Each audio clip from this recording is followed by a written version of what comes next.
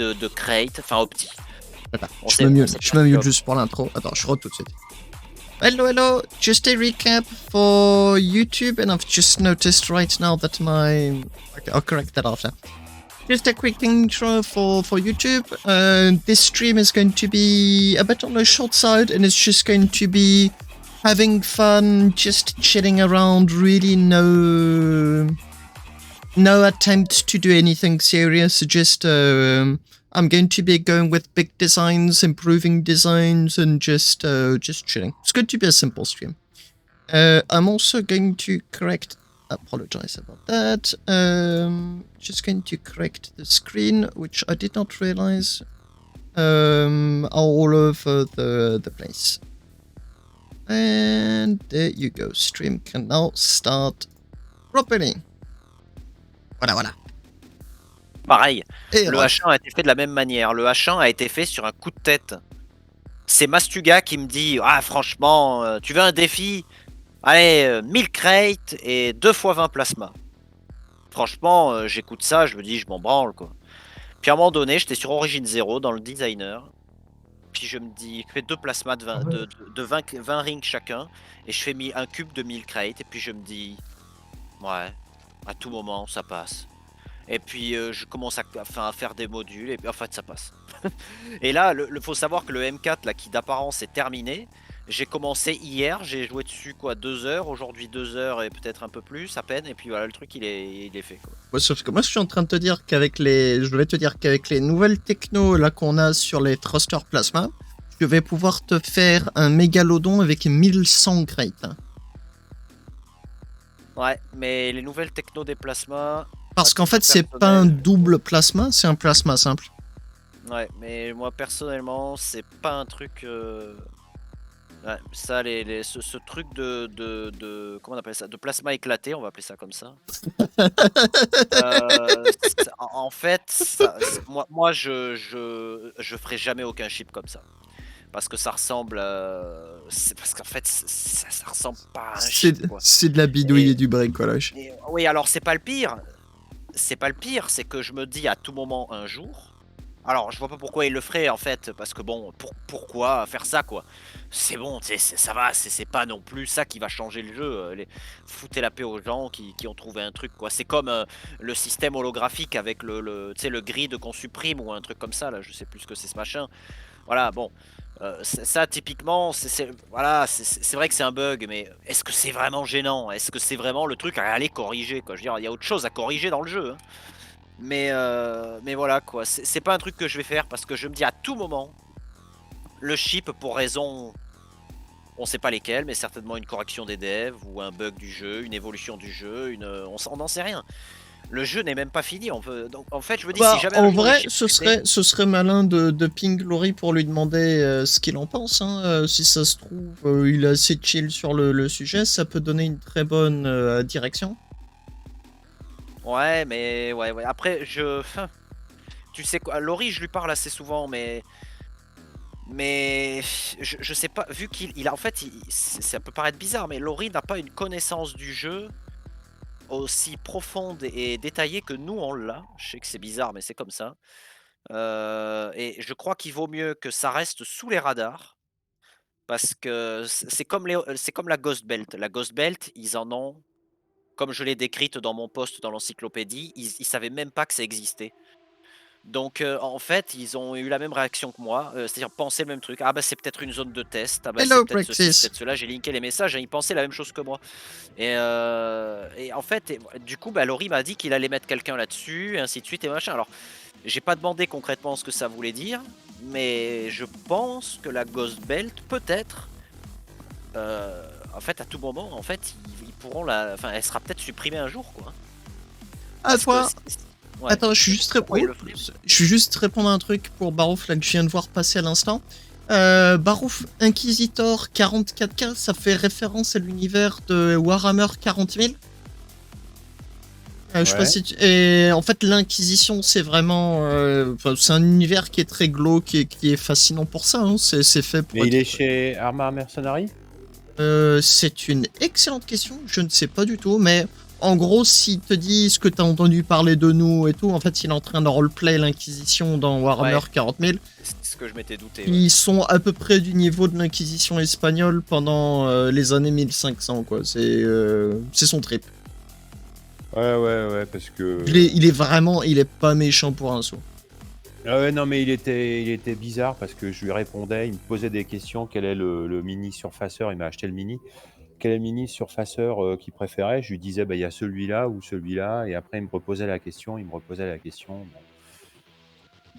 Et Je vais après, pas il prétendre m'a tout. répondu avec des énigmes, tu vois. Bon, C'est son il trip. il m'a pas dit de quelle faction. Je me suis dit qu'il était chez Arma parce que son pseudo in-game, mais ça doit pas être ça. Mais j'avais pas le Warhammer comme référence. Mais ouais, c'est bel et bien du Warhammer 40 000. Ouais, bah alors là, j'ai pas du tout. Je viens de voir tes screens à l'instant et je me suis dit que je pouvais éclaircir la confusion.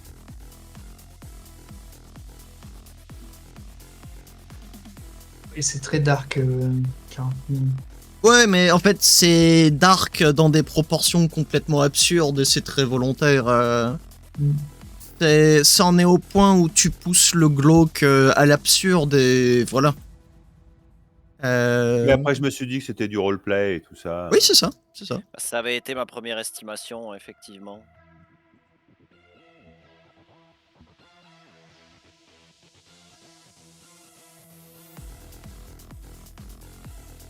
Bah, c'était ce à quoi ça faisait penser. Après, j'y étais peut-être un peu plus familier à déterminer ce genre de truc parce que ayant parlé un peu sur les mêmes tons sur WoW, entre autres, je m'étais dit que peut-être ça pouvait être ça.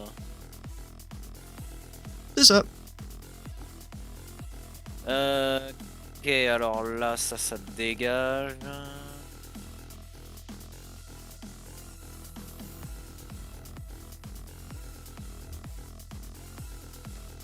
Ah, il y a encore un peu de bim à mettre. Je sais pas si tout ça va rentrer. Je suis en train de retacler le good enough. Le travail que j'ai à faire dessus. Oh purée. C'est le dernier, ça. C'est le 30 trail. Le 33L, c'est quoi ça? Le 30 trail. Non, le good enough, c'est le octoplasma. Ah oui. Enfin, en vrai, c'est plutôt un hexaplasma, mais c'est plasma à gogo dans tous les sens. C'est vraiment, il est là pour pousser les chips dans l'absurde. Il vise absolument pas à être une quelconque forme d'utile ou de pratique.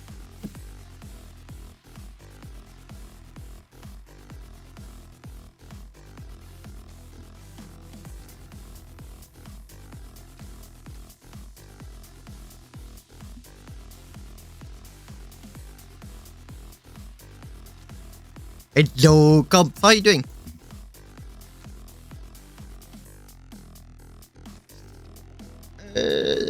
Chez nous, vu qu'on stream tous les deux en même temps, ce que je te propose, comme ça on s'overlap pas l'un l'autre, c'est qu'on se mute tout simplement quand on parle à nos streams, ce que je viens précisément de ne pas faire, mais que je vais faire juste, Ok, ça marche. juste après. Comme ça, en Non, fait, vrai, ça dérange y a... pas trop. Ouais, mais en fait, c'est surtout que c'est plus facile, quoi. Si tu m'entends parler, c'est que je m'adresse à vous tous en même temps et qu'il n'y a pas d'interaction, d'interrogation de. Il me parle à moi, il parle à son stream. Et je t'invite à faire de même. Ok, ça marche. Et là, c'est justement ce que je vais faire.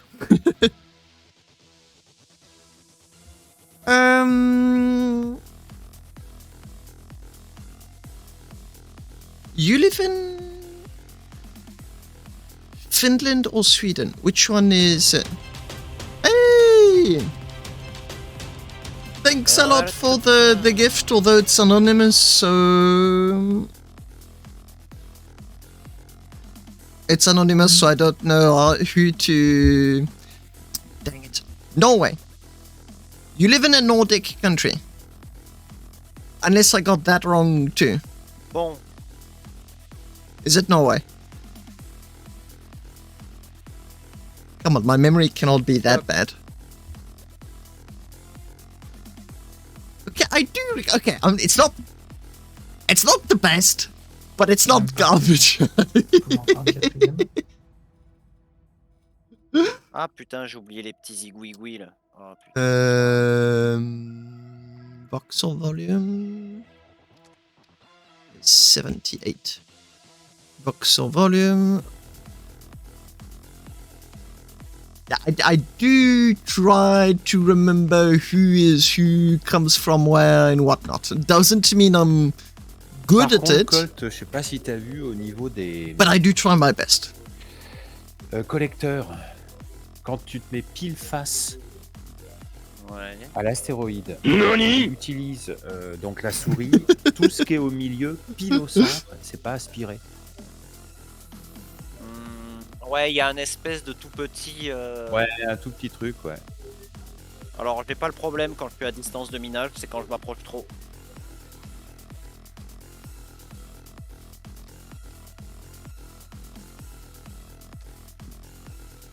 Okay, these grates. Moi, je commence à miner quand le témoin lumineux est bleu. So what I was saying, so this stream is really just going to be like a chill Après, stream. ils sont un tout Drax. petit peu Okay, loin, give me mais just l'autre- one second. ouais. I'll show you. Donc, Tu veux pas les mettre plus près?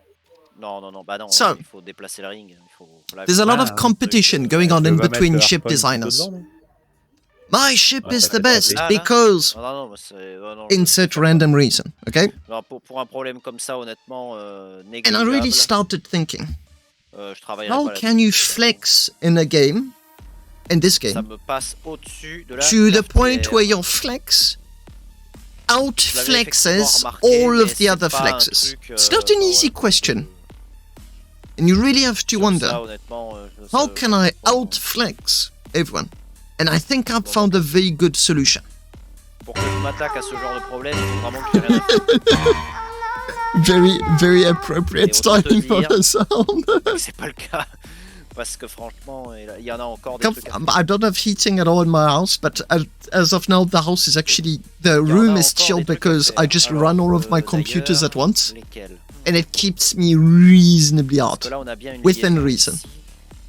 Mettre une liaison à la... This Ah oui, bah là, il n'y a pas le is choix. the front of the ship. C'était prévu comme ça. This ship Ouais. has got so much plasma Est-ce qu'il y a thrust, Aucun effet. Ah bah d'accord. Bon. it uses Non. plasma thrusters as a reverse. Let me show you. Est-ce que ça, un miracle, le ferait placer? This ship is a taxi. You are looking at the most expensive taxi in the entire game. A max voxel volume. Du 72, mais je suis même pas Si. sûr que ça soit It is just a taxi. très bien. I need to get back to that. I will get back to it. I need to find the secret sauce that makes it work.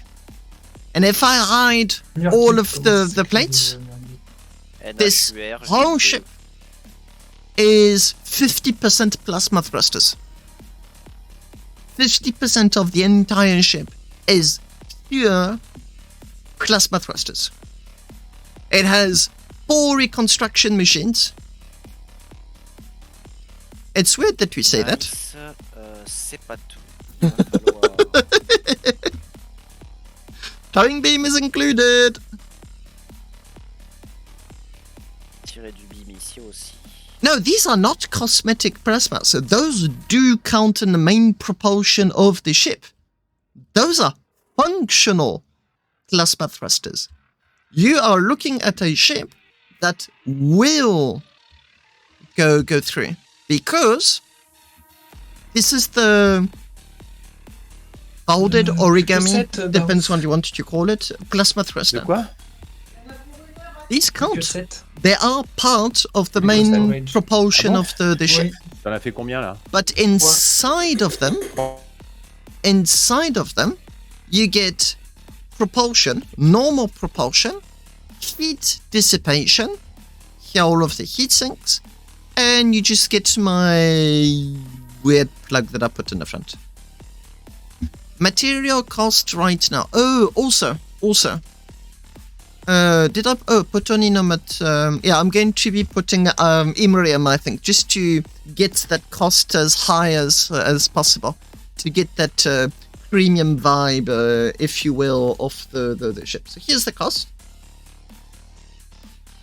Yes, Drex. Yes. I have. So all of the... Right, so can you explain the white plasmas, how they work? Okay, I will, no problem, because I see 2 people wondering. Coucou, Eric. So the prices are probably going to go up a little bit, because all of that Oninum are the plates, and I can put them onto any other cost. So it's probably either going to go on Imbrium or on Lucium, just as an additional flex. Wow. So, the way these weird plasmas work is that you have... I want to credit the right people. It was...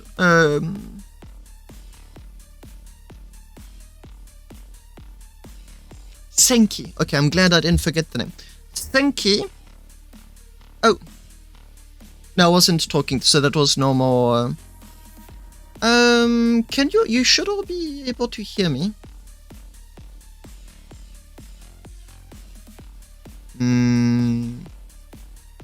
Can you all hear me, or is there a problem?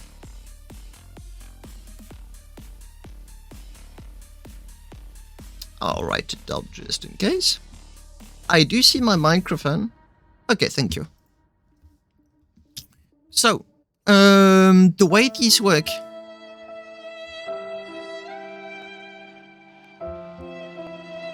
I'll write it down, fine.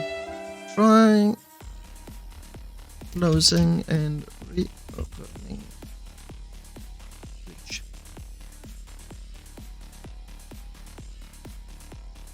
Yes, that's what I wanted to say.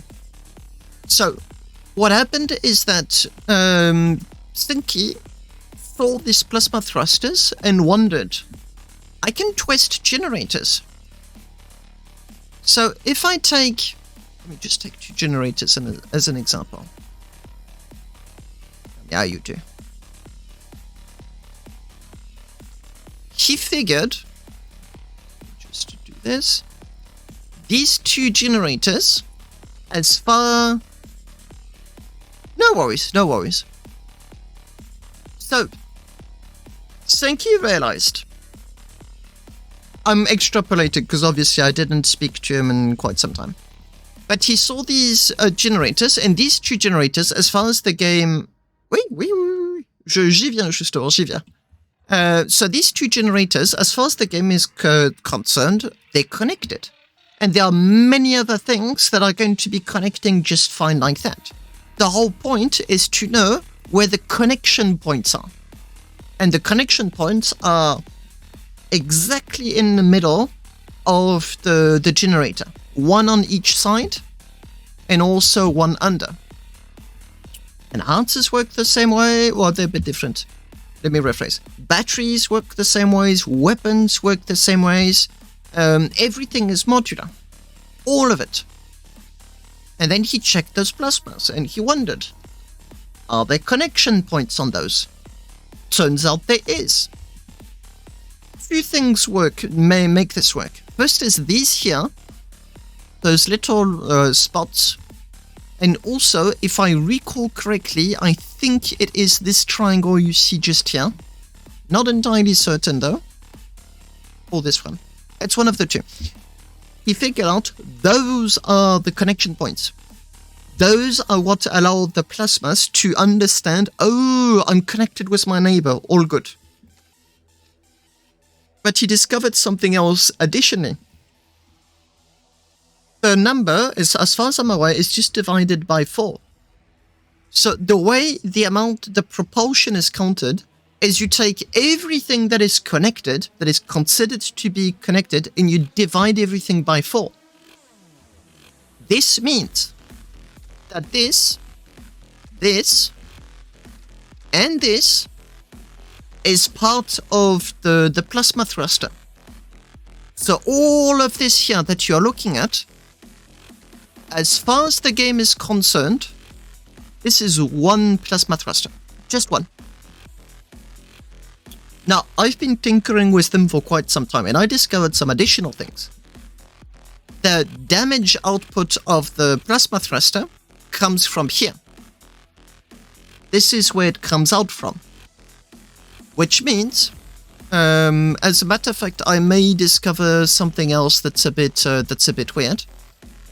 The plasma thruster damages everything that is inside, not on the sides.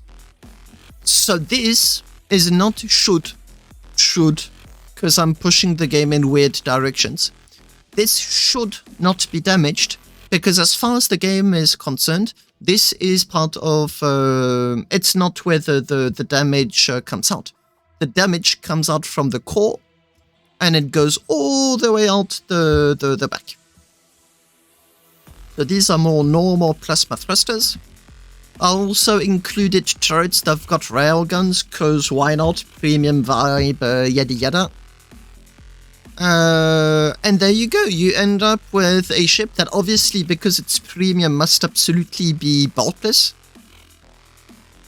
And a fun design.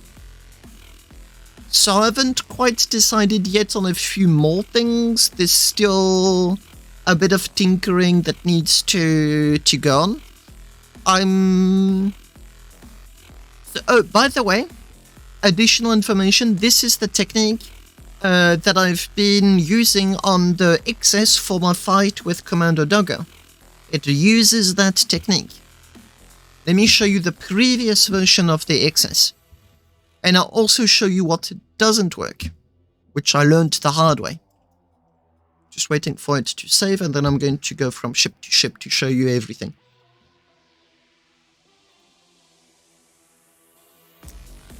File. Open. So, I'm not going to open the last one. I'm going to be opening this one. Commander Doggo completely obliterated me when I used this ship. But the reason I'm showing it to you is because it actually proves how the concept works. Why is it taken apart? Oh, because it's not the final version. That's why.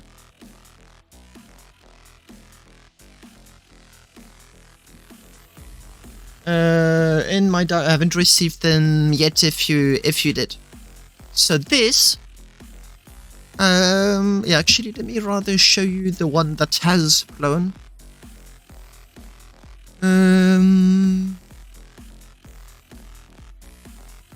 There it is. Keep in mind, it is not certain if Frozen Byte is going to allow this. It's low priority for now, for sure. But we don't know if they're going to keep it in the game. So using it is a risk. So this giant box, which also happens to be a giant target, was my first 30 railgun working ship. So the plasma is inside of here. This is the plasma. And it's just one big Oninum box with the railgun in the front. And the problem is that because it's such a big target, it's really difficult to miss. Because it's really difficult to miss, I get obliterated. I take in damage really good. Really fast. Hello, Vega. So here, I'm just going to paint them so you see them better. So these, as you can see, is one plasma thruster. And this ship is fast. It's a little bit less than 30 kilotons, but it does go 150. No problem. Give it a few seconds and it's at 150.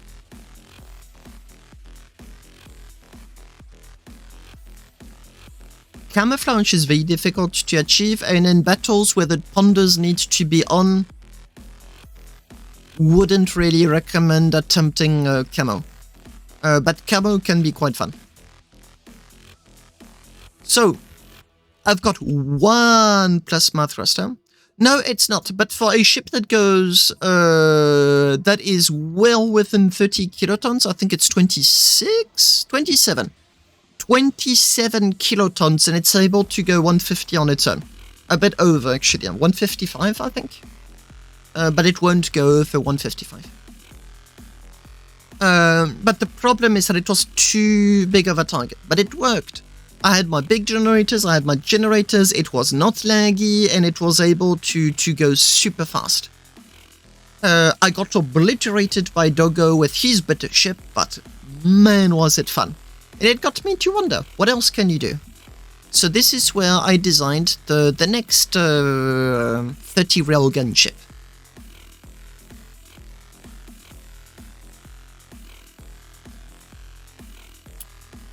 And this one is way more compact. So it's got its flaws, it's not perfect, but it is way better.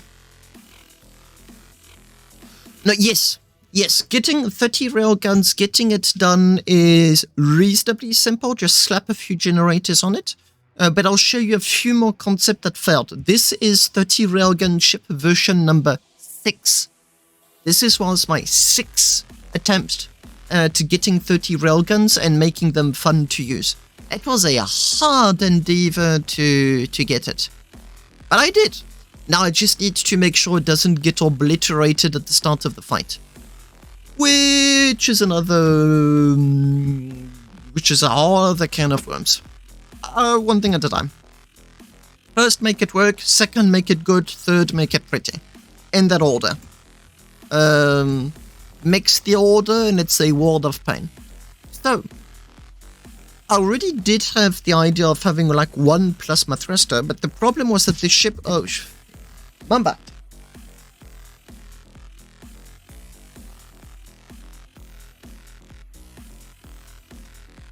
Okay, give...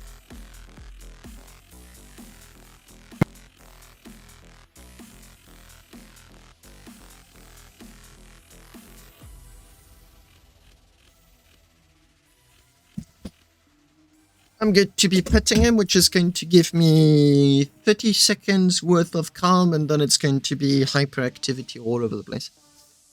For non-linear plasma, have the base of the far back and all the segments go forward. That's what you're looking at. That is what you are looking at. Because initially, it would have been really difficult to accommodate for the plasma. This here is the plasma core. It's all at the back. Damn it, Buddy doesn't like you. No. No.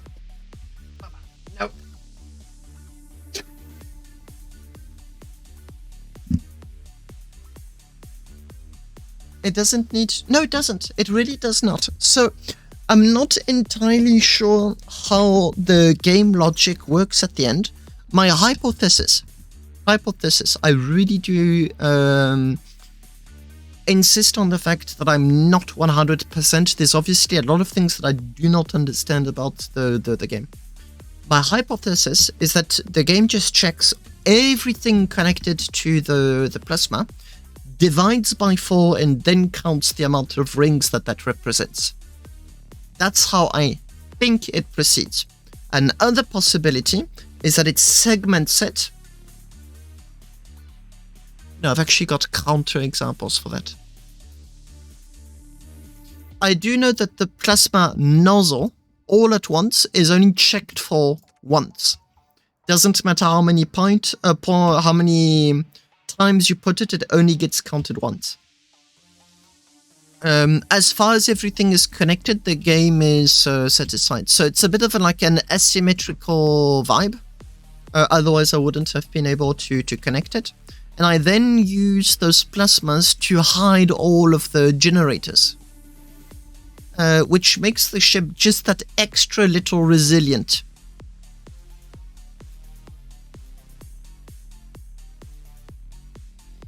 Lots of tinkering, lots of using other people's knowledge. The ship is not perfect yet. The front really battles with taking a punch. I need to shuffle things inside of the ship. I think I need to get all of the explodey bits at the front or at the back, but not have it both ways. Currently, there's the propellant at the back. You've got the propellant, you've got the fuel tanks, but like the Exorium tank is all at the front, the ammo is all at the front. I think I need to commit to getting everything that's sensitive to the front or to the back, but not both. So many decisions. There's going to be like another version of this ship. My dream with this ship, my big dream, is that I want, at the next event that Sega organizes, I want Sega to be the last boss. That is my dream. I want Sega to do 3 versus... I don't know how many players there's going to be. 3 versus whatever. 1, sorry, versus whatever. With Sega as the last boss everyone must take down. Buddy doesn't like it. No.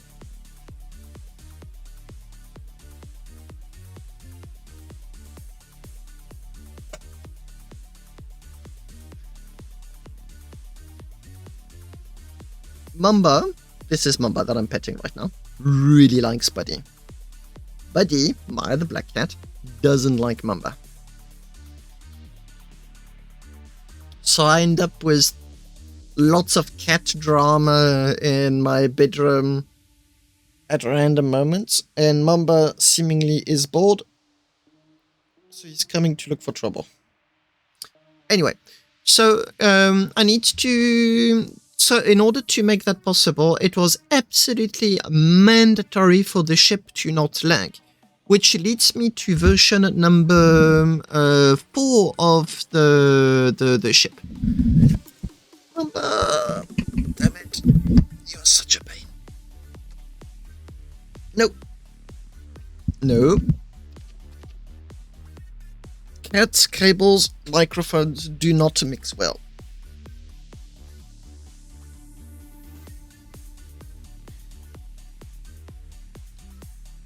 So versions 1, 2, 3, and 4 all failed. All of them failed for very different reasons each time. Version number 4 was a completed ship. It got everything it needed to have in order to fly. I designed the skulls for this one. It has a super big armor. This thing is armored. Those were meant for missiles, rockets, and whatnot. Initially for torpedoes too, but torpedoes have too much of an explosion radius. For now, I'm only going with your tests. And I'm also purposely going well under your tests. Very intentionally. Because I'm aware that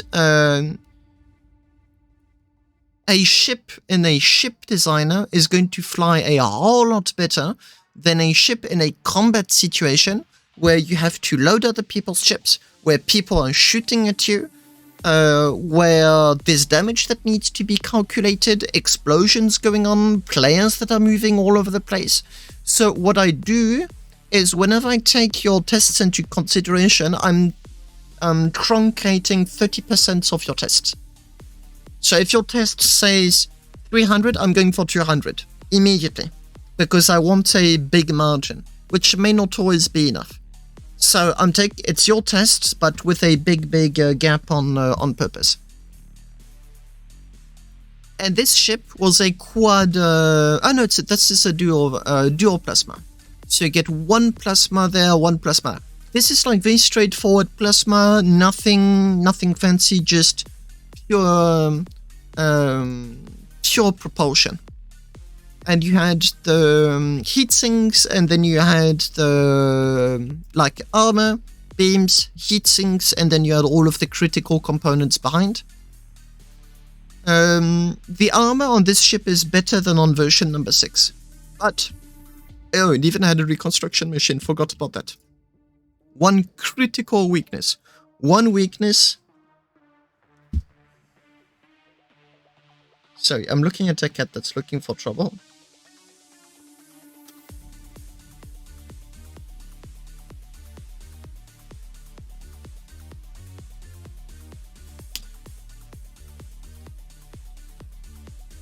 Getting my thoughts back in order.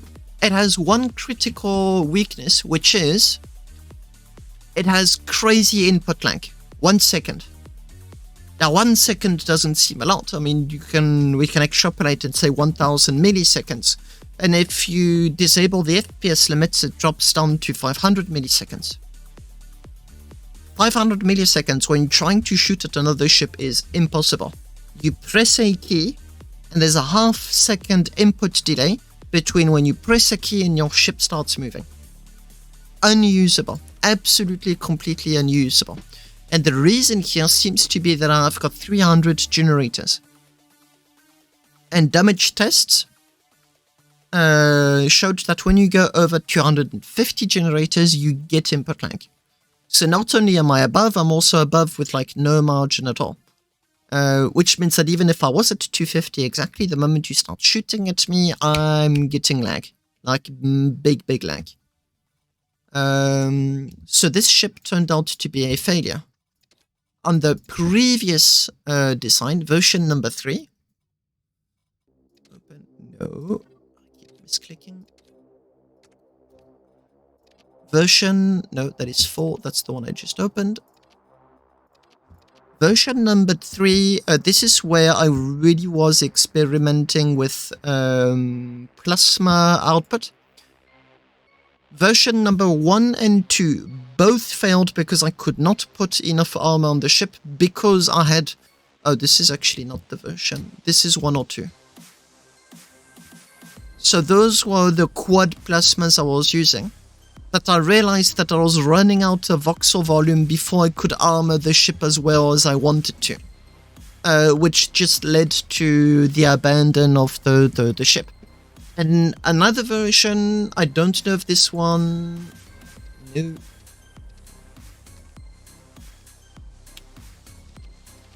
Possibly this one. Another version that also almost went to completion, in which I had attempted to put stuff inside of the thruster, the plasma thrusters. What would happen is that the ship would just spit out everything. Oh, actually, maybe this one. No, this is version number 2. 1 or 2, I don't remember. Same thing, voxel volume maxed out, and I realized that I was not satisfied at all with the ship. So redesign, back and forth. I spent a lot of time on this plasma ship concept.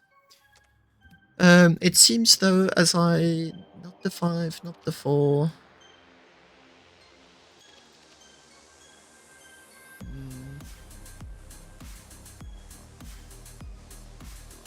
I'm not going to spend too much time looking for it. This one I had removed, I'd started removing maneuver thrusters, I'd started removing armor, I'd started removing propulsion, and I just realized it wasn't going to cut it. So this 3... it may be on the P2, but I'm not going to insist if that's the case.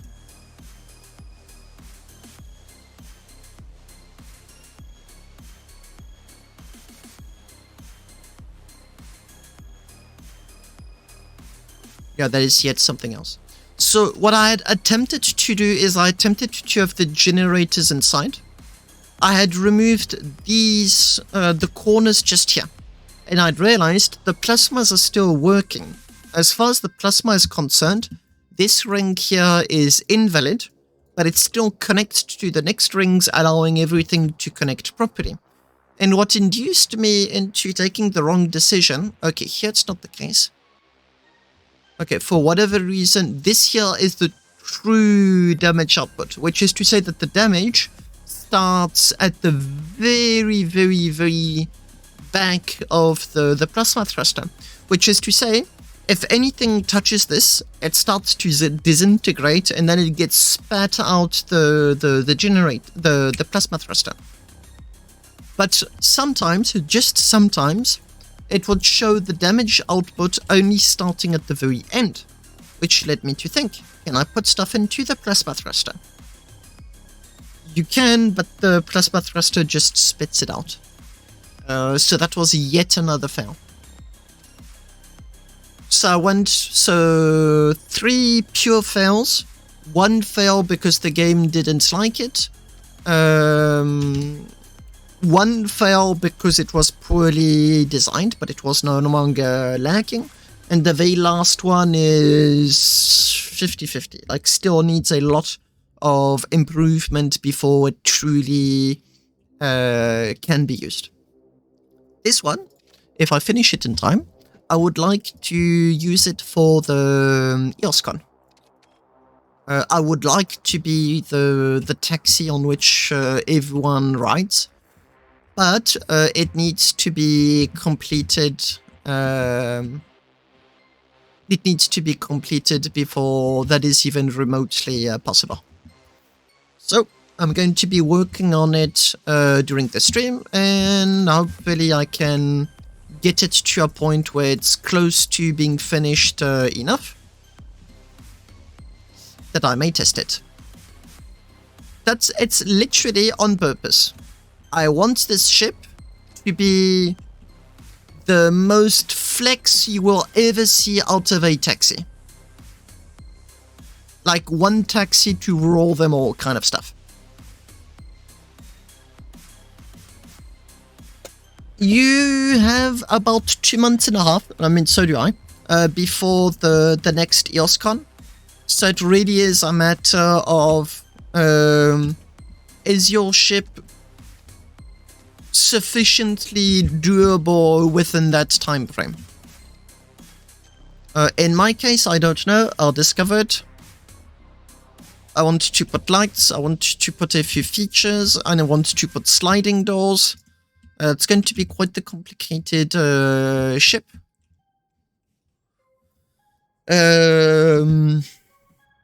We shall see. We shall see.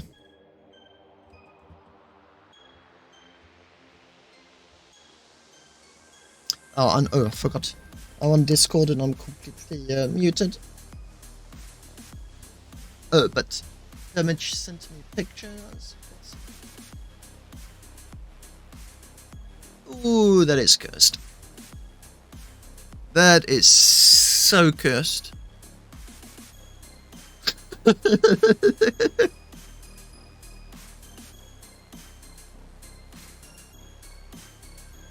My head hurts.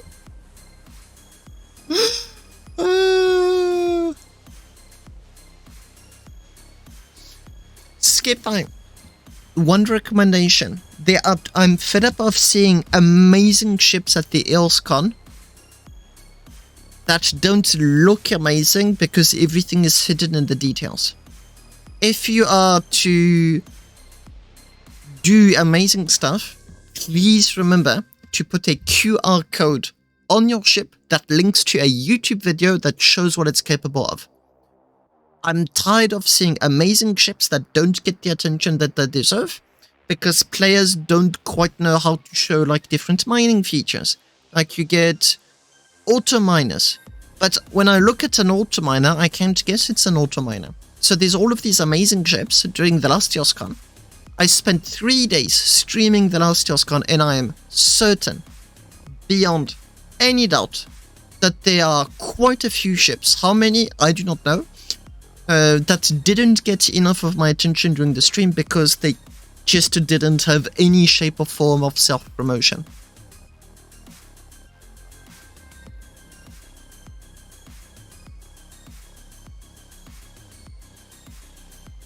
Yeah, so that needs pictures, lots of things.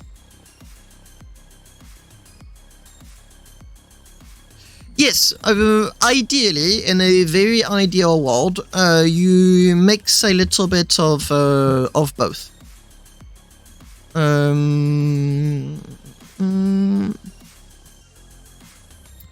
The colors are completely... What am I looking at, Skipper?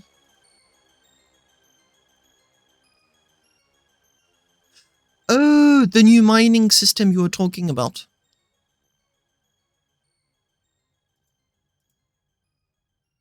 Yeah, you see, that needs to be a video. That's actually a really good test.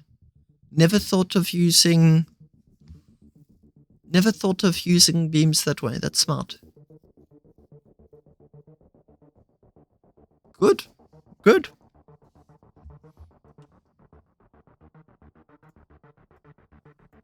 Yep. Was I smart enough to put it for free? 3 modules, YOLO. No, I need to, whoops, I need to upload that. Did I forget to upload it and put it above?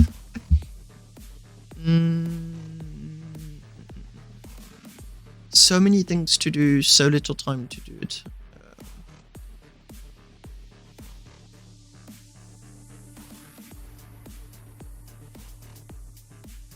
Yeah, okay, there it is. This, I made a free blueprint for QR codes. Really easy. I even included a website for QR code generations. I drew weapons, stairs, I tinkered with quite a few things.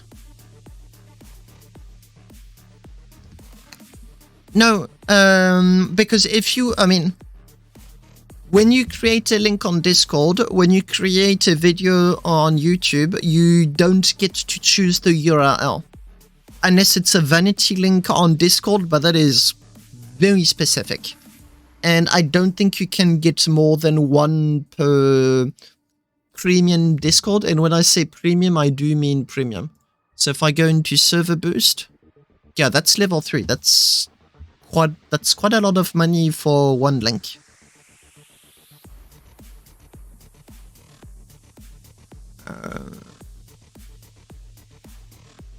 Yeah, I've got quite a lot of blueprints that need to be released in a more easy to access manner. They're already there, but they need to be easier to get to. Oh right, I'd put 2 layers. Paint.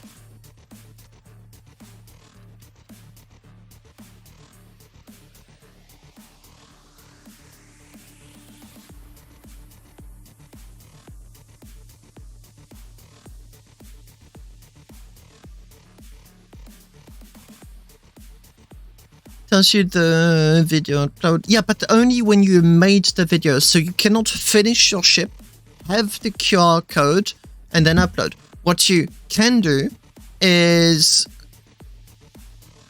film your ship like normal, upload the video, and once everything is done, you just bolt the QR code to the ship. And it really doesn't matter if it sends it over budget, because once it's exposed, it's not meant to move anyway.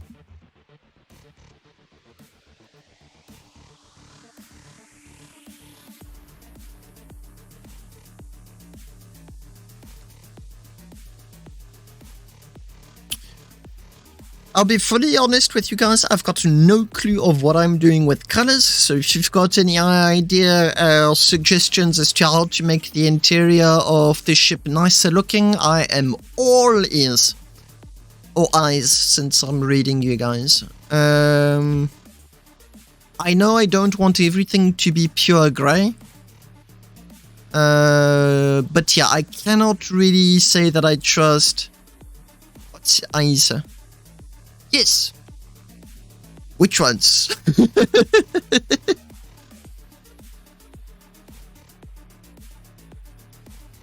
You don't need to...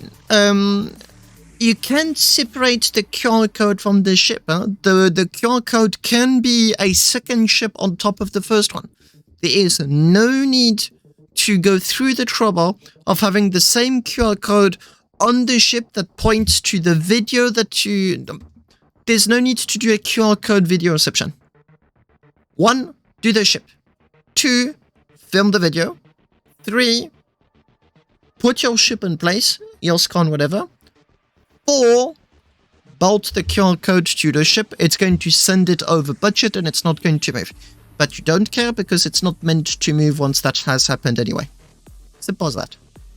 No need to try to have a QR code that points to the video that you are looking at inside of the YouTube video. Not interesting. I mean, fun, but way too much work for what it's worth. Yeah, I do know I'm going to be using decals. Which one or what, I do not know. Lighter colored walls was most definitely a good pick. Still need to figure out the rest.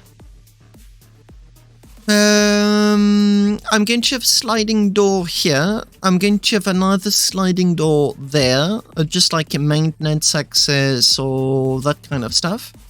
I don't know if I want to have like pseudo ladders or proper stairs yet.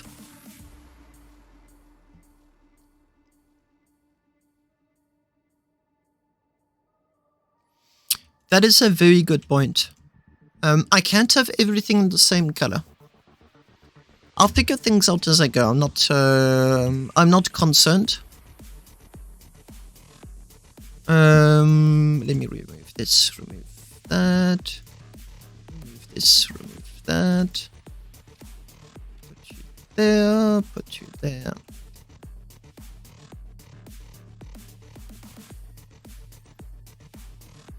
Be a bit more specific.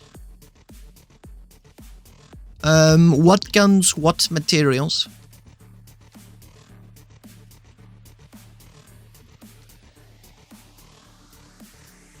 Because is it a question, is it like an absolute definite no, it cannot? Or is it a question of being patient enough before you do see stuff?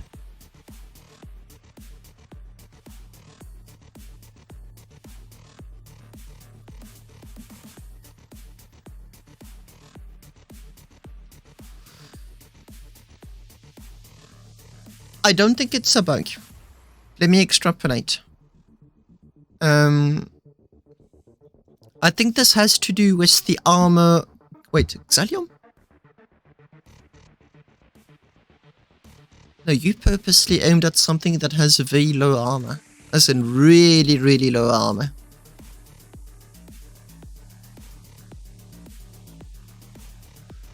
Ultimately, hand weapons are first and foremost designed to harm endos, not ships. But is it a bug or is it intended is way more than I can tell. I've got no idea.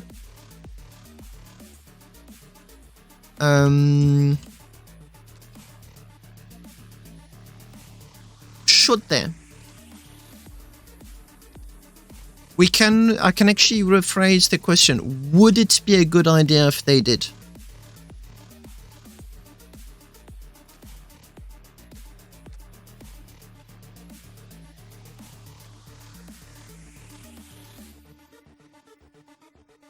Tripods are way more powerful. Tripods are...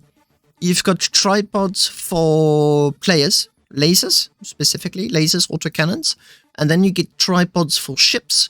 When I say for, I mean they target plasmas and railguns.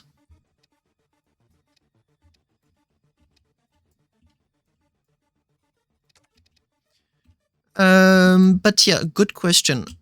Should normal handguns damage ships over time, given enough time or patience? I don't know. That would require a lot of very cautious thinking, because if you start changing the rules of the game, then you need to take into consideration a whole lot more things.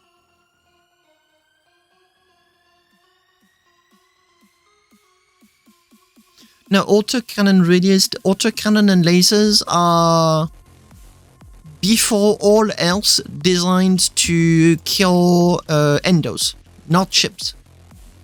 Now, the question I do ask, I do not have the answer, is should they damage ships? And if yes, under what circumstances? Damage, I put you on VIP. You can post the video link if you want to.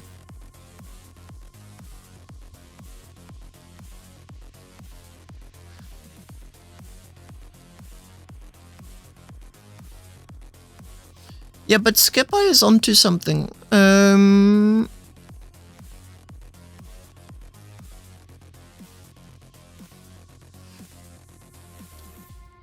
Would it damage Oninum if you shoot long enough?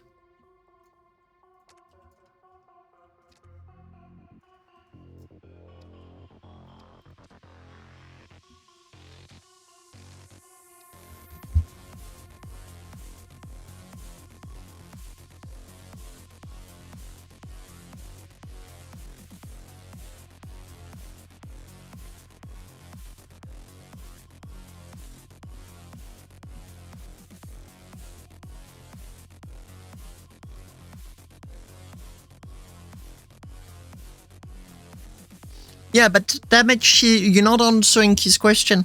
He's trying... This is not... let me rephrase it. You're misunderstanding what he's asking. He's not questioning what you did. He's not questioning what damages what. What his question is, why does it work the way it does? Is it intentional or is it not? And that's much harder to answer. What he's asking, please do correct me if I'm wrong, but what he is asking is, why do certain guns damage certain types of armor and not in the other way around? That's what he's asking. Yes.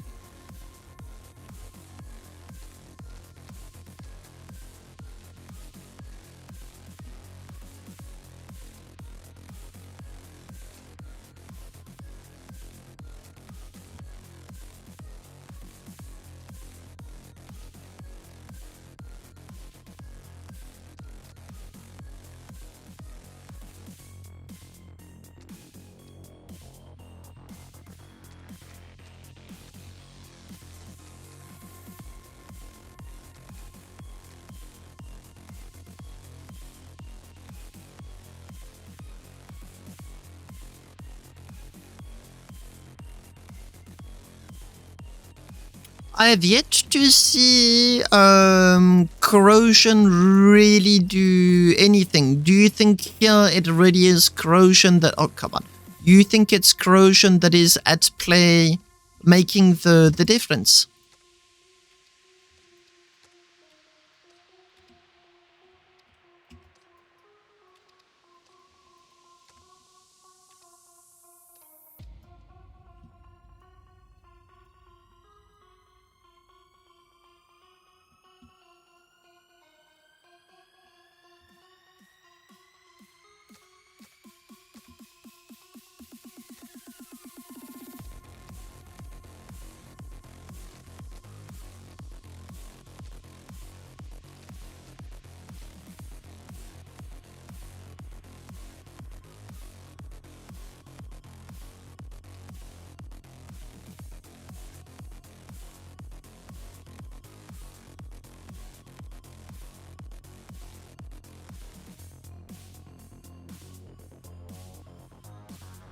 I mean, if you can, it's worth asking Laurie directly. He unlikely, but maybe we'll have an answer to that question.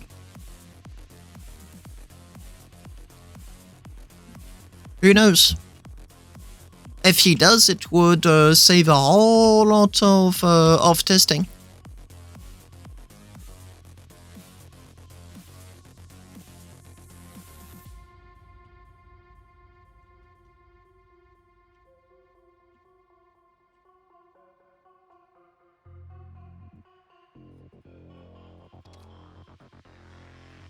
I think I'm getting to the state where I know better as to what I want on this ship.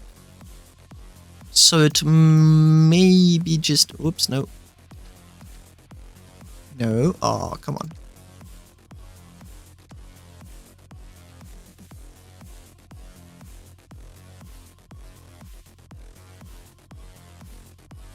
Which is to say, only one entry.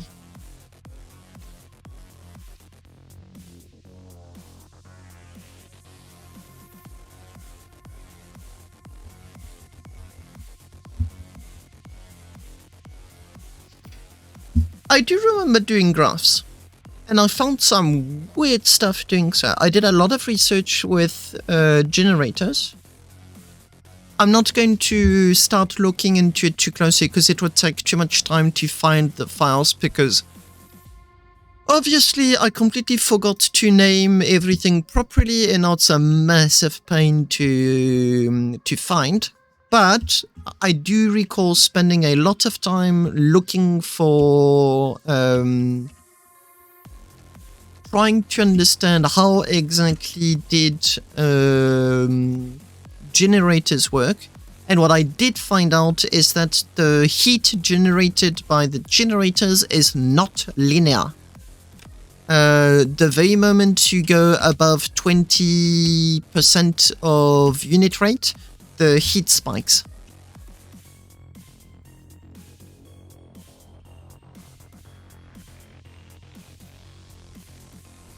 I can very easily add spots for tripods. Considering how big of like a flat surface it has, it's really easy to add tripods.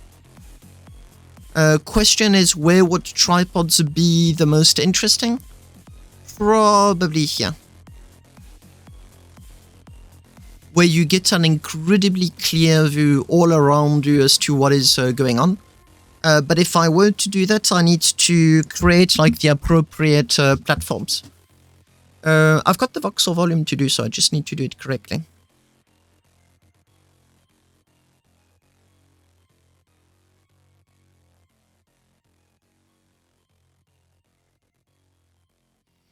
Yeah, that's where having multiple people finding, or first of all finding, which is admittedly not easy, but finding multiple people that are also interested by the same subjects can allow you to make testing easier, because you can then divide who tests what and get the results faster. But I do not think you need to test absolutely everything. Sampling is more than enough.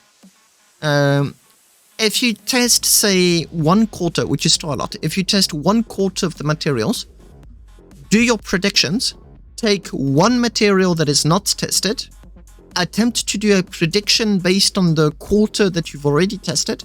If your prediction is correct, then you do not need to test the 3 other quarters.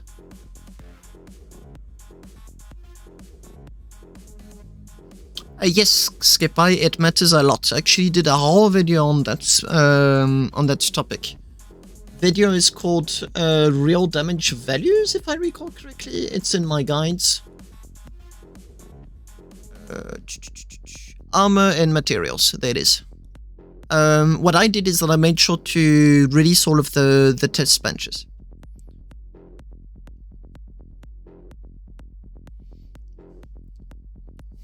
That's not something I tested.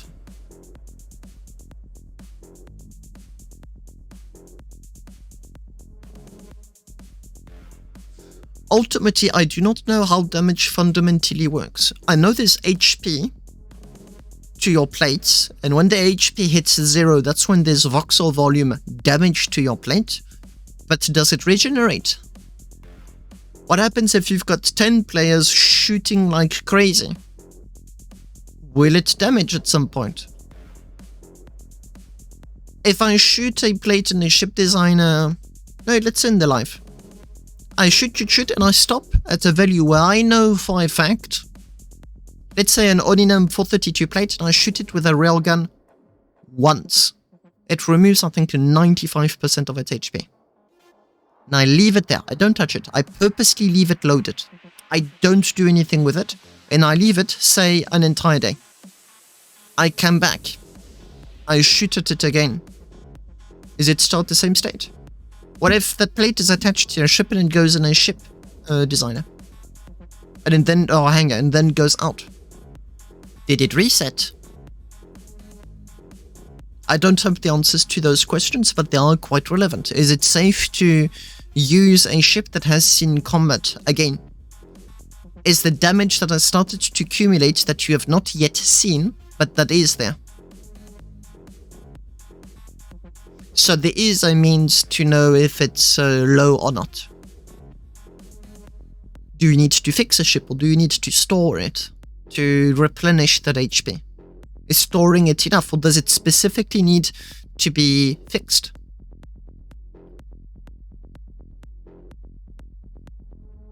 $72 of video materials. Oh, for sure damage, for sure. I will give you a very related example. Everyone is very interested in calculators for ship designing. Considerably less people are interested in making their own calculators, and it's normal. It's a lot of time. It's a lot of time, it's a lot of work, and it's not fun. It is not fun at all. And I completely understand. I do remember that in the tutorials. It really rings a bell. But I didn't do any tests on it, So my knowledge about it is, to be honest, quite limited.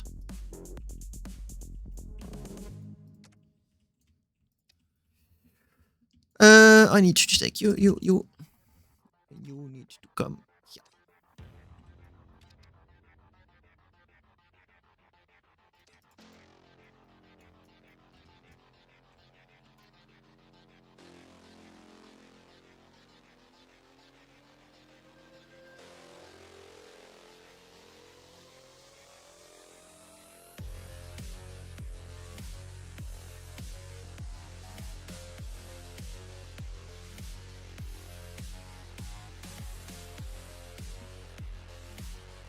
The game's been out for 2 years.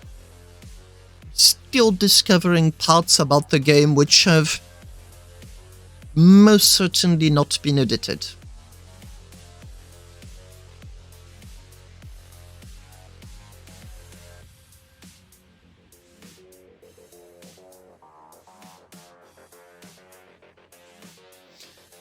I want to do a lot more testing into the game. I just don't have the time to do so. Resumed my studies, and I'm working on the calculator for Starbase. So the amount of time I have has plummeted.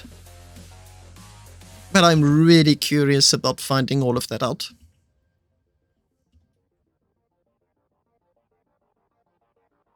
Yeah, but real damage numbers are almost impossible to provide because they're not accessible to you. What you can obtain, that's what I remember telling you, is that you can obtain values relative to one another. Which, if multiplied, all of them should be proportional to the values that the dev have got to themselves. I'll give you an example. You discover that the small plate is twice as resistant as the big plate. Without any more detail. The devs have got 5 HP and 10 HP. What you have is big equals too small. So here the relativity would be like multiply everything by 5. So you wouldn't have the values, but you'd get everything in proportion to one another. Which is as close as you can get without completely losing your mind on the topic.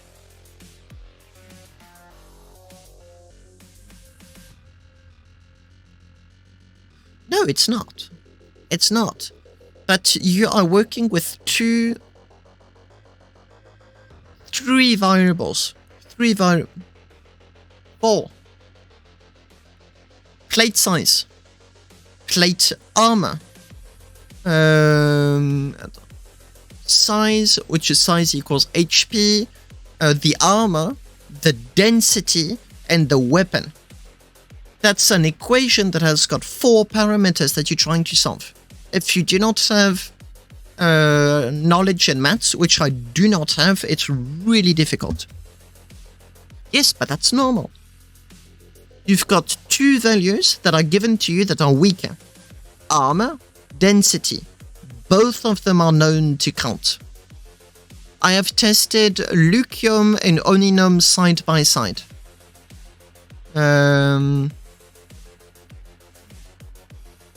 It does remove an unknown from your equations, but it also introduces the problem that you now have a bias in everything. Because a variable is now a constant. I'm not saying it's easy. I don't really am well placed to know that it's difficult. But yeah, it's not easy to solve.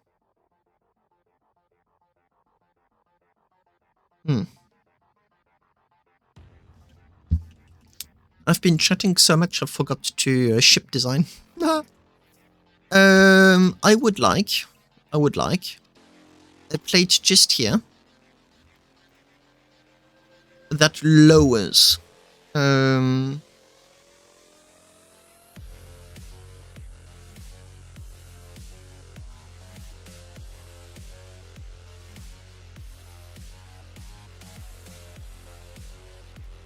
so the idea is this would be the closed position, and I want something that rotates downwards.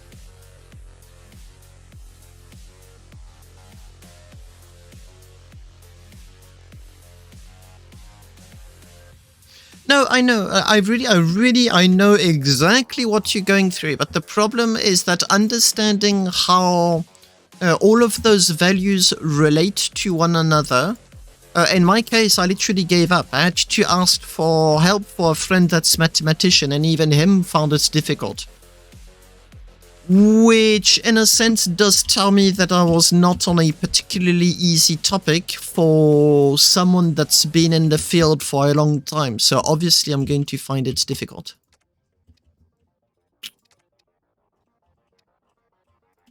I mean, you've reached the stage where all I can wish you is good luck. Whoops.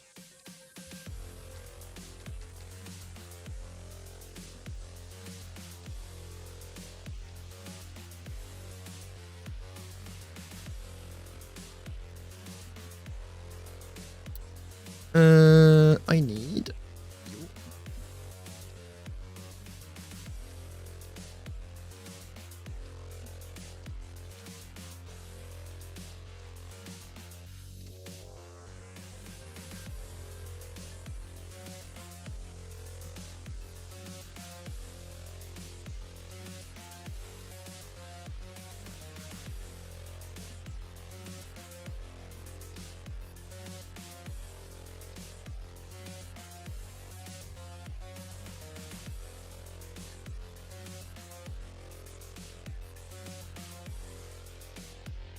So,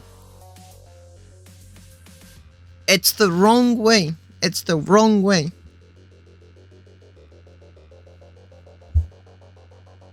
Computer programmers are not mathematicians, and I really can tell as a computer programmer myself.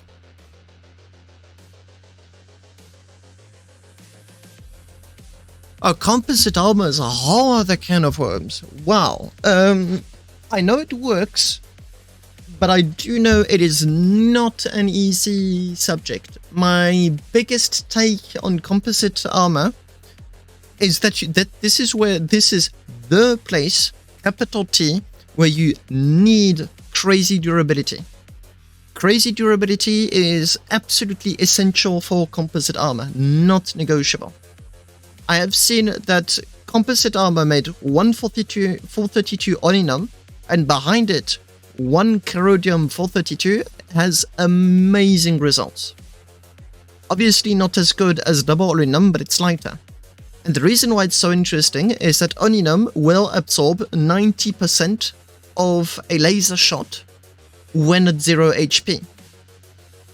So, by the time it reaches the Corrodium, it has lost so much of its energy that the laser shot is... I mean, the Corrodium just deals with it really easily.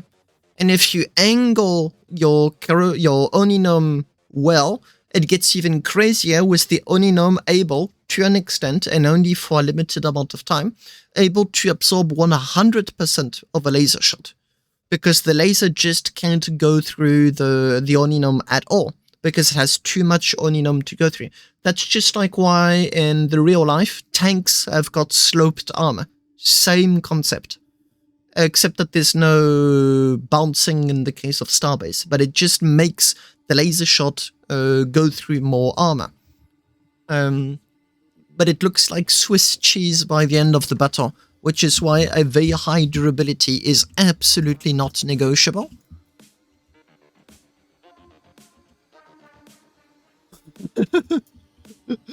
Please do link it. I have not seen any videos in a long time, and I do apologize for that.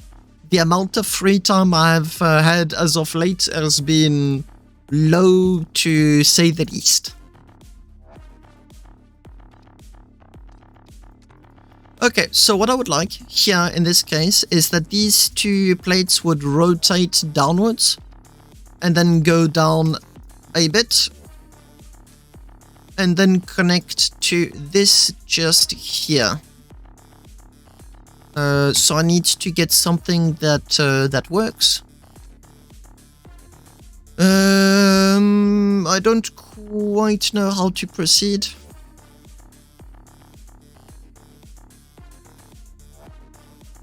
Damage, that's why people don't watch the video. It's interesting to have 33 minutes of shooting. Oops, I'm just going to...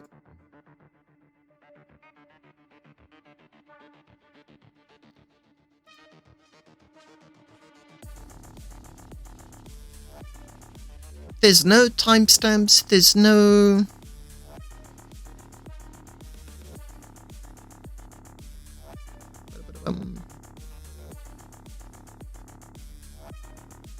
When I post my streams on YouTube, I am very much aware that people are not going to watch the entire thing. But I expect it, I know it. And I'm perfectly fine with them not doing it. It's just I upload it because I'm sick and tired of Twitch deleting everything past a month or two. So I just want the video to have some persistence. And YouTube broke.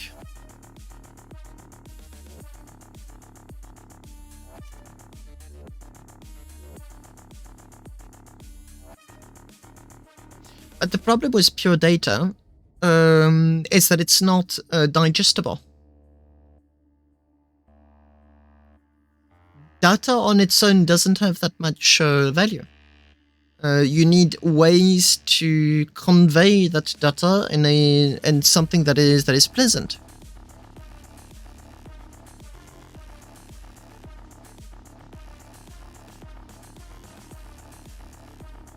So as someone that just wants to understand what's the best armor to use for my ship,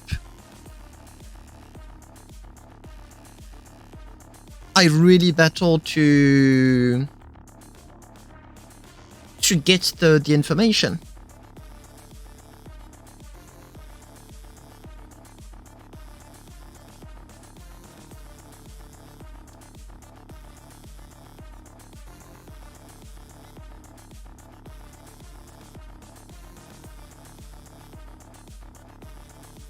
How so, Skipper?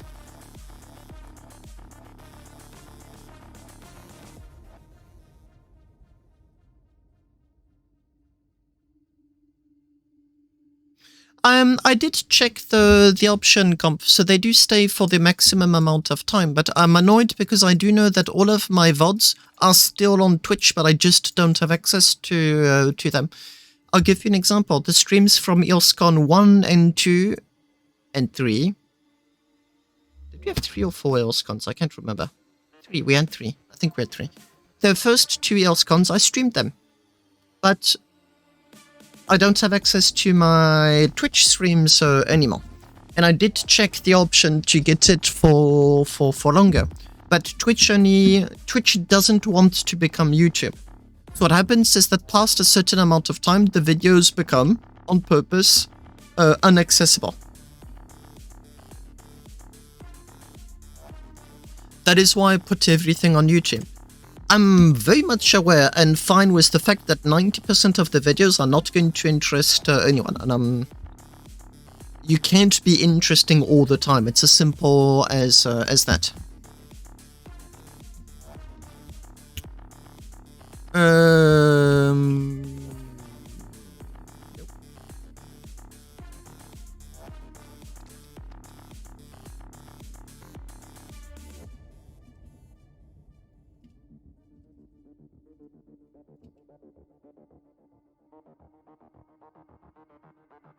So what I would need to do, but the problem goes circular, is that I don't currently, I do not have the amount of time that I want to go over my own streams and get the highlights. That would be awesome, because if I did, the videos would be more pleasant to watch. I'm fully aware that a long video of just rambling is...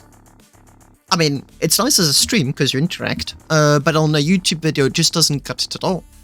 But due to lack of time, this is what I'm just doing for the moment. Oh no, okay, yes. The whole VODs? Oh, yes, I suppose that would work. Actually, that makes a lot of sense. Haven't tried that, to be honest. Never tried that.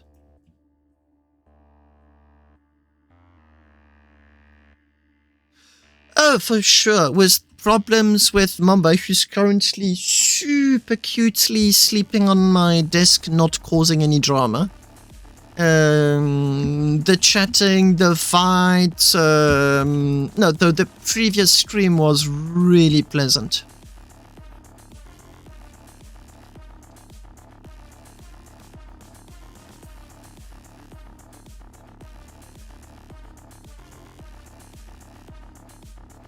Yeah, as you say. As you say.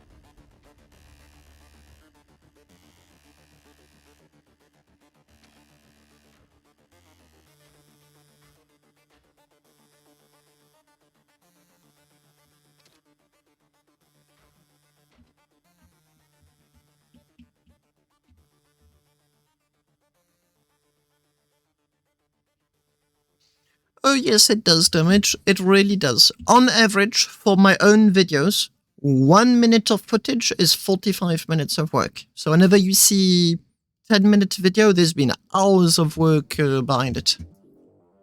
But I like doing so. I really like doing so. But it's hard work, and I'm very much aware of it. Devices, networking.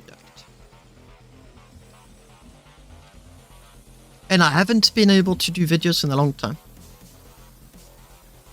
Yeah, thank you for telling me that, Conf. I'm glad that I've got like my YouTube technique working out for me right now. Had I not known that about like my YouTube post upload, I most definitely would have done that.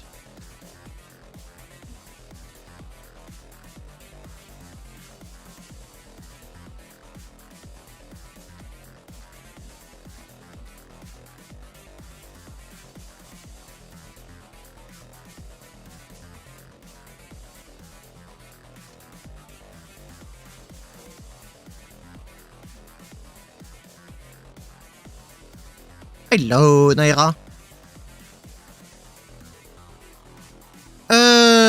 Good idea. Very good idea. I may do that. Whoops. I just need to connect it to the batteries before I do anything more. And then I'll look closer into... Whoops.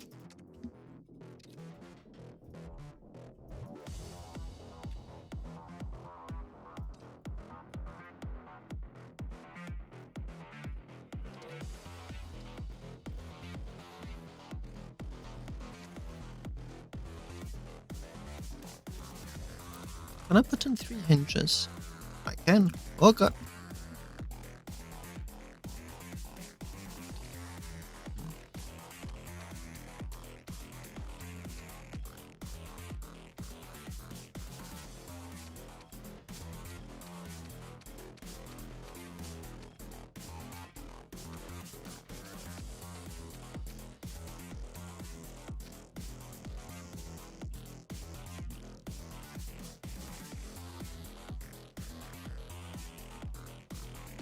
I'm bolting very generously because I do not want to deal with durability issues on this. Not interested.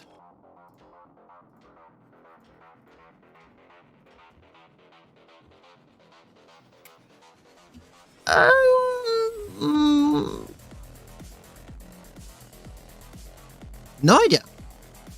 I'll try it, but no idea. What I may do has had an auto-land feature and scare everyone with it.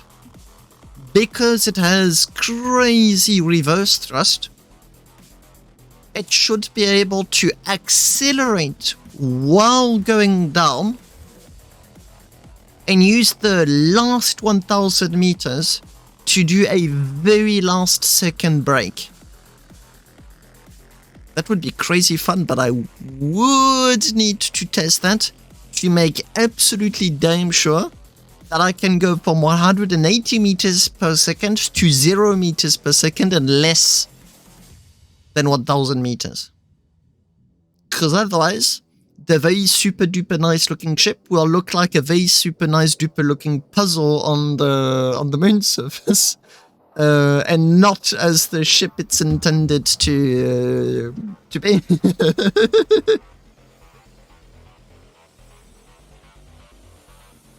And just as I'm finished bolting everything, I realize that I probably don't want to use a 144. Damn it. A 432, I mean.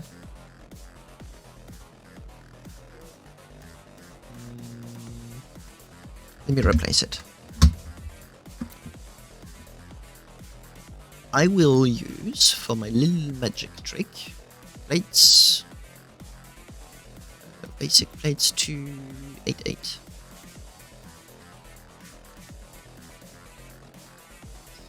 Because I naively want the door to be nice looking when it opens and closes. And I think I may...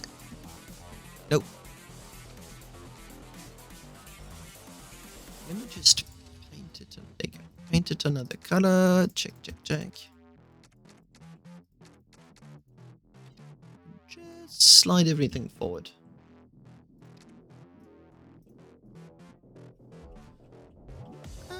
This actually may be nicer looking. Hello, Wistiti. Non, Wistiti, c'est une amélioration sur le... Comment on appelle ça en français? La table de crafting pour pouvoir débloquer des items à crafter supplémentaires.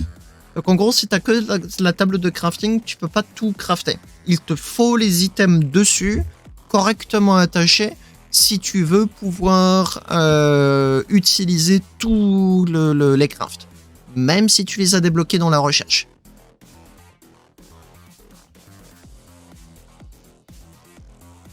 Donc en vrai, il y en a, mais sans en avoir, quoi. C'est... Tu vas pas découper quoi que ce soit avec... Non, si. En vrai, si. Il y a une scie circulaire dans le jeu, maintenant que j'y pense. Elle est très peu utilisée, mais il y en a une. Personal Tools. Là, voilà. J'en ai pas et je peux pas en crafter une, mais il y en a bel et bien une. Et pour le coup, ça sert simplement à découper des trucs. C'est pas très précis, c'est un peu barbare, mais ça marche très bien pour ça. Je m'en suis tellement peu servi que j'avais carrément oublié que c'était dans le jeu.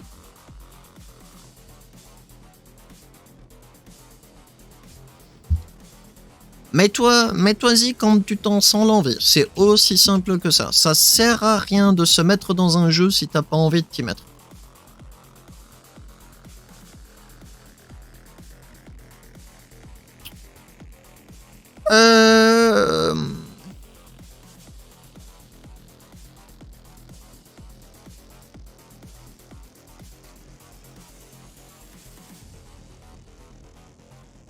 I'm just running into problems one after another with my door system. Oui, je le connais bien, Voxel. Je le connais même très bien et c'est un très bon jeu. C'est un très bon jeu, mais j'ai pas voulu m'y mettre parce que c'est un investissement trop conséquent. Oui, j'ai suivi. Je suis le jeu.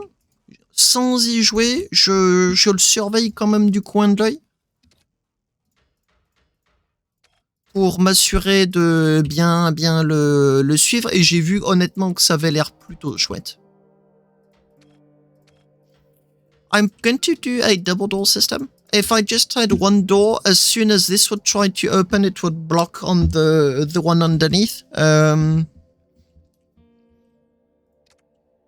Yep, and I'm going to... That is not going to work.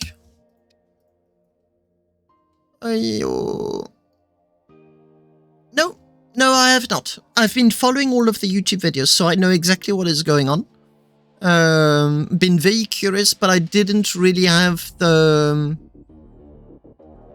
drive to get into Voxel. It's one of those very intense games. There's not much to do if you want to play leisurely alone. You can troll a bit by going into the enemy camp and start shooting at the supply people. But that's about it, otherwise you can't contribute much alone at all.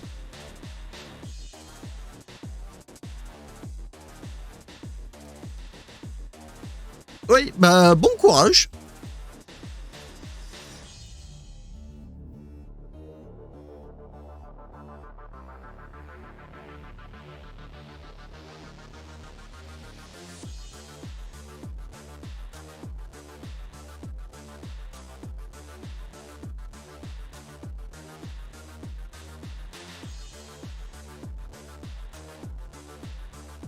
If I played Voxel, I'd probably be doing Logi 2, as that's what really, what I like the most. Or Partisan, I think it's called, when you go behind the enemy lines and just cause chaos. The game is fun. There is no doubt in my mind about it, but I just didn't find the drive to want to invest a lot of time into it to enjoy it. It's one of those games where I suppose it's kind of like go big or go home. Like invest a lot of time or just don't. Sorry, I'm really distracted. I'm trying to figure out how I want to do my my hatch. I think I'm just going to let that plate down for now and not touch it.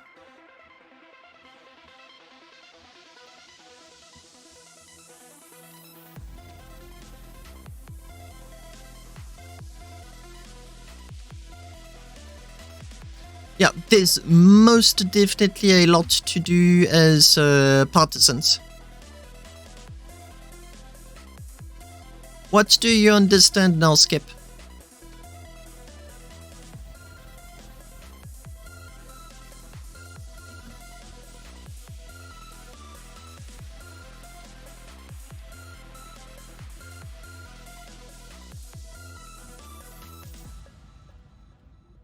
Door.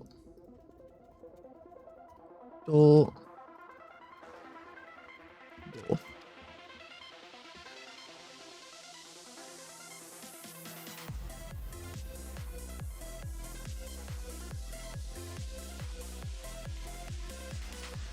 I wouldn't know. No.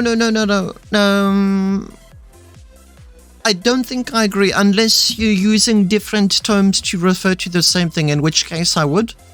But the way I see it is the size, the voxel volume is your HP pool. Okay, then yes, I do agree. But the Wikipedia is very light on those topics, like very minimalistic. It can be quite difficult to know what and how is going on.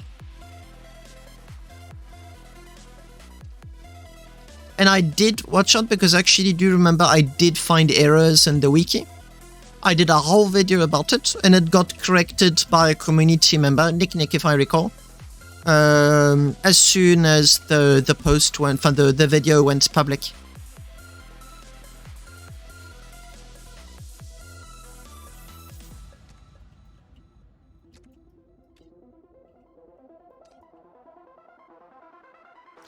Oh. Yes. But what Skipper is saying is quite interesting because it explains why some weapons just seem to not affect plates at all. And there you have it. Because under that, the shots would purely be completely ignored.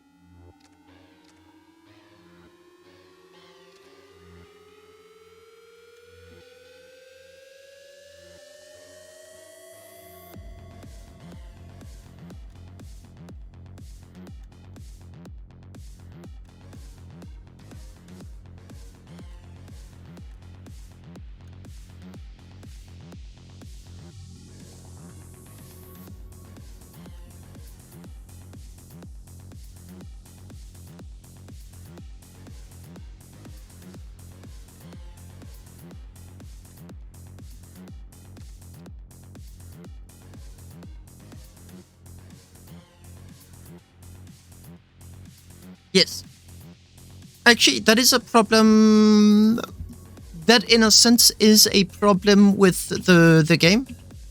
I'm not really fond of those mechanics as a ship designer, because and actually as a player too, to be very straightforward, because it favorizes big plates too much.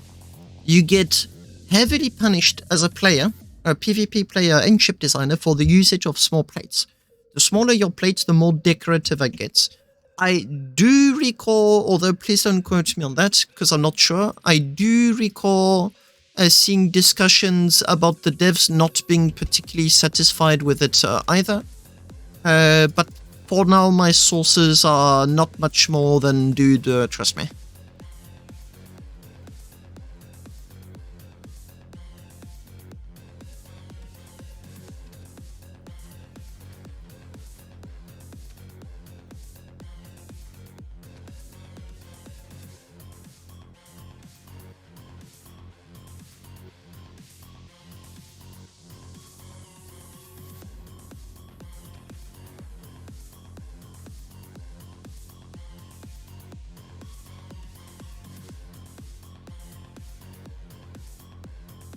So Oninum will take damage?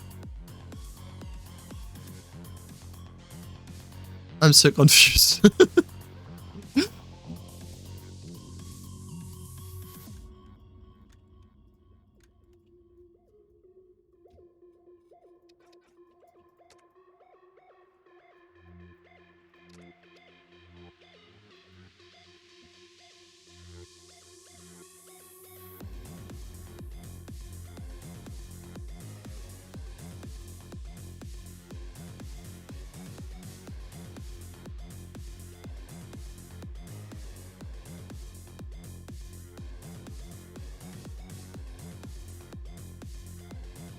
Okay, you do seem to both agree. Super interesting. There is a very fine line, and I do not know the answer as to what is intended and what is not, and it's really difficult to tell.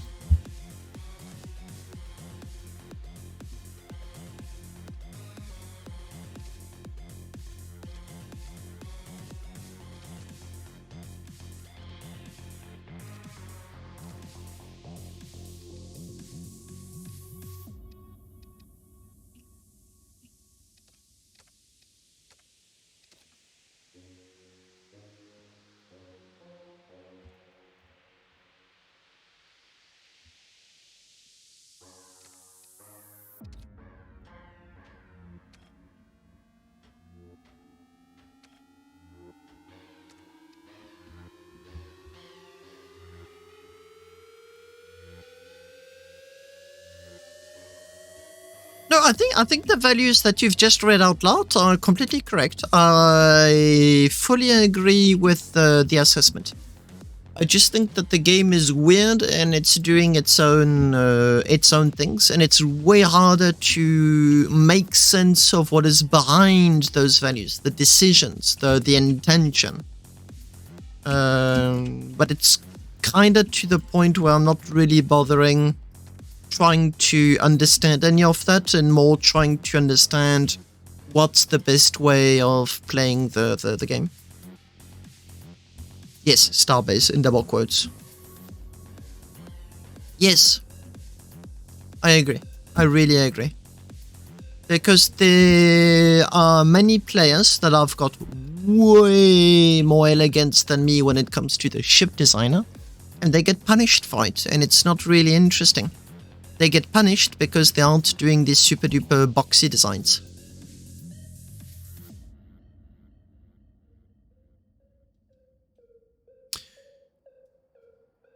Considering that they want to add proximity chat in the game,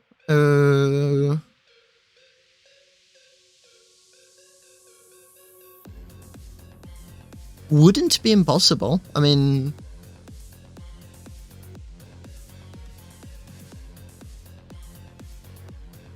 I don't think that it would be like it's like the tripods. The tripods are linked to your ship, but there's no YOLOL interaction. So I don't think you'd be able to say something specific and have a door open. It sounds like work that they just cannot afford to do right now.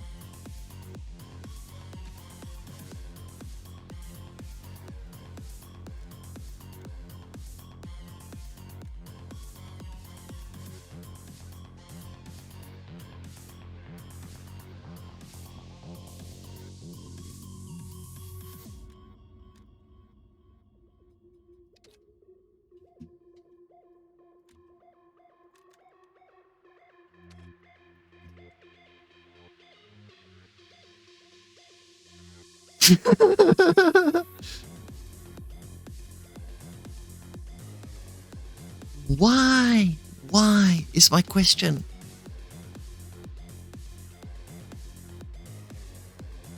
There are so many weird quirks in this game.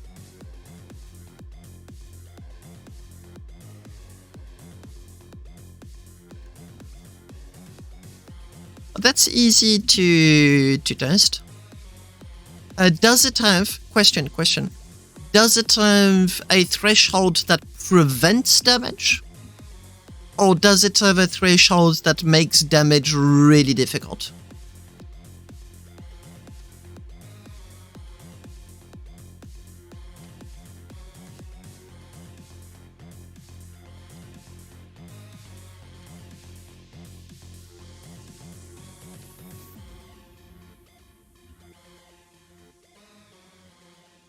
What did I do here? What? That's not good.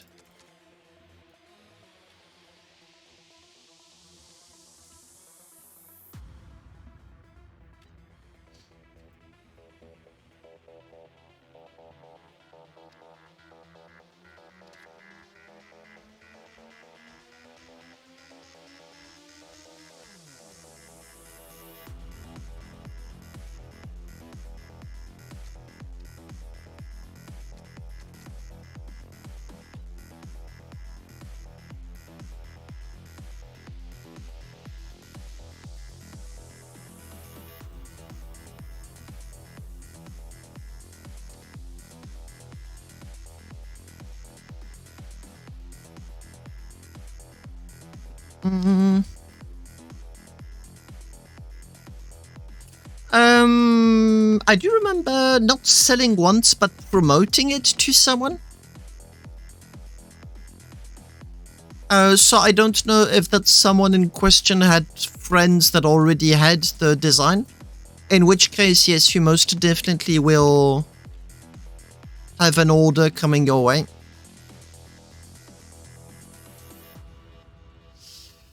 What is going on? Oh, I found a problem.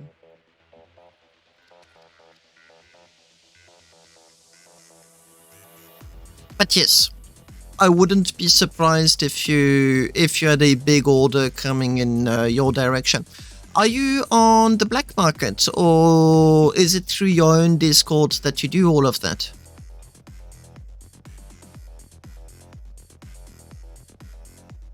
So batteries connect in the center, just here. Those are the battery connection points, and you can in fact rotate batteries on one another.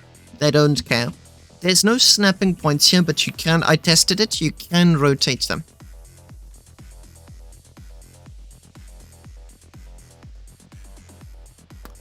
Yes. Yes. As long as those center pieces that you see here are connected, you can put them in very weird ways. I did not see any practical application for what I've just told you, but it is possible. You can make some wacky stuff. Okay, first door test. The rest of the ship isn't bolted yet, but first door test. Oh, this is cool.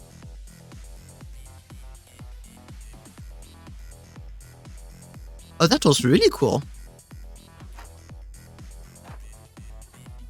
Super fast.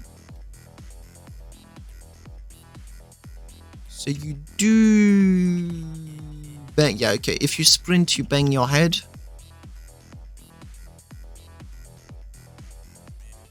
Okay, 45 maybe a little bit low.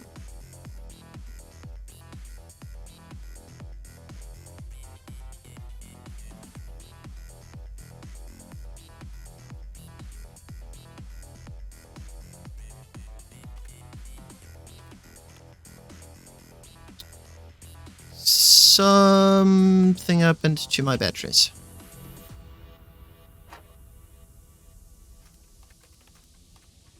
What is going on? I have durability issues, so if something wanted to disconnect, it would have.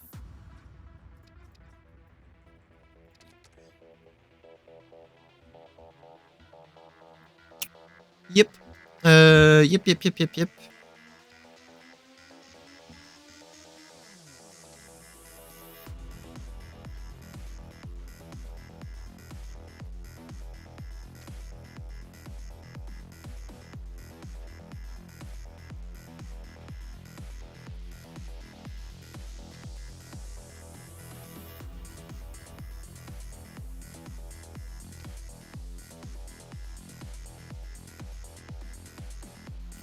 10 meters? 10 or 20? It's really low. And as far as I'm aware, there's no easy method to detect it with YOLO.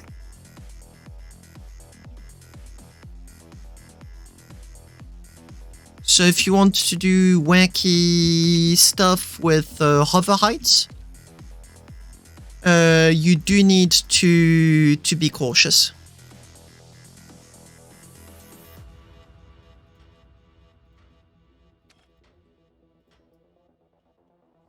Okay, something snapped the connection between the batteries and the button.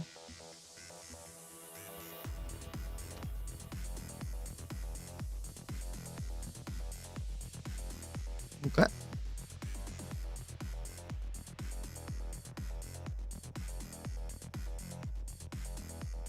No. You can walk and jump under a ship that's hovering. 3 meters is way too low. I'd be banging my head against the ship if I did that. I know I crashed so many ships on Elysium. I'll be precise. Elysium. I do not know if the hover height changes on the other moons. I suppose not, but haven't tested it. I'd say 20. For the ships that I crashed on the moon, 20. But I didn't bother measuring it. I do know that if I wanted to access my ships that were hovering, I often needed to use my jetpack. This needs to move.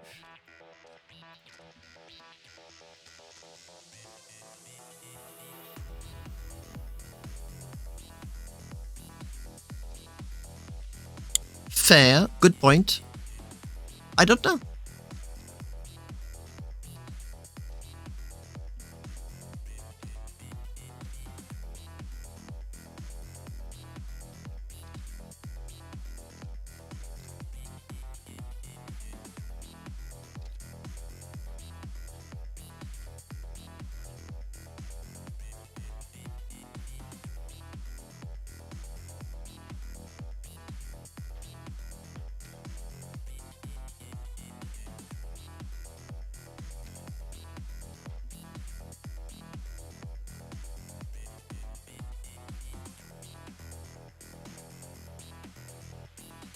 At least 10.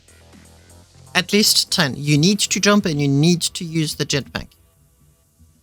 How much exactly, that I cannot tell.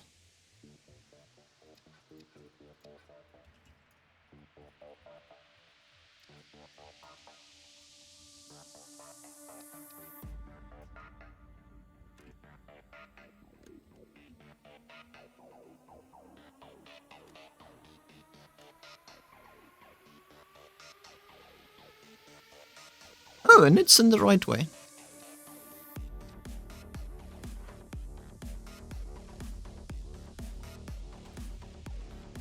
That is pleasantly fast. Yeah, multiple hinges most definitely is the way to go. Something does seem to happen though, and the back connection does get cut off.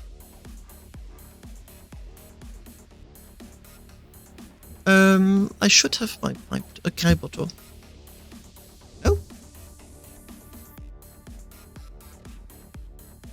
Ah, for real?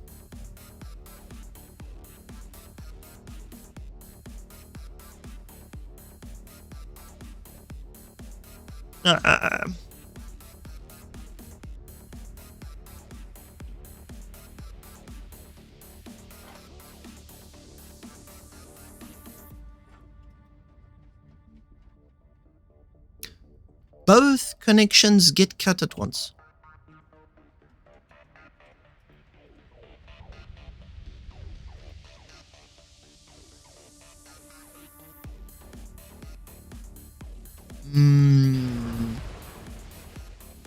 Whoops. Self-destruction sequence initiated, I mean, sorry. That's a fun way of finding out what is not bolted on your ship. Which, as you can see, turns out to be most of the ship.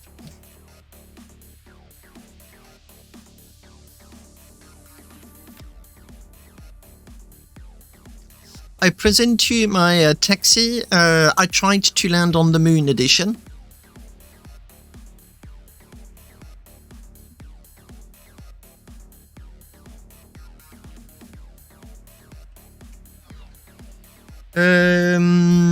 Something is breaking somewhere, but that is more than I can tell. Oh. Oh. Weird.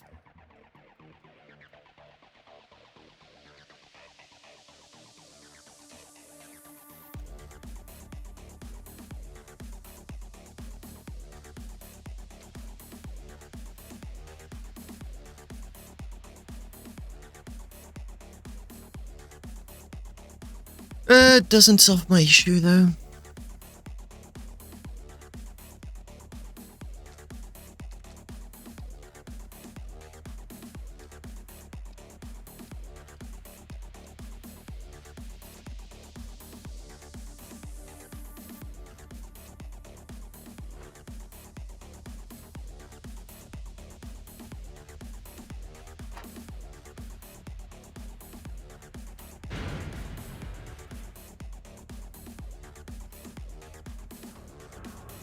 Well, something broke again.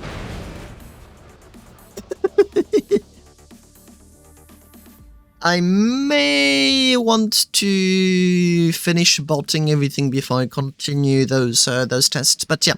the idea, the reason why I'm hesitating quite a lot, is that I don't quite know how to do the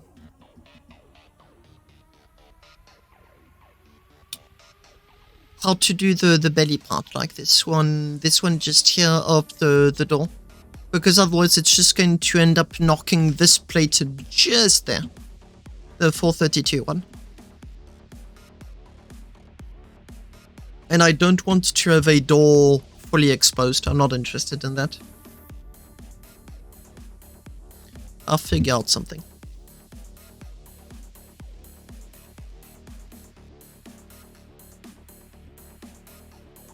What and how is up for debate, but I'll figure out something. And I think I need to weld everything. I've got a lot of bolting and I cannot use auto bolt. The first one who designs a tool that allows to have an auto bolting that works is going to be making a lot of money. Lots and lots and lots of cash, because there's going to be a lot of ship designers very interested in the tool. Like, really, really, really, really interested.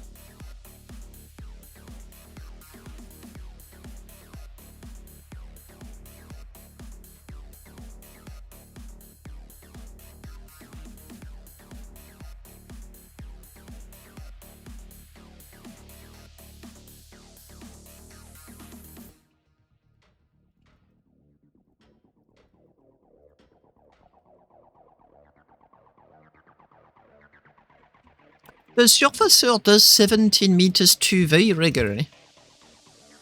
But in the case of the surfacer, it's going to be for lag management. I don't know for the case of skip either.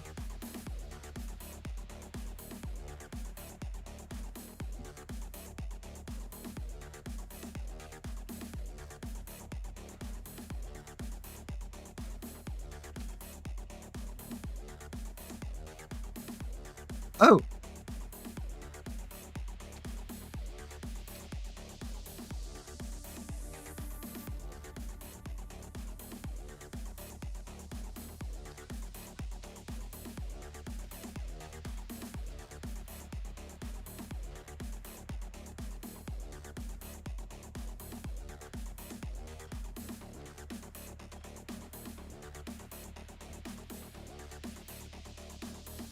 Yep.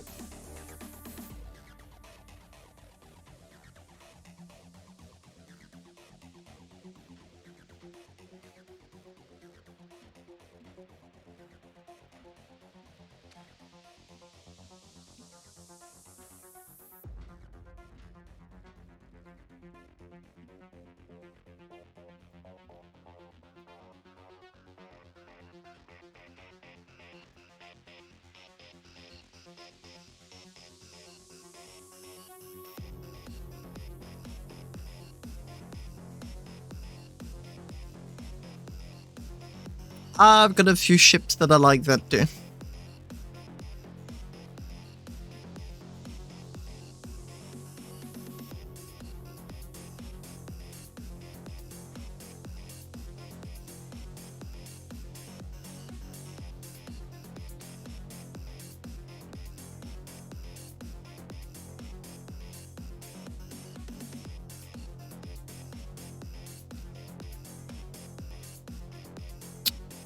Why are you annoying? Damn it. Hey.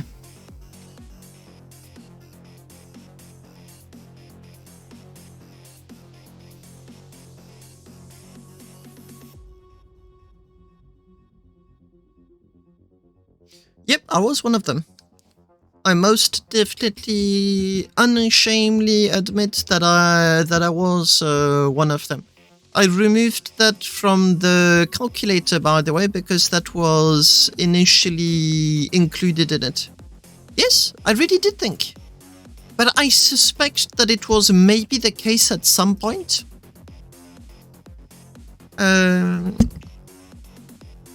Or that there was somewhere, somehow, an information that was really confusing. I'll remind you that you're even the one that showed me your video with the laser to prove me otherwise. Which is why, like, seeing your video, I removed it from my calculator. Because I was like, yep, that part is now completely unneeded. Simple as that.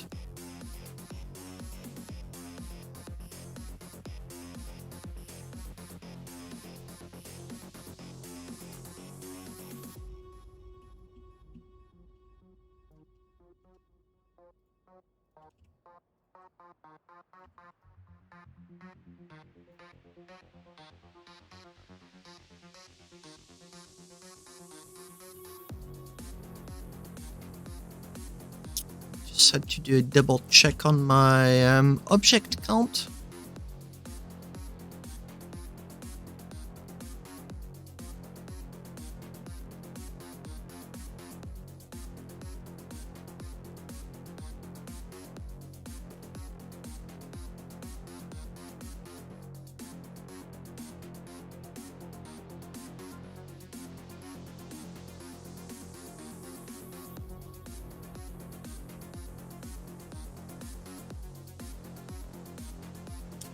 I'm wondering, because many people were thinking that, was it just like confusion, or was there something somewhere at some point that was removed from the game that was indeed like so, which would then explain why so many people were confused by it in the first place. I'm very uncertain as to what caused what. But very, very possibly. But the collectors are quite explicit about what they are doing.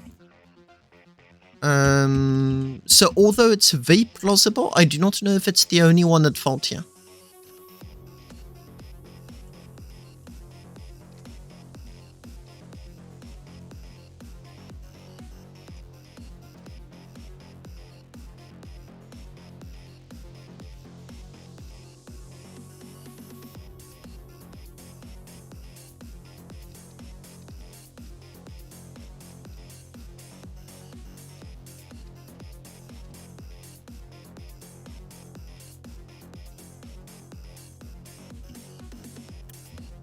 Everything is nicely aligned. Put that there.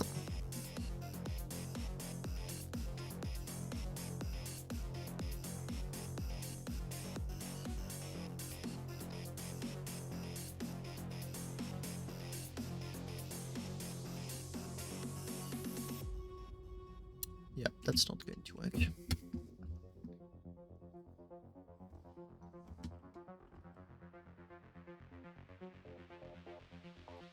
Oh, there's many other mistakes that the beginners made.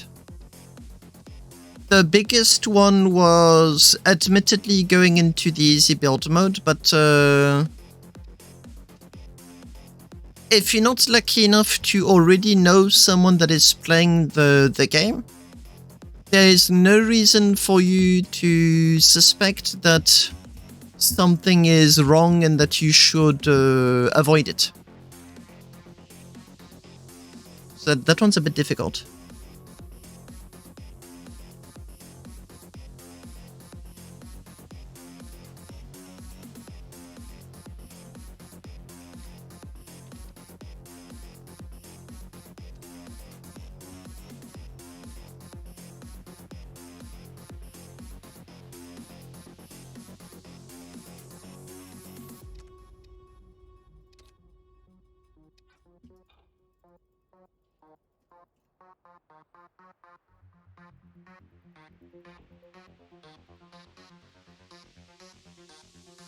Yeah, that is not something I take into account in my calculator because it's one of those things that's it's too detailed and it adds too many layers of complexity to something that is already admittedly very complex to manage. So that is something that I've left out. I only take into account a maximum power consumption, which in itself is already presumably good. No.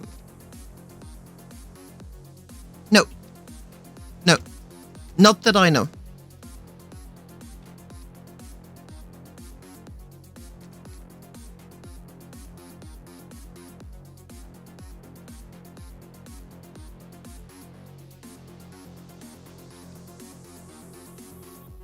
Yeah, there's many pitfalls in the game that are just not obvious at all, and those are quite a few of them. Yeah, something I shared very recently, but I think it would be very fun to say it here.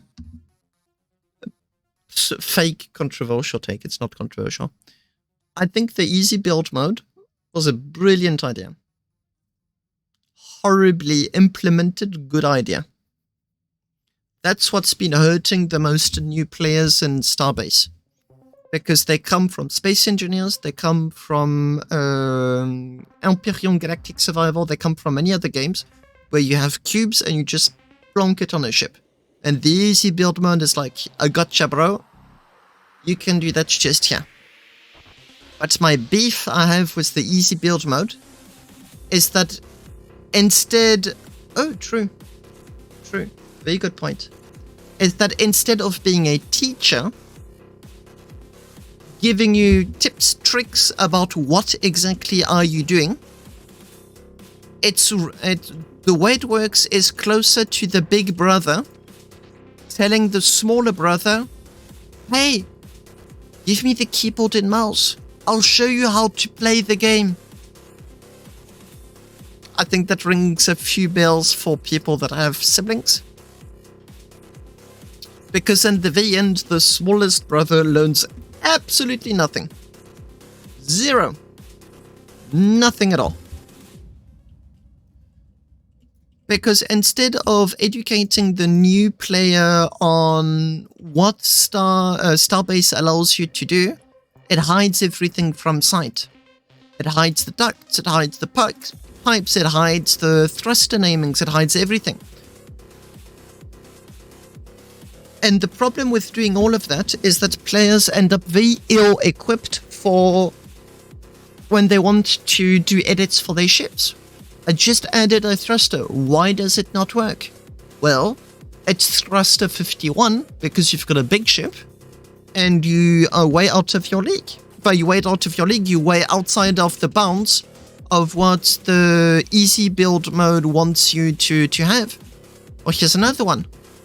In Space Engineers, there's no such thing, such as like center of thrust, center of mass. Just put in a thruster, and as long as there's nothing right behind it, it's all good. You do that in Starbase, and you may end up with less thrust, with more thrusters. And it's completely difficult to understand.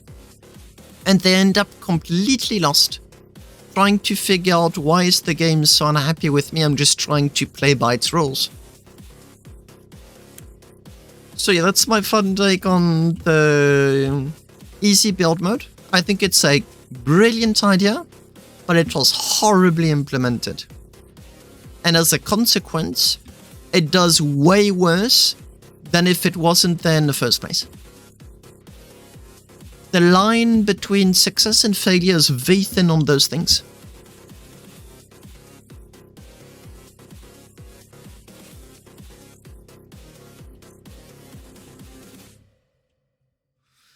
Yes, but we don't have gyroscopes. I mean, we do, but not in the Space Engineers way. We have them in the we have them in the Starbase wheel, which is a measuring device. Hello, Lincoln, how are you doing? Auto thruster the wrong way and you just dump with a fully functional thruster with zero thruster. Also, but that's not something the easy build mode is going to teach you at all. Although, to be fair, that one's a little bit harder to teach.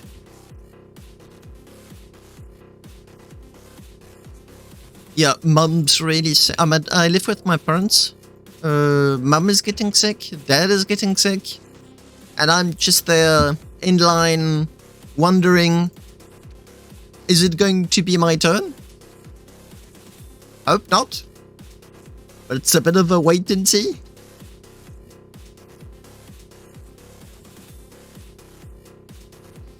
Not pleasant.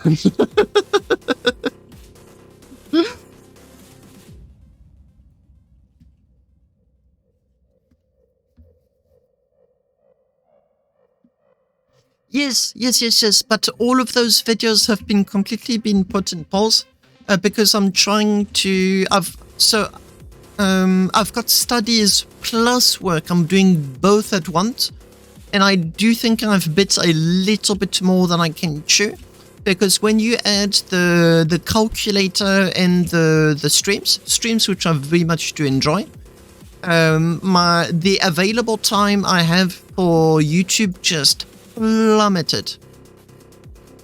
I can actually tell that the last video I did on YouTube coincides with my first lesson on my additional studies, and as a consequence I really have not been able to give YouTube as much attention as I wanted to.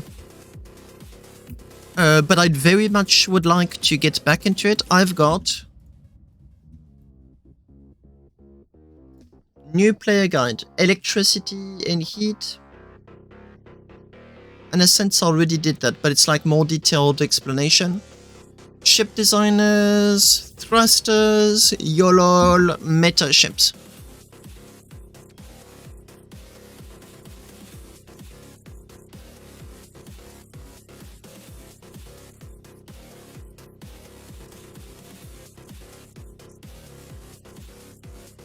So big. No, yeah. There's all the bolting is the whole subject on its own. There's way more. There's also if I did already say capital ship. No, I didn't even say capital ship. Capital ship stations. A more broad introduction to the different gameplays that Starbase allows you to do, with or without players. I mean, those are different topics.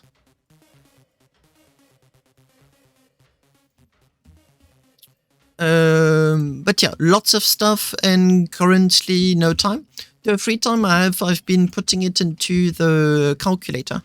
I didn't do that much progress since last week, just like a few memos, to-dos, and whatnot. I've started interacting with people to test it out. And yeah, that was on stream when I tried to put in Doggo's ships into the calculator just gave up. But Doggo does have very peculiar ships. So I wasn't too surprised. Tried the same thing with Rukia. Rukia also had some very peculiar ships, and ship calculator did not particularly enjoy those.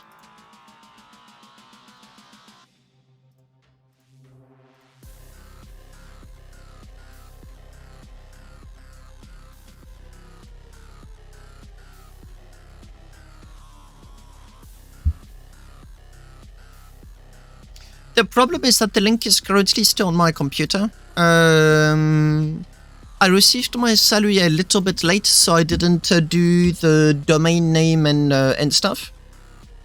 And I want the tool to be satisfying when it's released. I don't want to release a half-baked tool. I want the tool to be in very good working order when players can get their hands on it.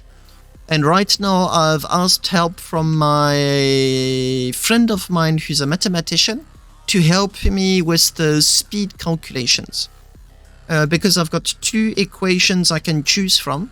The first one is Polly from GitHub, which we already have seen. He's the one that did the calculator that used to be used before the heat update. At what point he had stopped updating his ships. Sorry, his calculator, making it not usable. But his calculator for speed is not as precise as Mori Watari's.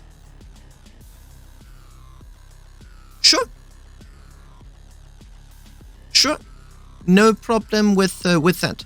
Please do keep in mind though that the main goal of the calculator is to help new players. 70.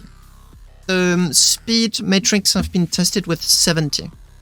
But I've not yet gotten to the point where I can afford to do the FPS calculations.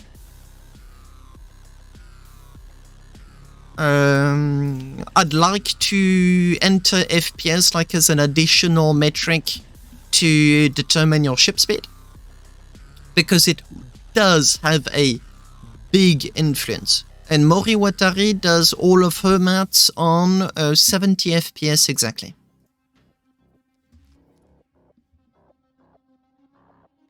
Yep. And normally, on that regard, the calculator is already amazingly accurate. It predicted Colt's stats on his ships on a margin that was within less than 1/10 of 1%, both on speed and on range. It really was impressive. It gave the almost exact value of propellant consumption and the almost exact value on possible range to be reached. Very, very impressive.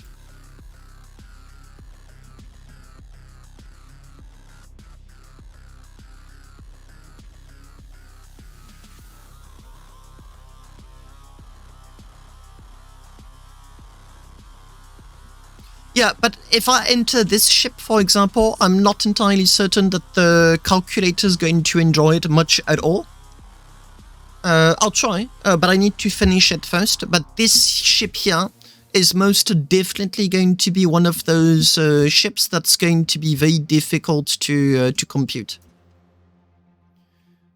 Yeah, it's not going to be pleasant, but I did realize that I can... Okay, so let me just show the calculator. So this is Mori Watari's website. I actually started reverse engineering it to get the equation out. She gives it.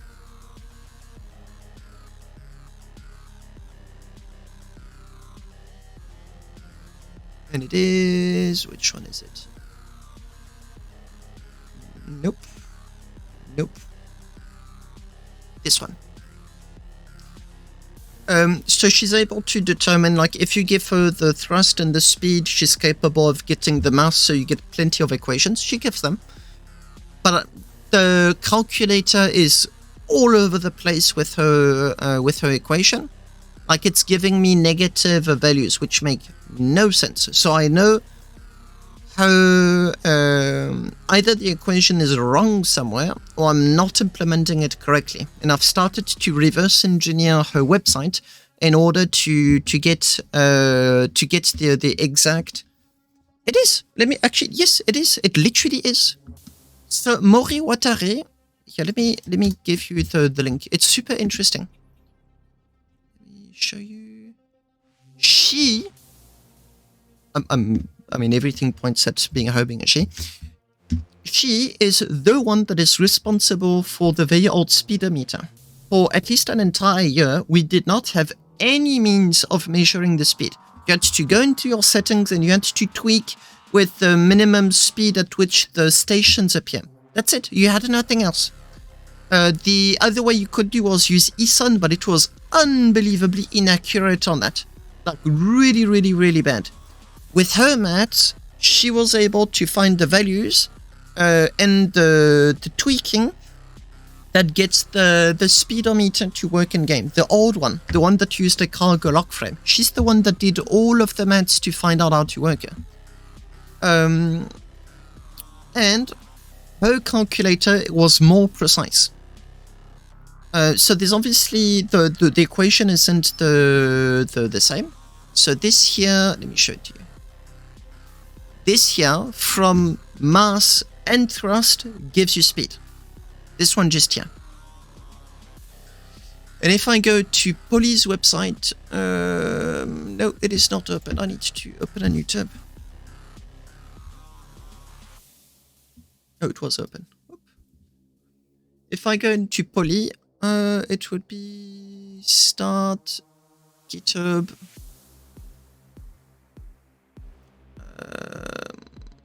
No. Whatever. The equation. Just take my word for it. No. No. Yeah, I'm not going to spend too much time on it. But his equation is different. Right, parking up inside empty space inside your ship is ignored. Yeah, that's not something I'd be willing to test on the live. Skip. So yeah, I'm getting there. Website is not nice looking. I want it to be better. I've still got the heat. I've still got component weight. I've still got estimated price. But that's fluff, so I'll probably be adding component weight and prices a little later. Right now, I want a better speed estimation. Like, given thrusters efficiency, given plenty of things, how can I get everything to give you the most accurate values? Honestly, I'm nitpicking over 10%. The values are really accurate. I'm just being super picky about 10%. The speed that is given in the calculator is usually 10% less, but not consistently. So I can't just say plus 10%. It won't work. Skip by. What's the size of your ship? Is it small or is it big? 3 meters, you jump and you're hitting it. So yeah, getting there. I'm a bit later than I'd like to be, but it is there is progress on the work. Up.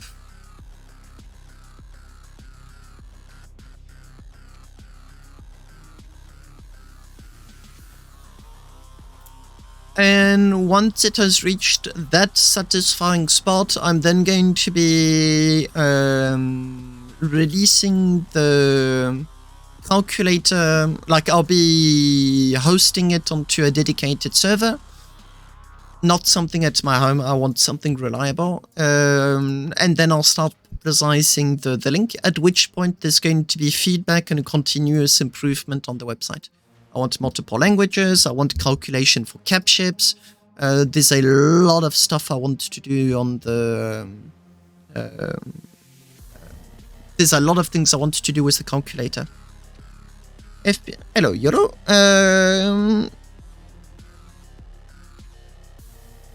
Yes, and I've seen people... I think Lingon pinged me, it was yesterday or the day prior, recently, where people were mentioning that they were able to go as high as 190 meters per second. I suppose they were being gravity assisted, but it's still really fast.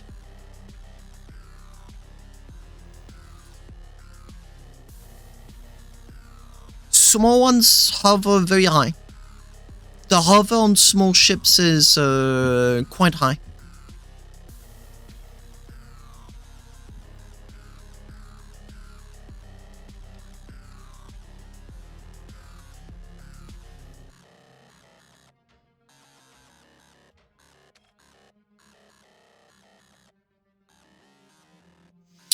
Yes, but what Laurie doesn't really... That's I thought that's in the chat, but I don't think Laurie read or he didn't care. I mean, to be fair, he doesn't need to care about what everyone is saying.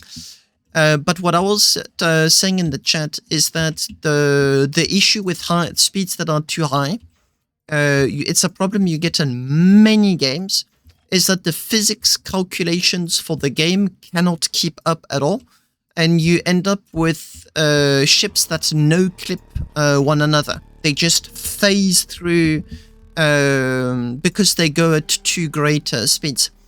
C'est Scipion, okay.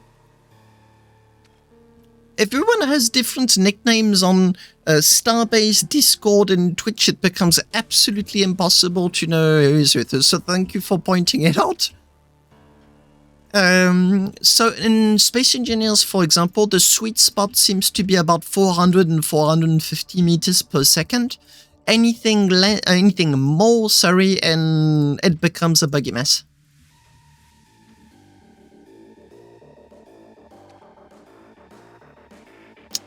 Multi-account. Yep. I don't only have one account on Twitch. I'll be having multiple accounts on Starbase soon, though, if everything goes to plan.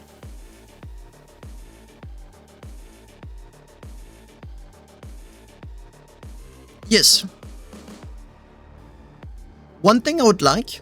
The higher speeds may literally just be removing that nasty FPS thing from the speed of the ship, which in all honesty is just a massive pain.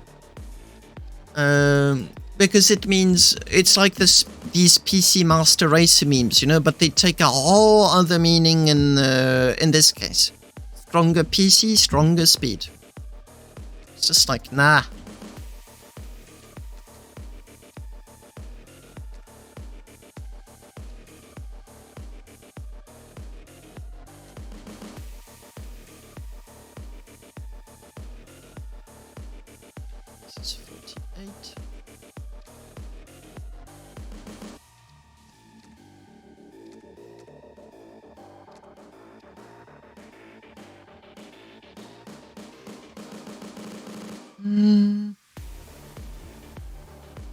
I used to have more nicknames, but as time went, I started removing quite a few, just to keep it simple. It was getting too complicated.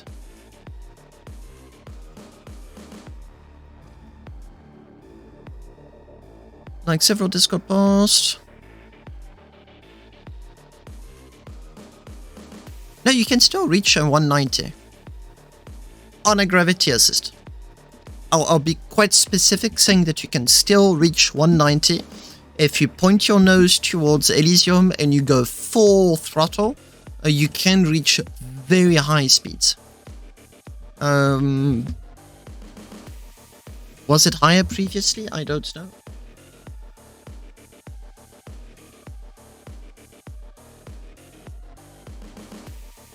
Dude, Skip, I know you wanted me to look at the hover, but I'm looking at the ship. That's sick! Give me a second to appreciate the ship. I'm looking at the hover just after. You showed that ship at the EOSCon. I remember seeing that that sphere.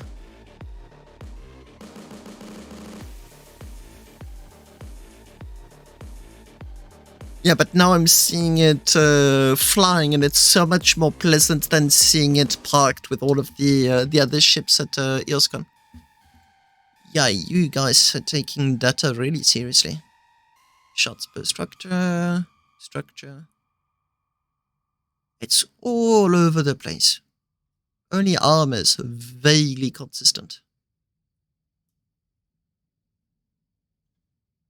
Gibberish. Maybe. Vaguely reliable. Although you've got 2 points that decided that they wanted to go on their own merry little way. I've actually found doing a lot of maths, the maths were good enough that I was then able to find inconsistent values very easily because they just popped out so much. So I've had ships hover higher than that. The ship that I used that hovered higher than that is my where is it? Reclaimer. Let me just go here.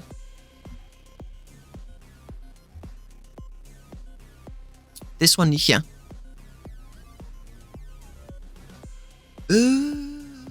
I'd forgotten about the little legs I'd added underneath.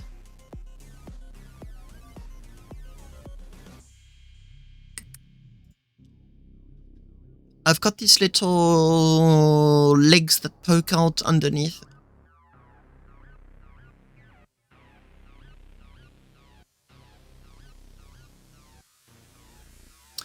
Let's be clear, they were done before I understand how damage with a very hard surface was calculated.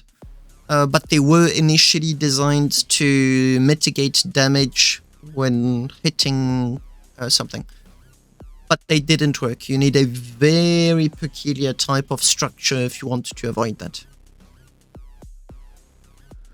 Graphs are hard. Graphs are hard. I literally spent hours doing graphs, and it was to the point where I was wondering if I shouldn't have a Python tool taking screenshots of my screen at regular intervals to then output everything into a JSON file. That's to the point where I was getting, because it really was annoying me to press one button on the generator, get the generator unit rate to go up for 1%, take the heat transfer rate, anything, putting it into the data, plotting the graphs. So much work. So much work.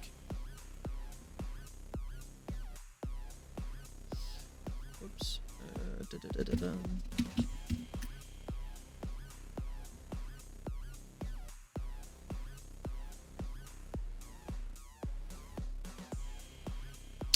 Well, I've retired. I mean, didn't 100% retire them. Like, I can still use them if I feel like it. It is also important to shift to new ships whenever you feel like it, and not just burn out to using the same ones again. So up to you as to what you want to decide. And I think I've just decided to maybe remove that. No, it looks ugly. Okay, I've decided to leave them. What do you... Oh, let's do the cockpit.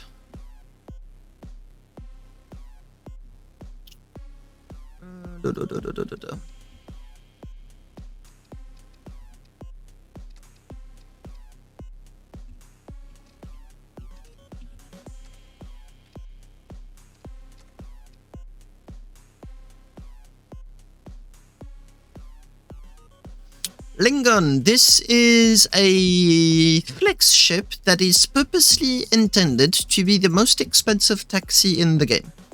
It was that sole purpose that I started to wonder, how can I flex with a ship so much that I outflex everyone else?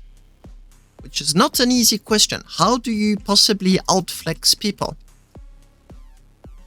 This is the front of the ship. And I decided that I would be flexing with plasmas. My ship has got so much plasma, it reverses using 2 plasma thrusters. It has so much plasma thrusters, I've got normal thrusters inside of my plasma thrusters. I've got so much plasma thrusters, they make up 50% of my ship. 50% of the ship is plasma thrusters. This ship is such a flex, it does nothing else but be a giant taxi. That's it. That is it. That's all it does. No, it's not a challenge, it's a statement. This is a I want to flex ship. It's not a... Oh, that's a good question.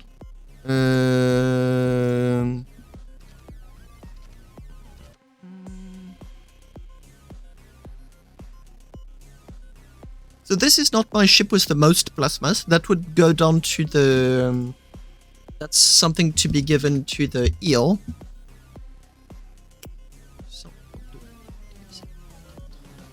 33 rings to to which you are supposed 29 rings.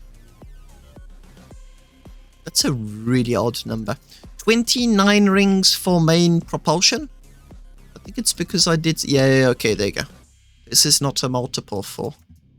Okay, I get you. It goes like this.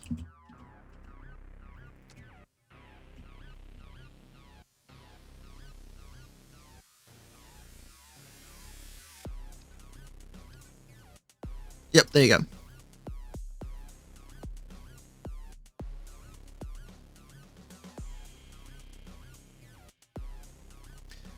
Thank you.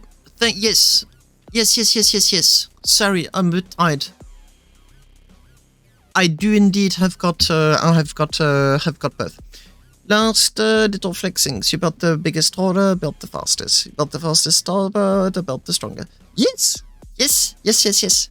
Although the biggest hauling ship really was designed to be as a meme, because I was getting increasingly bored with people telling me, I have got the hauler with the most crates. I was like, yeah, how much have you got? 1,100, 1,200, 1,300, yada, yada, yada. Mine's got 2,000. 2,000 crates. It's my storage ship. I'm not even going to bother loading the blueprint. I'm just going to show it to you on Discord.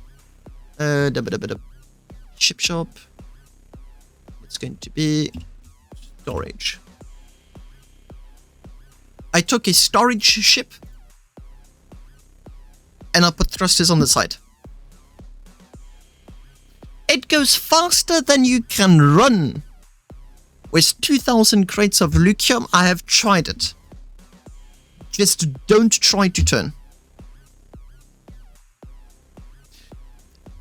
We all have ships of which we are really proud. Is it something that you designed or was it something that you bought and lost?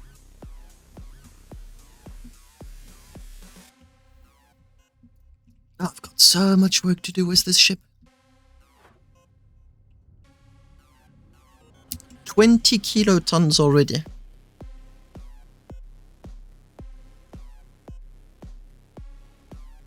Are you damn right it takes too much time? That's why I've got the eel. 1,144 crates all at once. 1,200? I don't remember. A high number. I'm just going to be putting the advanced displays on it. There's going to be buttons, they're going to do stuff, but it's not. They're not designed with any kind of like serious intent. They're just there to be something more interesting to look at than your usual seats. I just wanted a little bit of eye candy on the side. Although I may decide to change a few things about said eye candy. Yes. I was actually looking at it and wondering if that is how I wanted to roll with this. And the answer is I don't know. I don't know how exactly do I want to proceed with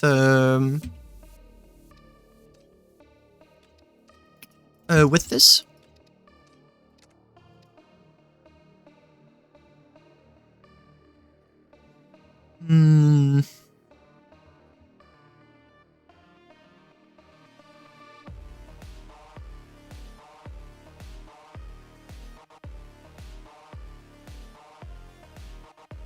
Oh, you like it with the beams? I was wondering if I had to remove some of the beams, because it's very... it's got an odd vibe to it, and I was actually wondering if I wanted to keep the beam count. And finding it hard to decide.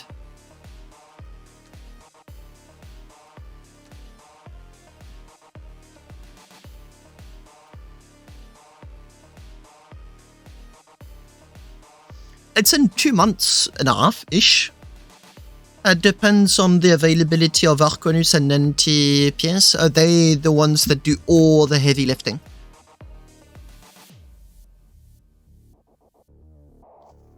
Okay. So just to be clear, we all do agree that the beams on the side seats specifically are a little bit much. Neither I nor you are the only one thinking that. I need to redesign the side stuff.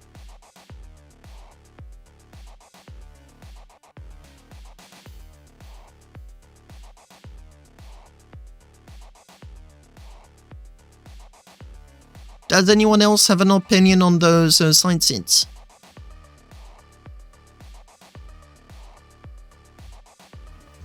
I would like there to be stuff for co-pilots. I mean, more role-playing than anything else. There's obviously no need for co-pilots, but it doesn't need to take that shape specifically.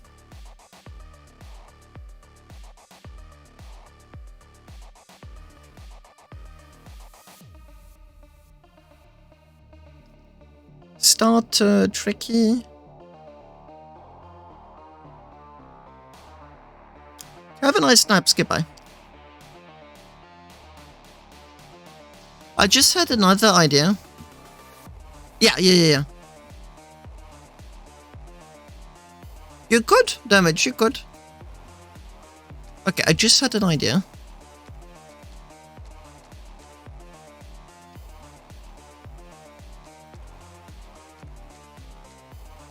I'm not specifically attempting to have Star Trek vibes.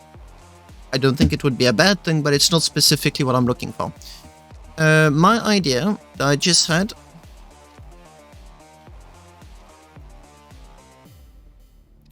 would be to have the seats facing backwards to one another,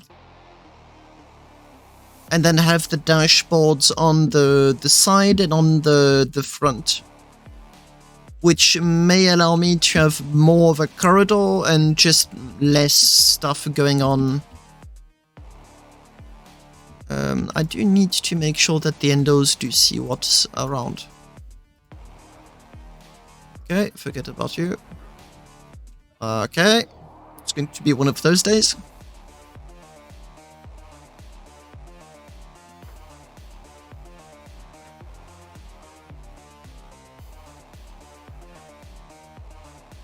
Like, this is the correct height. Yes. By far and large. Visible, noisy, and good rate of fire.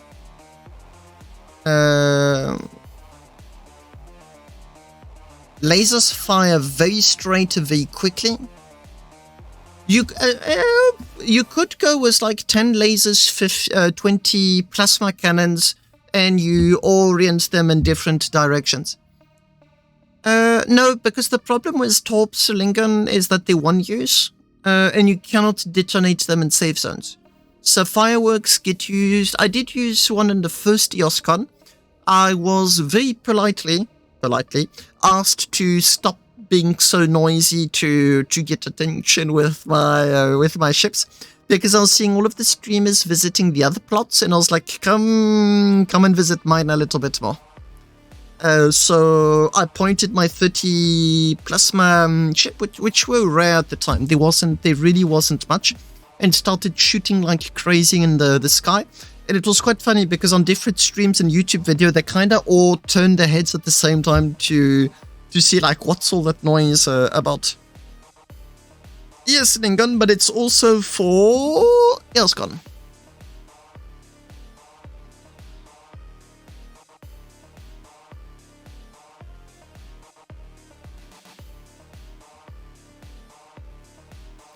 Okay, I'm going to put parentheses or whatever analogy I want to use. Thrusters or cannons?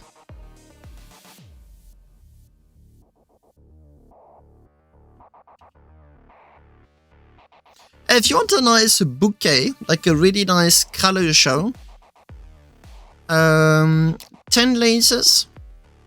No. If you want the mix of visibility and noise, you go with 2 railguns, 8 lasers, 20 plasmas. The railguns shoot upwards, and the rest kind of shoots in a very spread out way. That will get a lot of attention.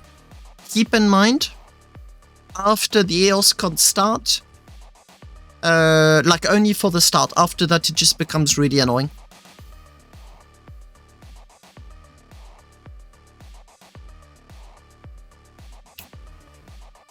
What else? Oh, I mean, I've got all of the plates to build.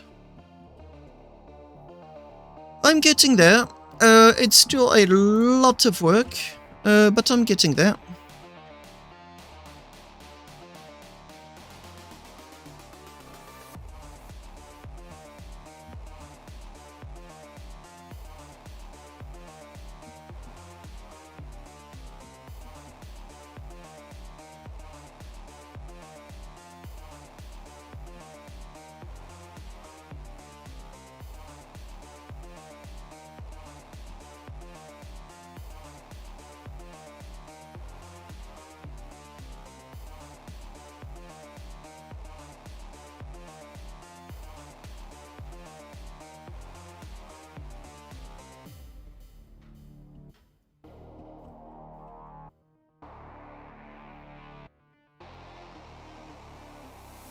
Yeah.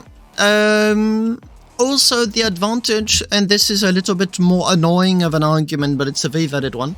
The other advantage of having everything fire in a bouquet is that it's way harder to have a troll fly in front of it and purposely stop in front of the guns. Which is what that retard of Spice Rub was doing. Because he just wants to be a pain. That's literally what drives him.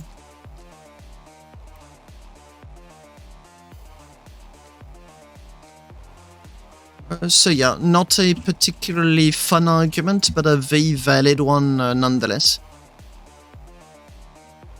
No, but it's going to bump into them. So it's maybe a very good idea to purposely... Let me be very clear about a point. I respect pirates. I don't respect trolls. Like, if he wants to attack me in-game and steal my ship, I'm obviously not going to enjoy it, but I'll respect it. It's part of the game. But trolling for trolling, I mean, unless your life is miserable, and in which case, just go and do something else with it.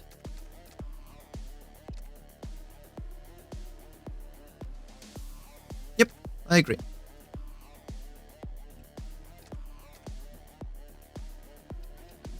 I'm really not interested in people like that.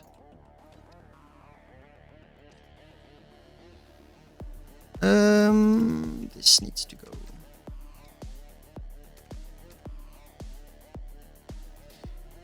Yep. No, as a pirate, he really is impressive. Quite scary as a pirate. But yeah, that's where it stops.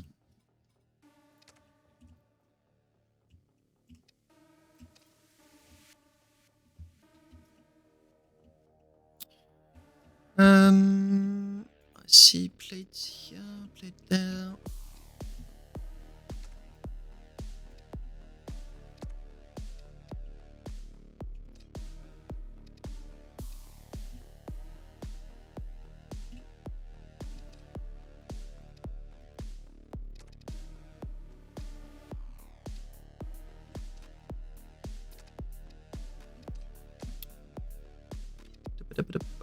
Oh, okay.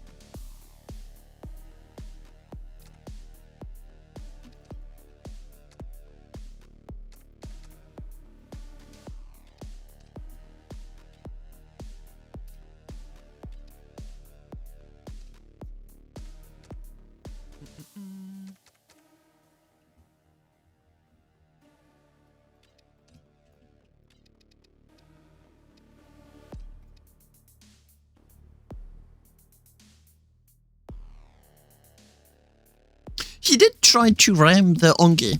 it did not budge, because the Ongi, I think empty is way over 20 kilotons.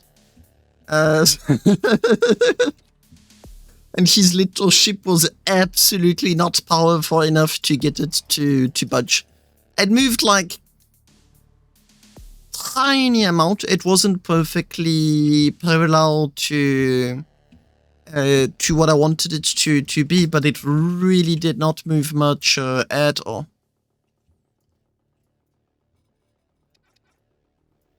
Okay, I am in fact going to remove everything, otherwise I'm just not going to remember to remove it.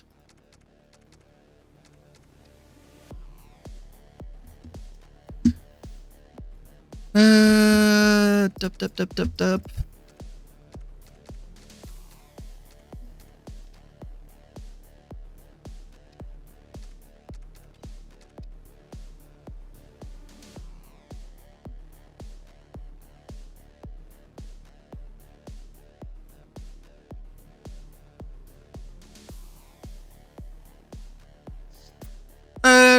Yeah, so what happened was Sega got pinged a lot, and apparently Sega sent him a message on Discord telling him to stop or there would be consequences.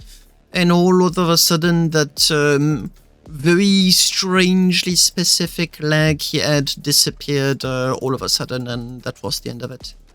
And then we were able to have a very decent EOSCon. And that was it. The rest of the EOSCon was honestly really fun. Arconus and TPS, I don't know who had the idea. But someone somewhere had the idea of very nicely asking designers to bring new ships mostly. And that meant that the EOSCon was an absolute treat for the eyes, with new designs absolutely everywhere, designs that hadn't yet been shown, and only that. So whatever you visited was 90-95% new stuff, and it was absolutely fascinating to look at them. It really was fun.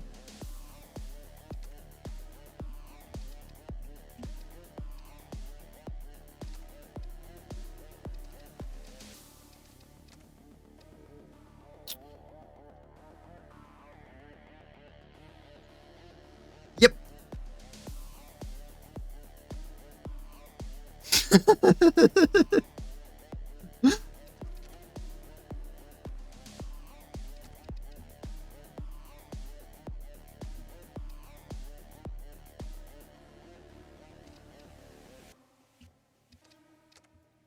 The famous durability ship, which was a very good idea, by the way.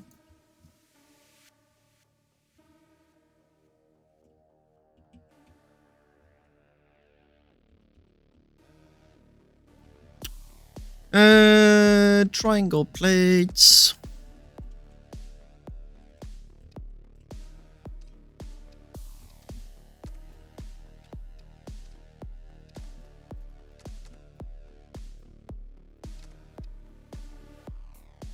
Whoops.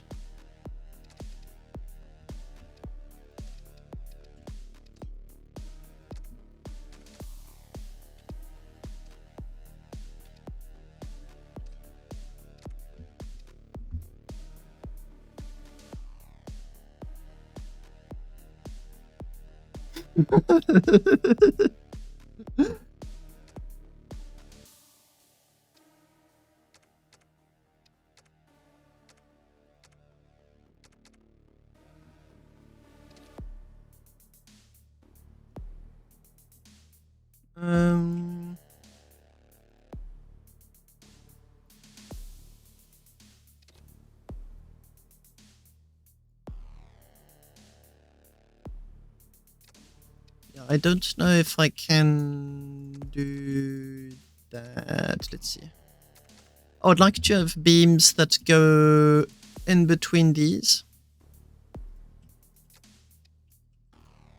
But by doing so, I'm uncertain if Fernando can go through.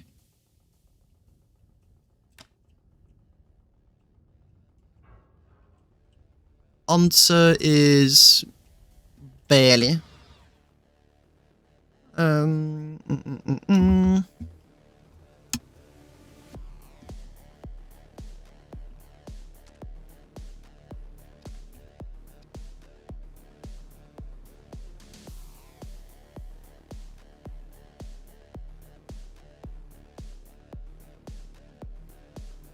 Up to you. Completely up to you. I design ships because I genuinely find it fun to design ships, and that's it. I do it for myself. I do it because I think that other people might find them pleasant, interesting to use. But ultimately, I spend a lot of time in the ship designer because I enjoy doing that. I'm under no constraint. And I just really enjoy the time I spend in the ship designer. Really as simple as that.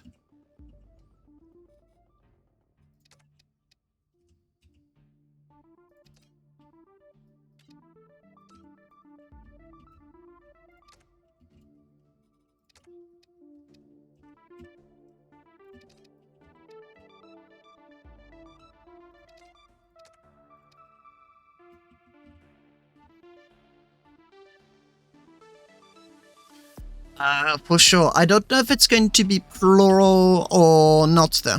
Because just like the normal XS is already a lot of work on its own. So it may end up being just that one ridiculously big ship. Having multiple of them is going to be a lot of work.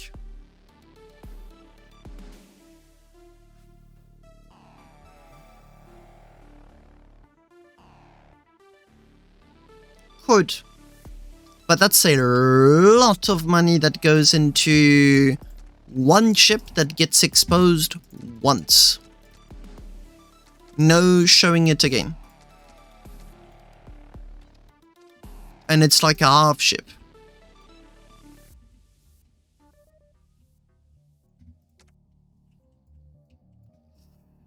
Why are you not aligned?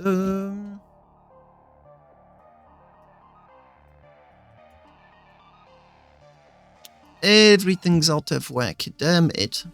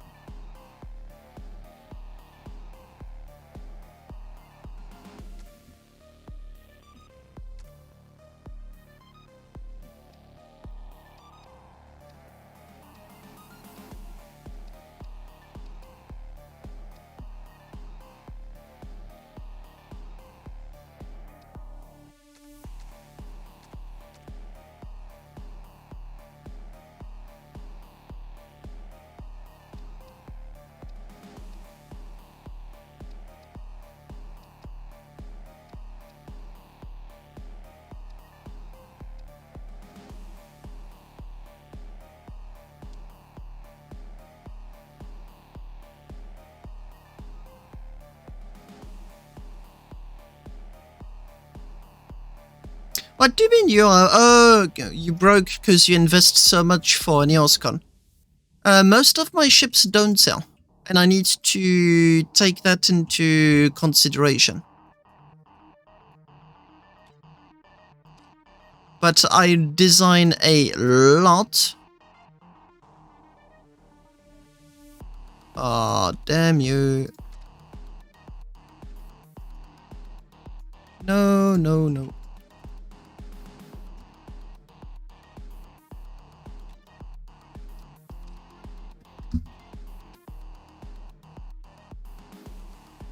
This cat is so clumsy.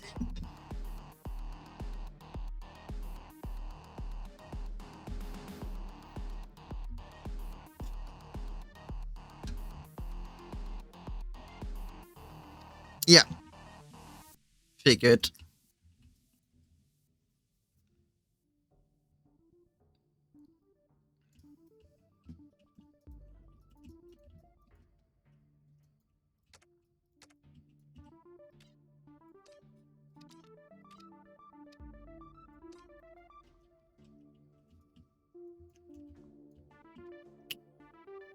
Mm, mm, mm, mm, mm, mm.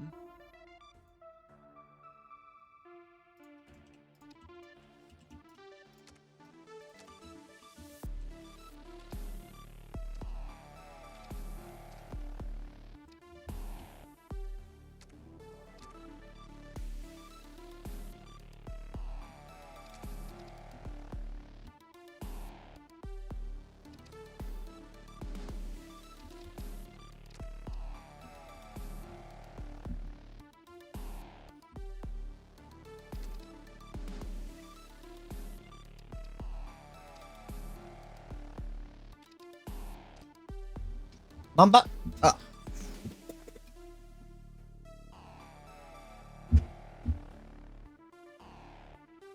He's a food there.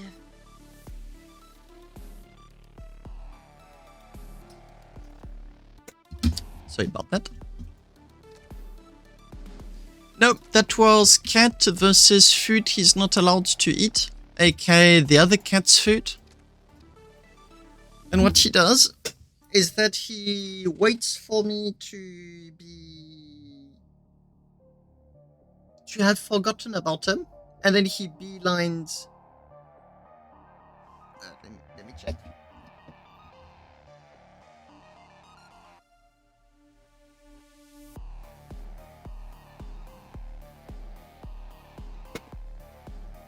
I'm going to add him into emails, which should be happening reasonably soon. No, and now he decides to be silent. Oh, my back, come on.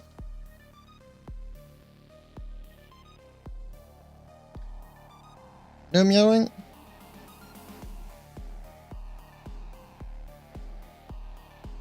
Nope, no meowing. He's a bit camera shy.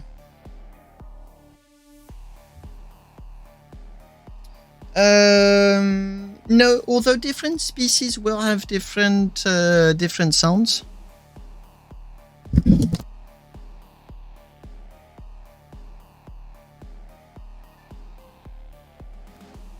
Okay, okay, back online.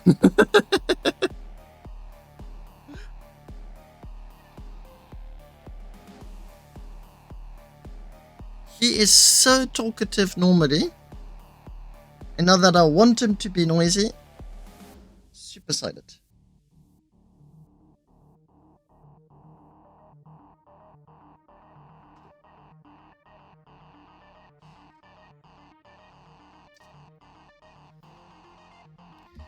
Kitty is camera shy, I suppose. Although he's not shy about chewing my foot right now.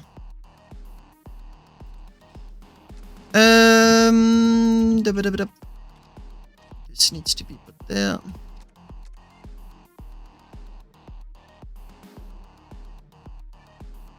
I don't have a Steam Deck. Mamba.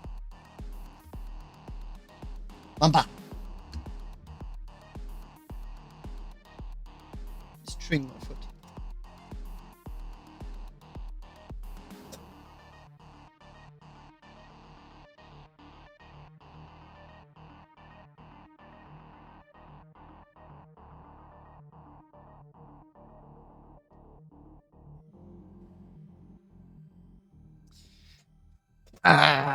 That would be Buddy. This is Mamba. And Mamba is wild. He's still super young, so when it comes to being hyperactive, wanting attention all the time, this is Mamba. Buddy likes to chill, but he likes to chill in places where he can access me easily. Which happens to be my desk. And on my desk is the Stream Deck. Mamba hasn't yet started playing with it.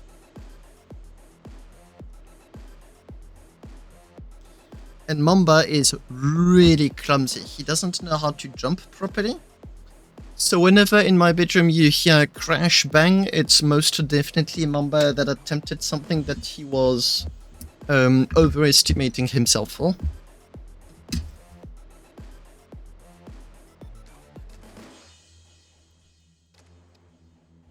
Yeah, animals can be really fun when they want to, but they can also be a whole lot of work. No, I'm not good at catting. I spoil them, and then I pay the price for it.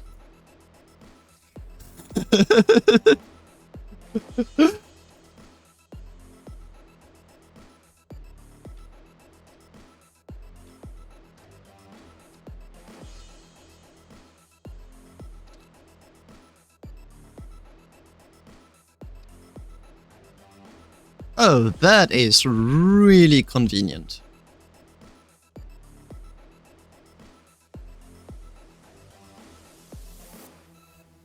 Okay, that suits me very well. I do not know how to do the stairs here properly, so I could do a ladder.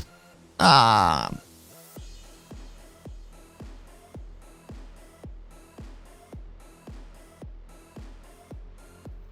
$10K is a lot. GG for that.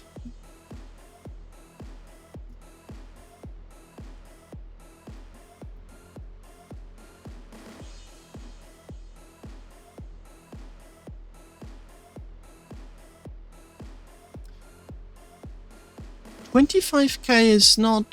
25K is huge! Is it a corporation or a player that requested that much? Oh, unless they want to go to the Ghost Belt. If they want to make their own ships to go in the Ghost Belt, it makes a lot of sense that you'd have big exploration ships getting printed.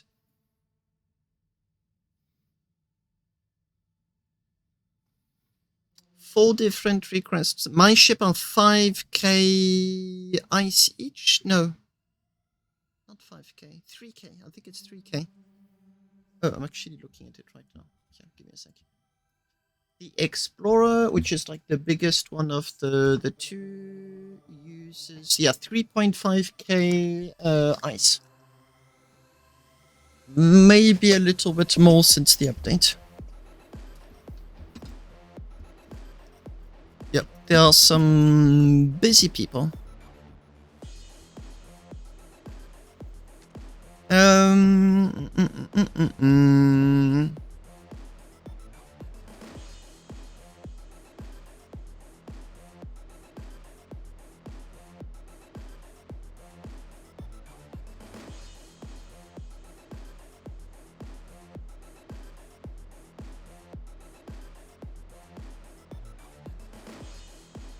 Oh, for sure. That amount of ice, I would not be interested in mining it at all.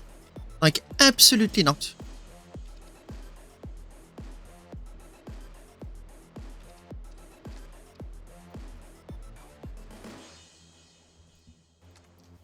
I'm trying to get an idea of the amount of work needed to have a ladder rather than what I've been currently using. Something's off. Yep. Yep, something is indeed off, damn it.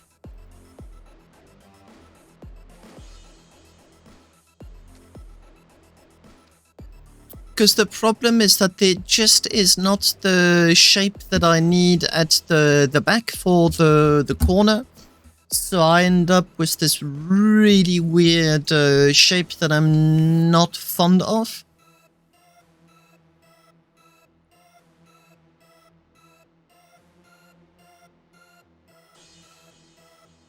$25K ice in 3 or 4 hours.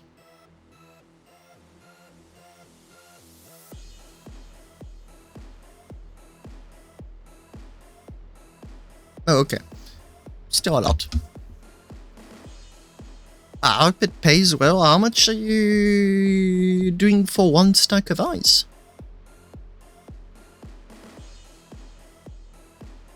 I mean, obviously you're selling plenty all at once, but still. Fair, but if you get everything to a cap ship, it's reasonably easy.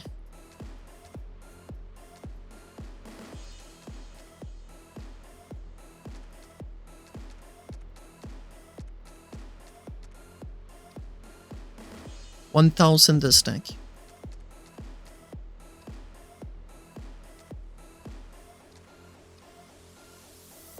Yeah, I wouldn't want to do that for sure.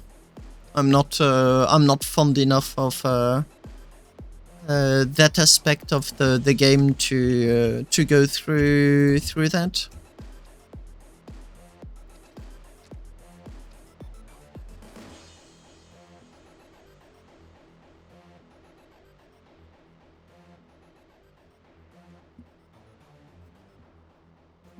Yeah, this is what annoys me. I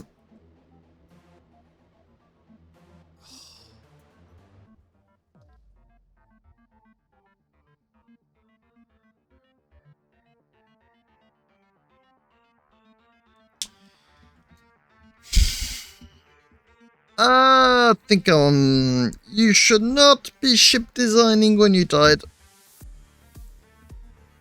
Where's the ship I was looking for?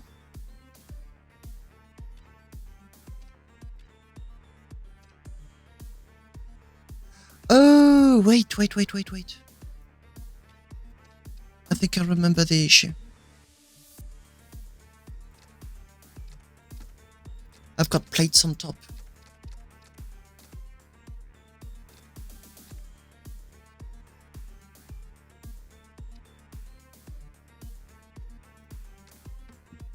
The fact that these pieces of glass are so transparent in the ship designer is a massive pain.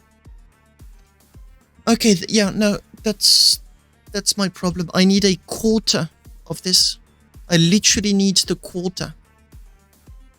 Like, remove all of this part starting here. The piece I so desperately need in glass is that triangular corner that is just here. Barely visible. And that I recall of, there is none in the windows at all. Nope.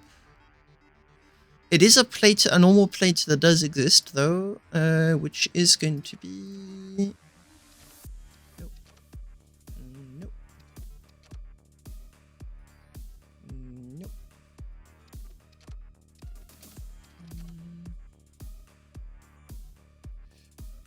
Where did I see it?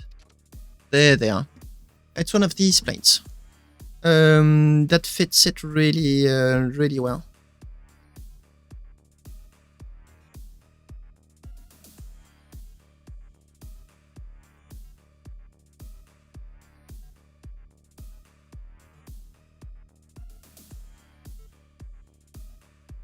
It's like, do you want like a cool front, a cool back? Or... but you don't get both. I'd love to. I would love to. Opaque glass in the SSC. It would be such a blessing. Like, see, my problem here is that this isn't wide enough at all. So I'm end up with these...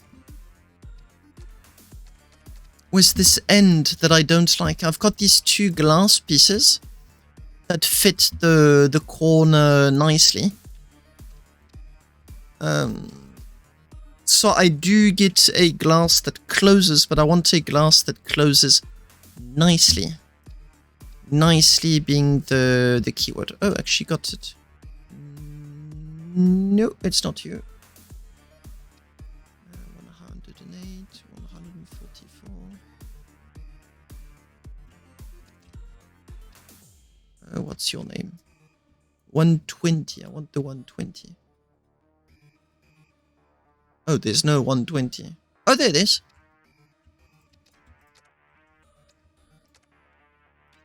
This is the piece that I need and that I don't have.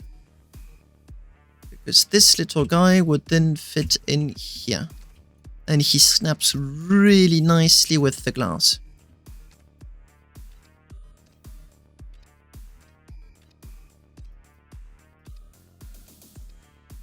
I'm going to try and do without glass to see what I can do. Yep.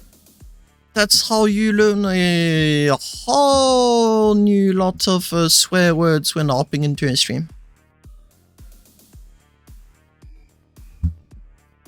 There's other things that they need to work on with higher priority than this. This is like low priority stuff. As much as I don't like saying it out loud, it is low priority.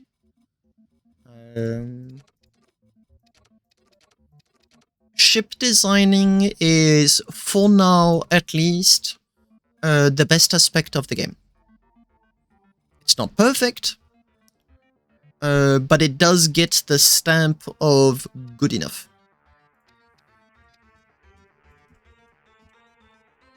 So I do have glass that fits this perfectly, but if I use glass under the not glass, it's just going to look really weird. Problems, problems, problems. And now it's 24.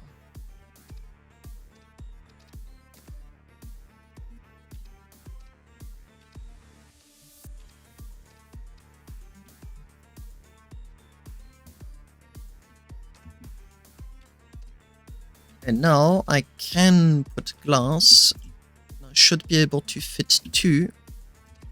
One here and one there. In a very flush manner.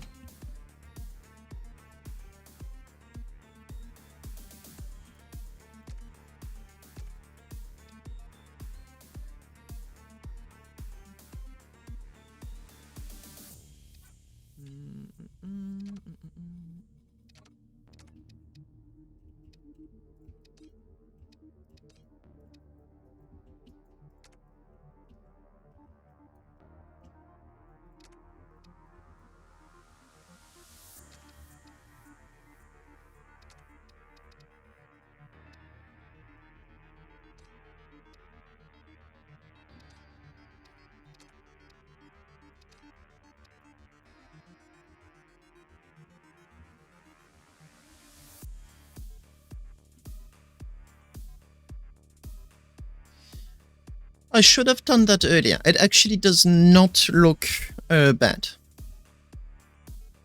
It's not the best, but it doesn't look bad. The one thing that I encouraged Laurie to look in the most, I mean, he'll do with my feedback absolutely what he wants, including putting it in the bin if he so chooses. Because, I mean, ultimately, I'm just a player and that is it. But my highest recommendation, by far, easy build mode. It is a trap in which new players just get stuck, frustrated, and then they quit the game before giving it a chance. And that has hurt the game so badly. Just like this is annoying me so badly. Damn you, damn it. Oh no, okay, okay. Oh good, oh good, oh good, oh good. Ah, perfect.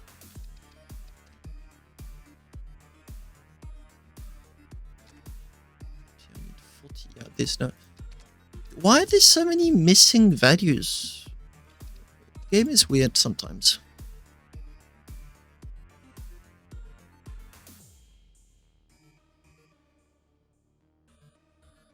No, the reason why easy build mode hurts so much is because it's the new thing that new players encounter. That specifically makes it hurt really bad. So, as a new player, You follow the tutorial, you see Origin, it's big, it's sparkly, there's lights all over the place. You break stuff, you fix stuff, and then you're oriented towards the easy build mode. And that's what really hurts. Because the easy build mode hides the complexity, the nuances, the level of detail of Starbase. It hides everything. It doesn't teach you anything, it hides it all.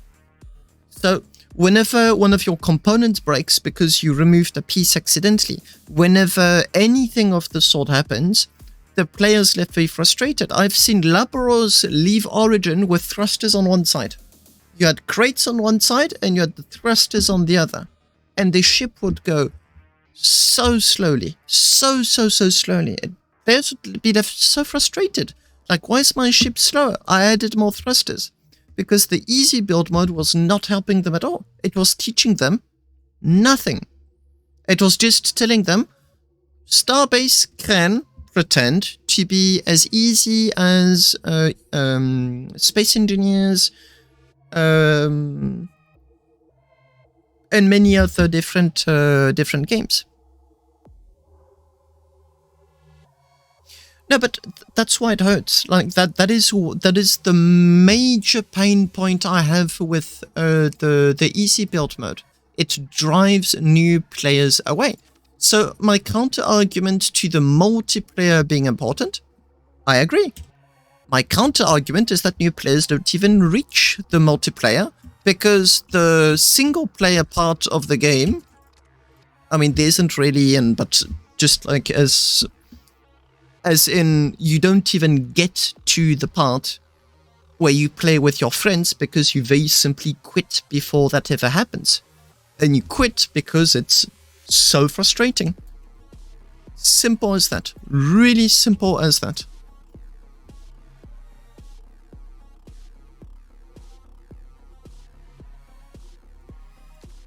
Yeah. No, there's plenty of things that are missing. That's just like one in the list. Like there's more. But if I've had friends get interested in Starbase, and I'd insist so much, do not, whatever you do, go for the easy build mode. Avoid it at all costs. Because it was the difference between enjoying the game and just completely leaving it in a flash without ever giving it a chance.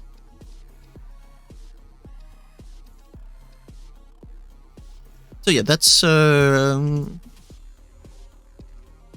was my point to really address before all else. There are many points to correct, obviously, like that, but that's just, in my eyes, the first one that hurts a lot. But by no means is it the only one.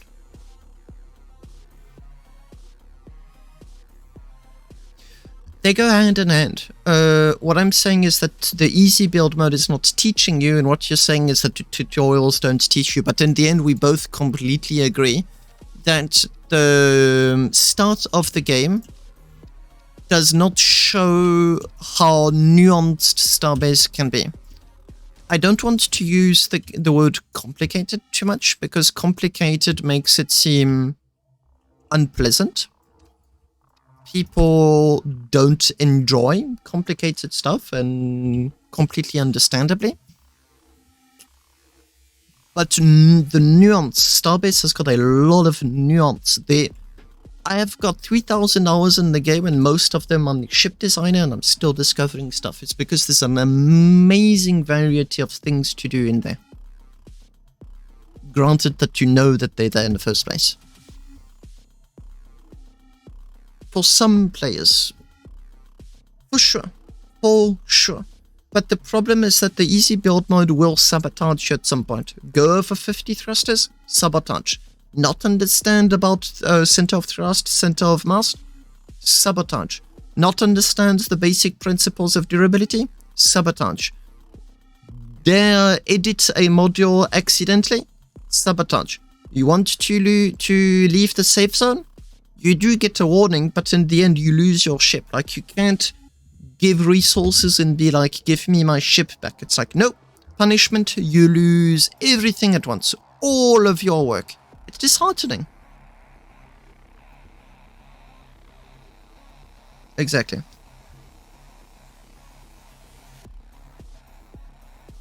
No. But that to me really is what hurts the most. And there's plenty more things that hurt. That to me is just the one that hurts first. Basic plates.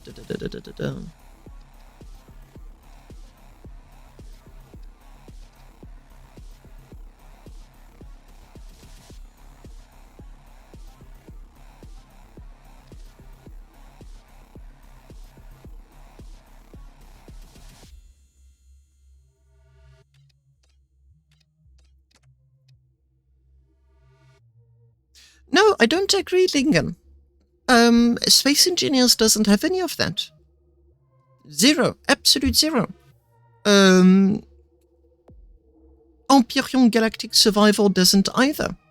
And they're good games. They're fun to play. They really are good games. But it's not part of the core mechanics. Starbase has made it a core mechanic. It's a very important aspect of the game, which you need to know and understand. But that's the point. The competition doesn't, and Starbase is like, I want to propose a unique experience for new players.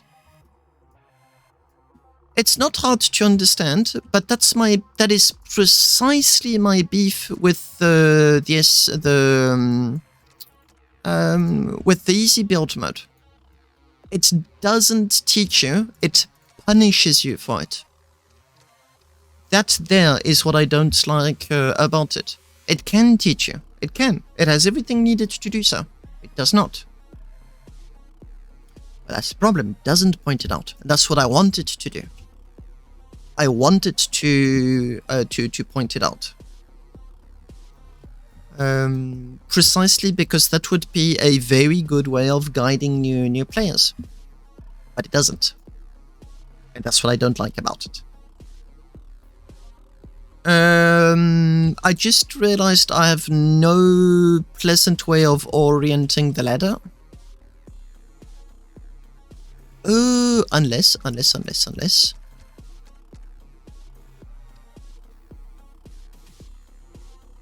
I cheat and I do this.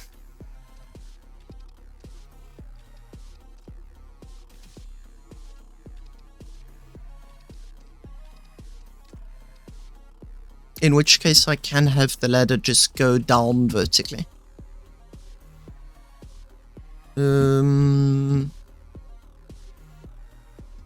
Should work. But yeah. I'm curious to see what points they're going to be addressing first for the updates that they've been announcing for quite some time. For me, it's a bit of like a wait-and-see situation. I'm really curious. And honestly, a little bit anxious to see what they're going to come up with. Is it going to be good? Are they going to make it less pleasant? I don't know. Wait and find out. Simple as that.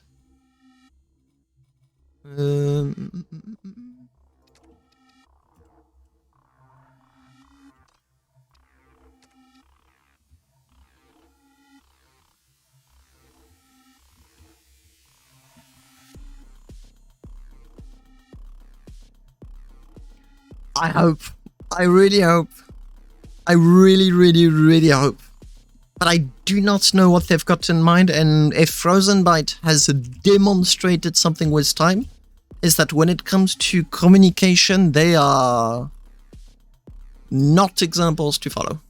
Really not examples to follow. They're very passionate. But the problem I have with passion is that it's really easy to get lost in what you want to do and not stopping at what you can do. which sometimes happen to be very different.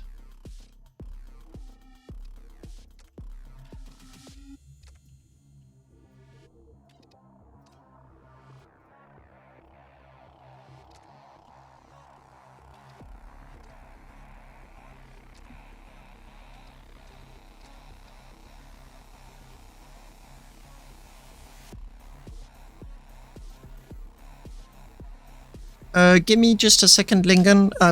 This is a problem that's been going on with my Twitch stream for a long time.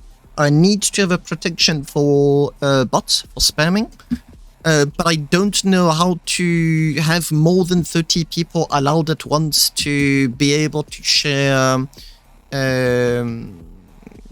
links. It's a very stupid problem, and I have currently at least no solutions for it. Right now, in order to circumvent the problem, what I do is I go in Roles Manager and I give people the roles of VIP. Problem with this solution is I'm only allowed to have 30 VIPs because that's not the intended usage of VIPs.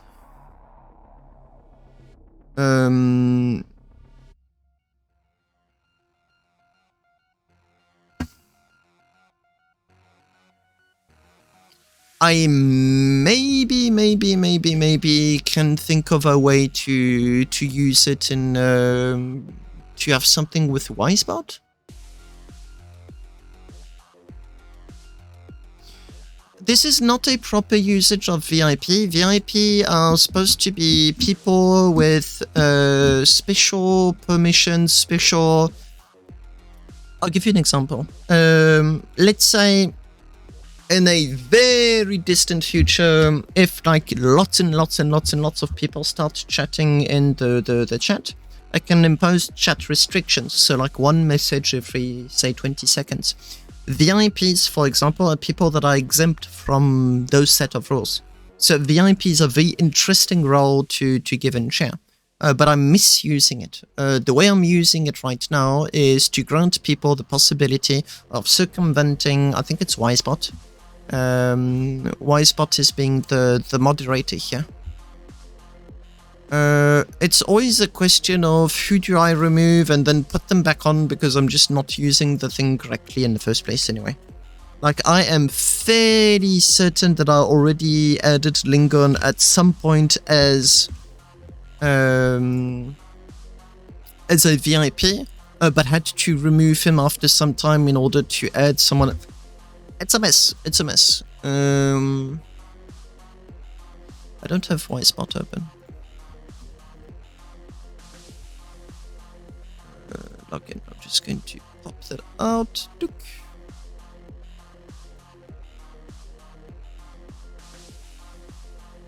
Authorize.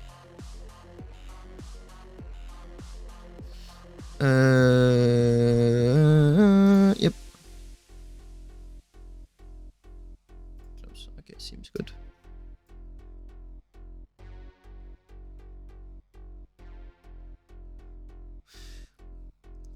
Followers would actually maybe solve my problem. So the one that does all of this is there you go. It's link management.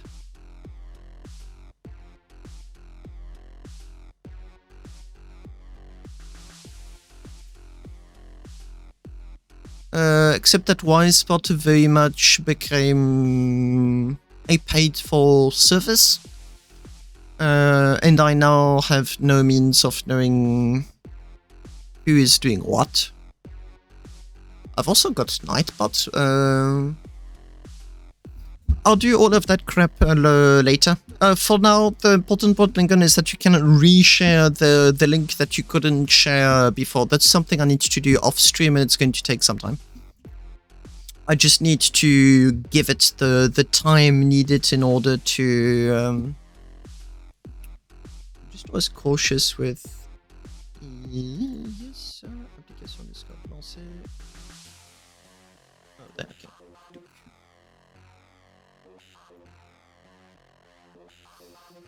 What are you quoting?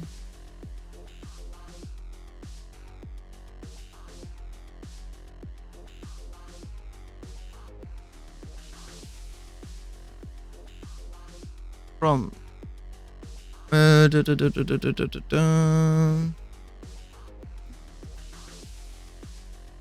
FB as what?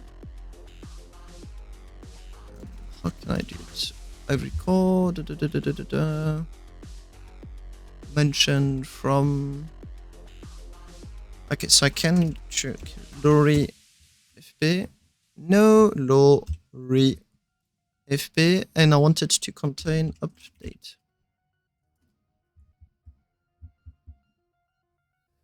Okay, no later than today. Discord has got a very few. I'm tired. It was right above. Thank you, Deacon. Sorry, I did not see. We'll also update in-app messages on a moderate scale. That is very, very, very needed. If Starbase wants any kind of sustainability, it needs to have a way of making money. Actually, should have used this trick earlier. There's a lot of content.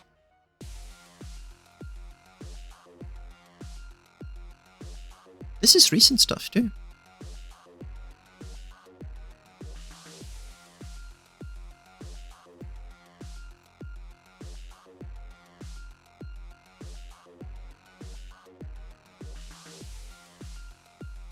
Discuss monetary goals with the community.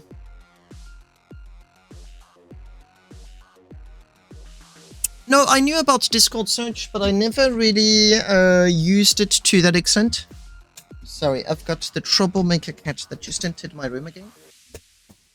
Mamba! Mamba! No.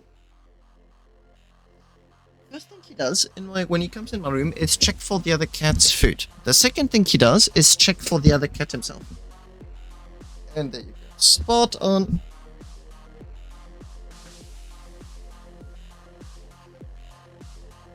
Troublemaker. So yeah, I'd forgotten that you could do searches that were that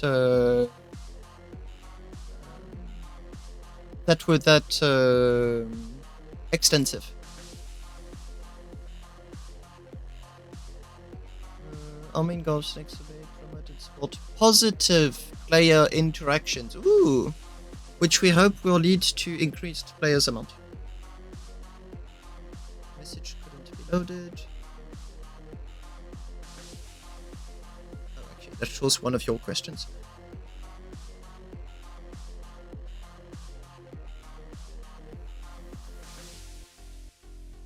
I am so afraid that they did not learn about the previous mistakes that they did, where they hyped the community, were absolutely terrible at communication. So I'm seeing things such as like asking the community, which sounds good. I mean, hey, I'm all for it. But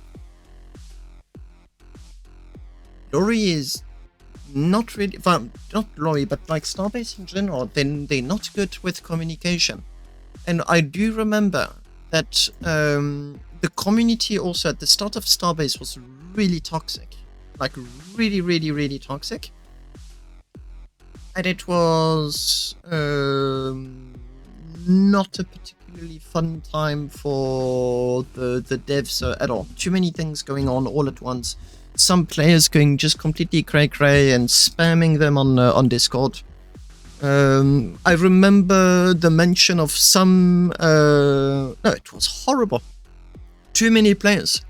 And the problem is that each and every single player had a very different mindset as to what the game should become later.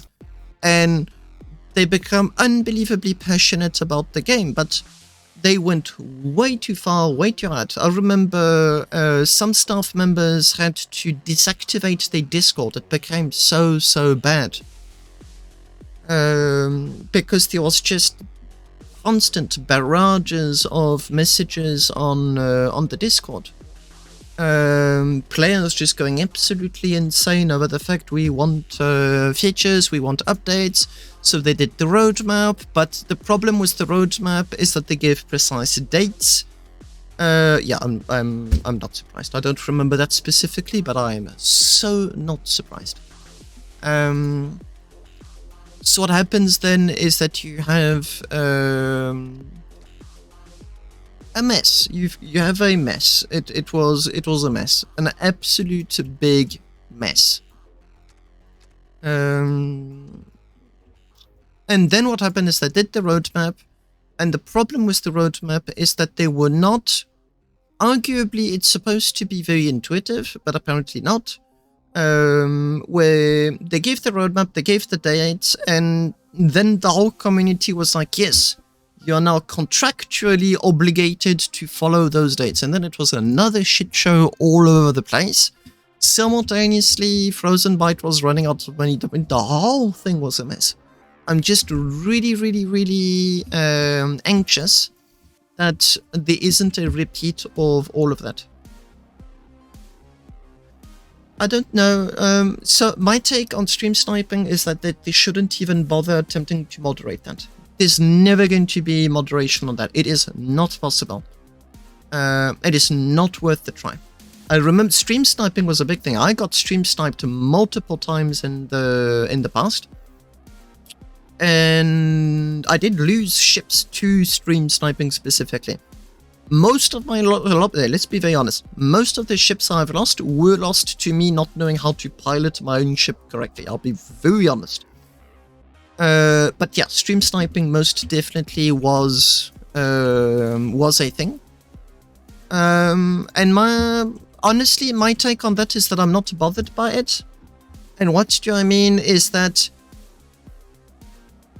you would need too many fundamental changes to the game if you were to attempt to change that. So the easiest is to literally not bother trying. The easiest would in fact maybe have a game that allows you to stream combat without it being a problem. Like mining in the safe zone. Like, we were supposed to, that's one of the things that they announced, we were supposed to have territories. If I'm inside of my territory, I can stream tranquille, as we say in French. Tranquille. Because I know that I'm not in any kind of danger. I mean, if you were to attack the territory, there's going to be such an activity anyway. Being in security is going to be the least of my concerns.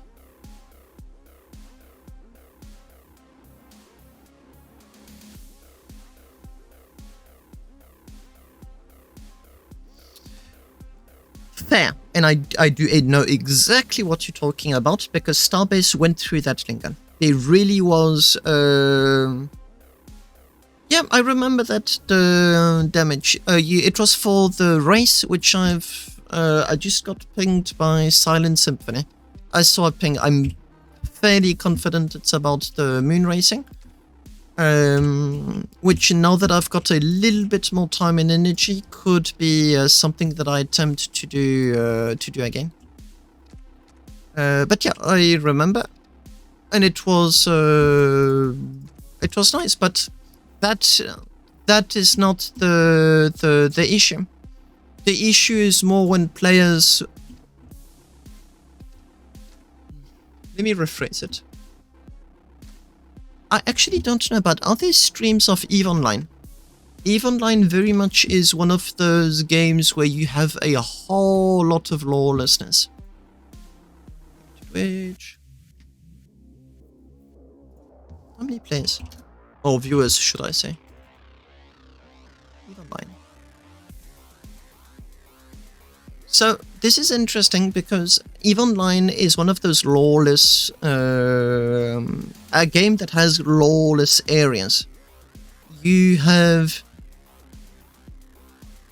a fair amount of viewers. I mean, to be fair, he's hogging most of them, but there's quite the consequent amount of viewers. And the interesting part is that there's lots of areas where you need to be really careful when streaming, and it's fine, I suppose. Like, stream sniping very much is a thing in EVE Online too, and you adapt. You know there's some things you want to stream, and the others you just don't want to stream.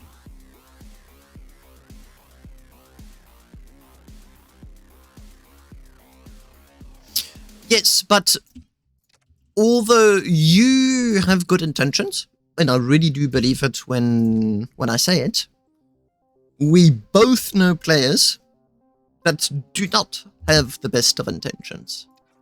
Like, at all. And I think with just that one sentence, there's many names that popped up all at once.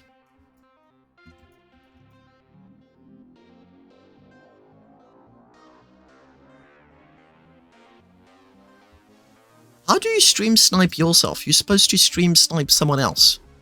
How does one snipe himself? That seems like a very complicated thing to do.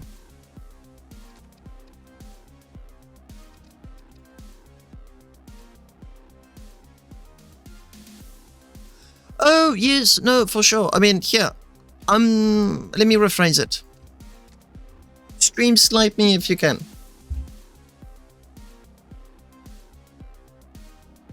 Depends what you do.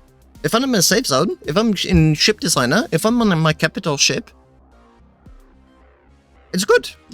But if you want to stream everything you do about Starbase, then you need to understand that this is very fundamentally a game that that was, at the very least, tailored for very hardcore players. Which is a whole other debate.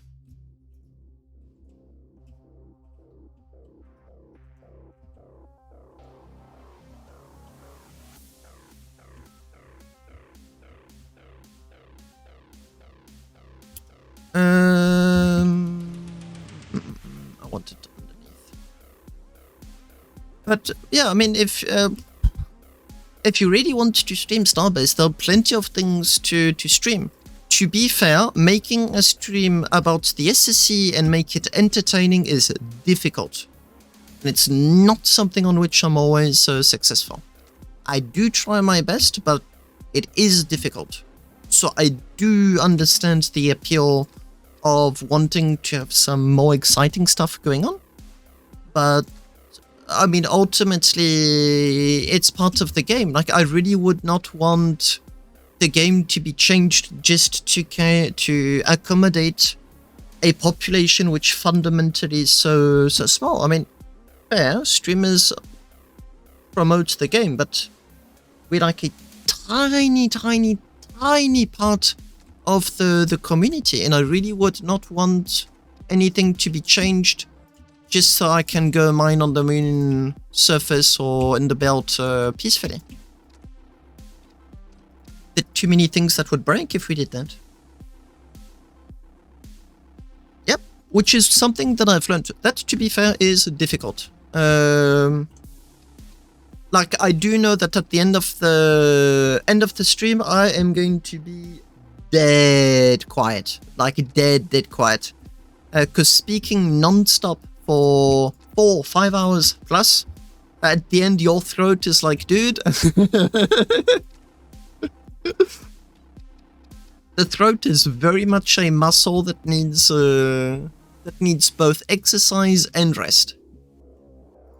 But yeah, I do know that there are quite a few people that are just there because they want some Starbase ambiance going on, without necessarily being there for the ship designer specifically.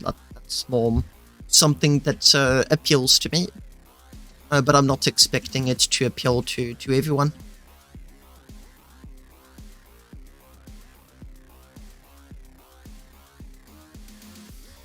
That is very true, although, to be fair, normally I don't get such a sore throat. I suspect that I did catch COVID. I'm vaccinated and everything, so I'm not concerned. And I do think I already caught it once in the past. Same, but without being certain. But my mum has it right now, and, well, we live in the same house, so there's a fair chance I got it. Okay, so just a bit of an explanation. This is the completed object. It's water, it's just water. And that's what I drank from. And this is the completed object. And that's just the water I had at hand. Yes, it is precisely for that purpose. Because I really don't like hitting my cats. And I know for a fact that they absolutely do not understand why you're hitting them. So what you'll usually see is that my voice goes in deeper, deeper, deeper, which is a warning. Back around, find out. Super simple maths. And if they do continue, they get squirted. And it works really well. It works really well. I'm very pleased with the result. Because I get the satisfaction of a cat not doing dumb stuff. Which, by the way, does include unending himself. I'll give you an example. I've got some on the first floor. Doesn't sound like much, but for a cat, it's a big deal. And I've got a mosquito net at my window. And Mamba is fascinated with it. I can climb the window. Oh wait, I can get my paw through. I can go on the other side of the mosquito net, which is like a few meters above the ground.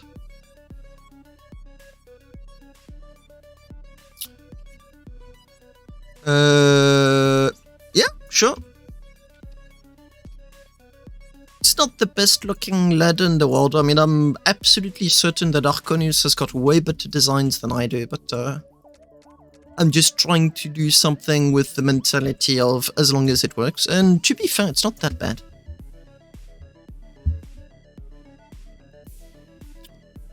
What's downwards? Down, not back. Oh, yes, good idea, thank you. Thank you. Very good advice.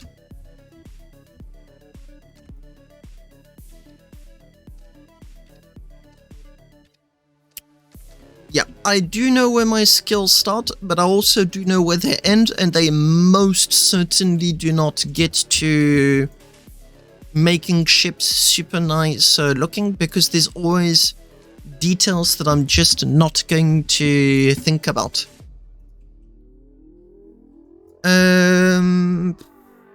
No, I actually don't like that. Oh, I'll remove this. This. I'll take you. Put you there.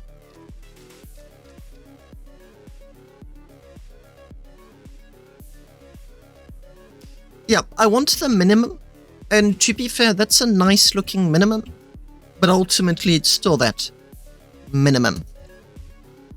But for now, I'm calling good enough on that.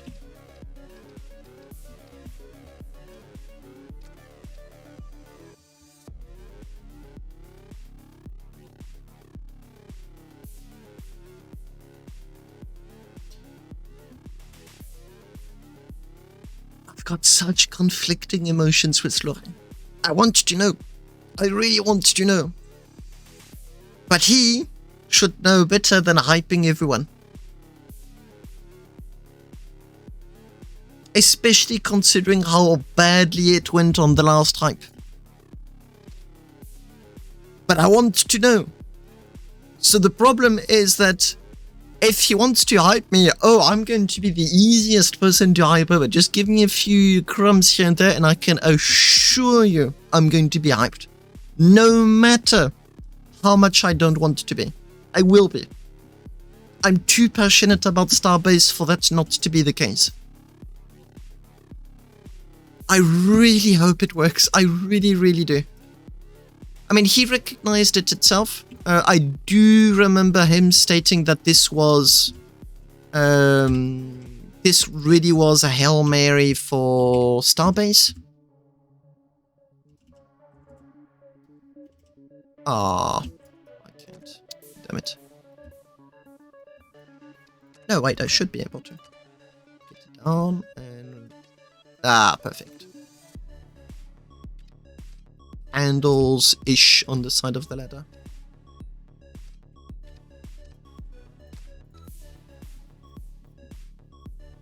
Yeah, but that's the problem. It's that I'm I'm someone who by nature is always very hopeful, always very second chance, always very... Ew. Really, Autobot? Really?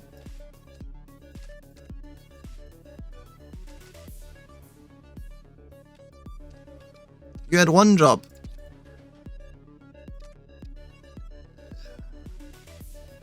Why did I bother? Where's the bolts? What a waste of time!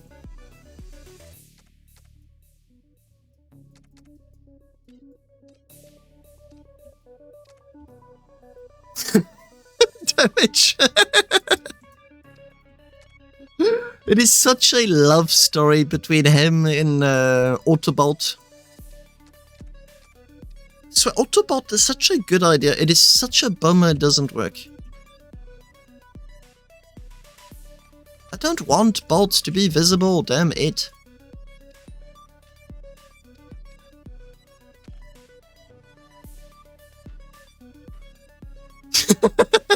There goes Lingen.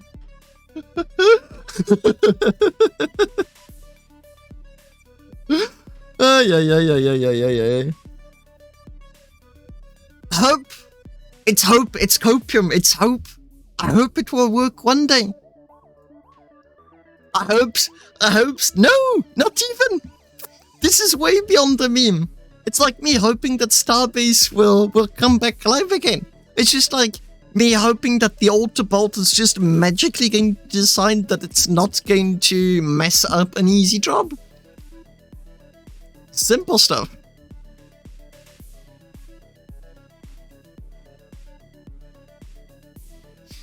Very specific is the keyword.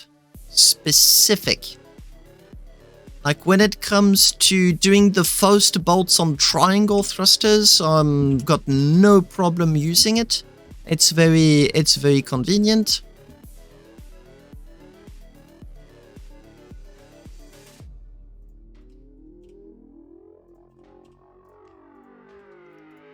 And I do know that if I'd put a duct there, the Autobot would be very happy.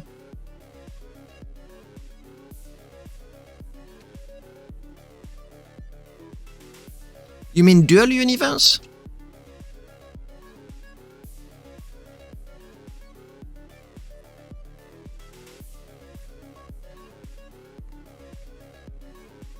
Or are you referring to someone else? Oh! Is it not the same door? Or is it like a different source?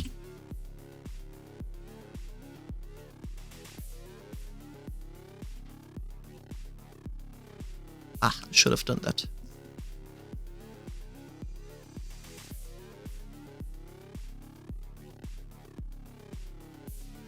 Yeah, but it uses so many bolts, like unnecessarily so. Generators get very well bolted when you auto-bolt them. But wow, that bolt count is insane.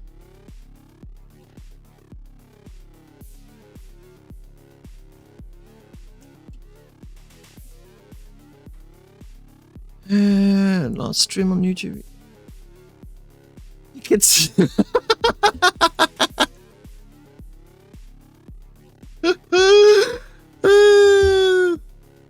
Yeah, this one is for you, Damage.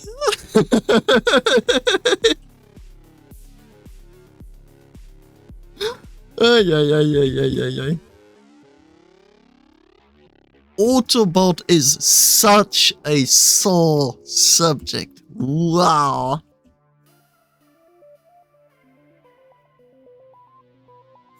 No, I know you did. And that to me was one of the very first situations where you really proved your point. You really did. I completely agree. I'm just really amused at the general situation, which is why I'm using the emote. But yes, I agree.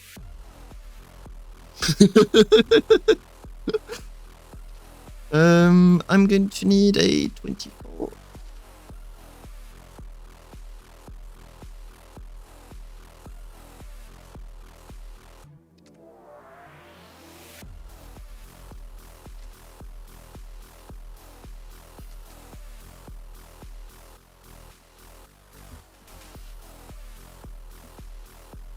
So I did get smarter. This design is not compatible with me being smarter with bolting, sadly. Is that I prepare modules in advance and then I copy paste the modules, and that worked out really well for me. Sadly, this ship is absolutely not compatible with it, because there's absolutely nothing that I know of, or maybe I missed something that would be reusable. So I end up being unable to do most of the easy stuff. I would like 96, 96. This is 12.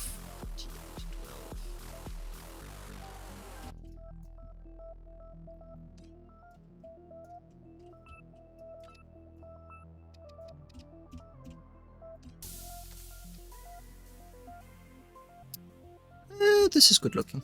Ish.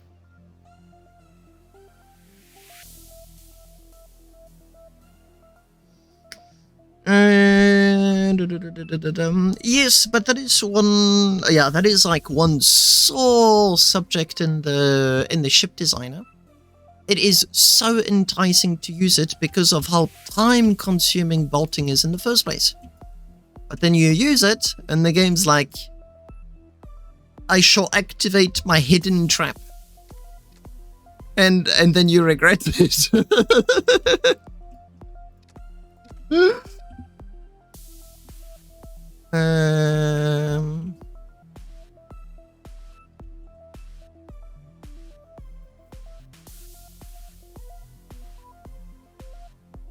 Yes, Lincoln, I completely agree. I've realized I was capable, since quite some time too, to spot at a glance what is, like, this is probably going to be 48 plus 12. I can do like 48, 24. And there you go. The more time you spend in the ship designer, the more you learn about all of the different sizes of all of the different blocks. Just makes ship designing so much easier.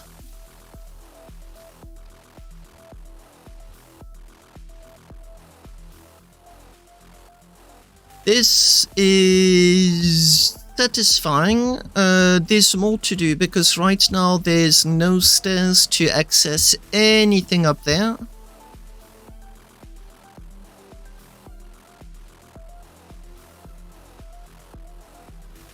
No, I do know, but the absolute like best, the best scenario is this. It would be like going into components and using this. I've got like my big gens, so there we go. I've got the durability noted.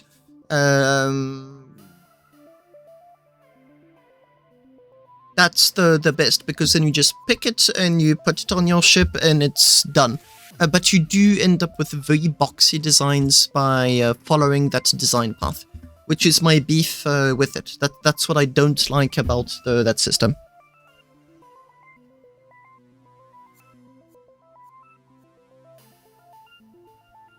Talking in universe. I'm really not aware of that much of a difference between the universe and the in the ship designer, but admittedly I spend so much time in the ship designer that I probably wouldn't notice the difference unless it was very specifically pointed to me.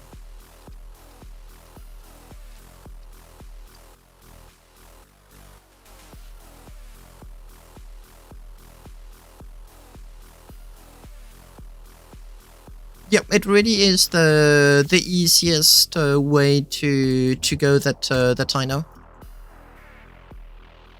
Do I have stairs in here? No. No, I do not.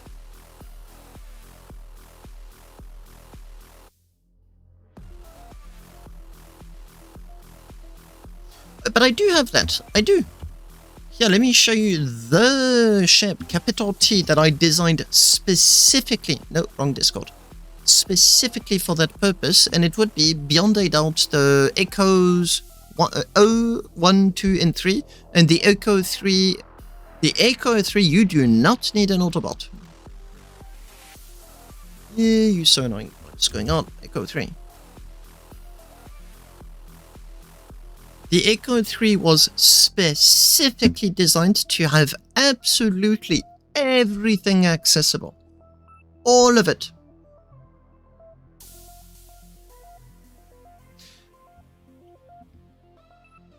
Me or damage? Or both? Lincoln, who are you talking to?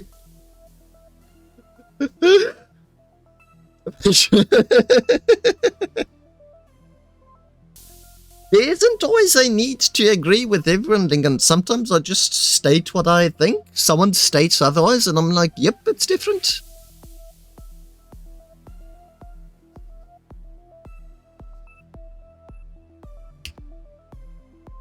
Oh! Well, no one made me aware of that issue at all, so I never knew it was something that needed to be addressed. But yeah, I'll probably do another Echo 3 at some point, but that is far down the to-do list. I'm cautious about adding anything to it. Yeah, but that is a problem. That is not intended in the design. Beams, straight beams.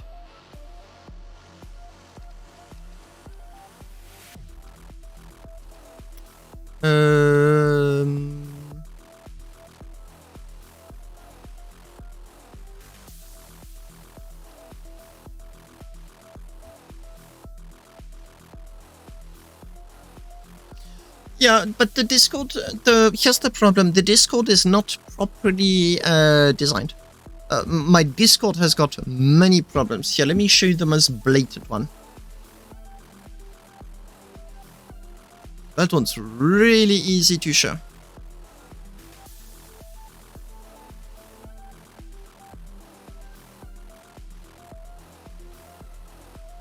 There you go. Scroll. Scroll. Scroll. Oh, by the way, there's an important chat that you missed. Scroll. There was another one too. It's horribly designed. I'm fully aware of it. That's why I started doing these shops, but I've become a little bit cautious about them, because for an entire weekend, the content of the shops completely disappeared. It was a bug on Discord. They came back, as you can see, everything is back. But it made me a little bit cautious about sending everything in it. So I need to back everything up, and then I'll take a decision as to what I want to do.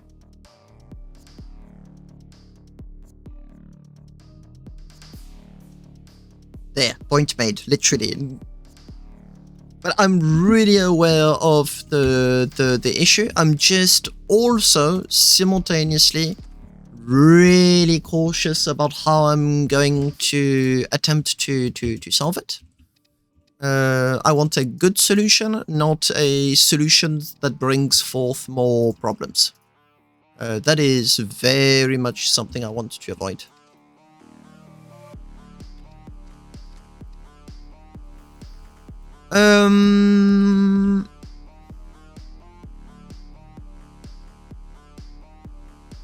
Yeah, but it is going to be improved, but same thing. The biggest problem I have right now is the amount of free time I have.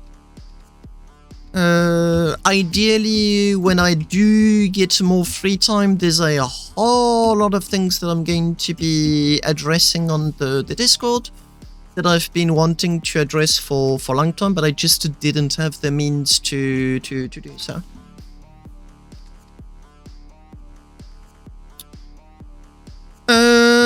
I was wondering. I wonder a lot of things. Can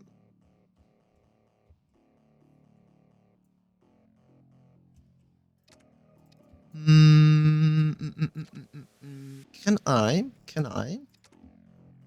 Is this a shortcut or is this a bad idea? No, I need 24, 144. I'm attempting to do simple stairs. But I've grown to be very cautious of the word simple.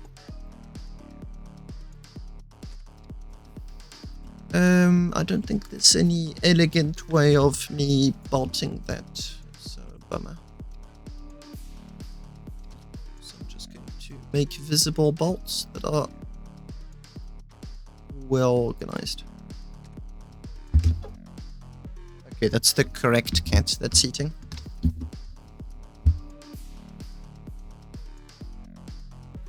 Stop it.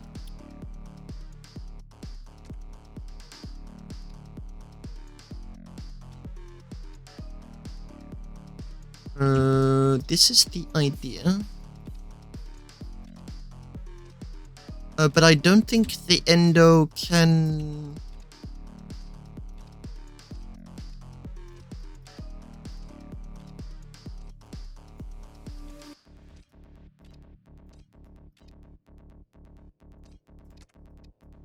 I think this is too steep for an endo. There's a ship with very nice stairs in the original Starbase ships. Which one? Because the dev ones or the... Sure. Thank you. If it's a dev blueprint, you don't need to go anywhere. You can open them from the ship designer. I'm just going to test these stairs to see if I can climb them. So just jump for the first step. Oh, I can. Oh, this is very convenient. Okay, you do bonk your head if you're trying to jump. Whoops. Self-destruction. No worries, no worries. Okay, let me just save this. Okay, these stairs do work and they are reasonably elegant. Not the nicest looking, but they do get the good enough stamp.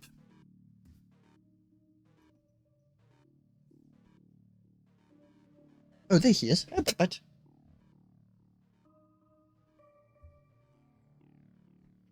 looks like the other cat wants some love and affection too. This is the calm one, but there's also nobody else.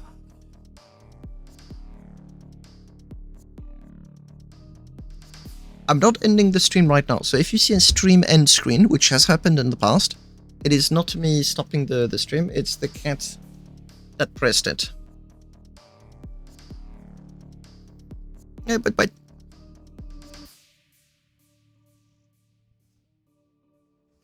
no, that's my keyboard. No.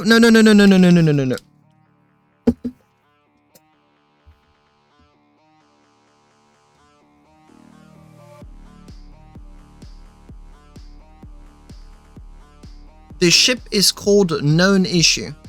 What?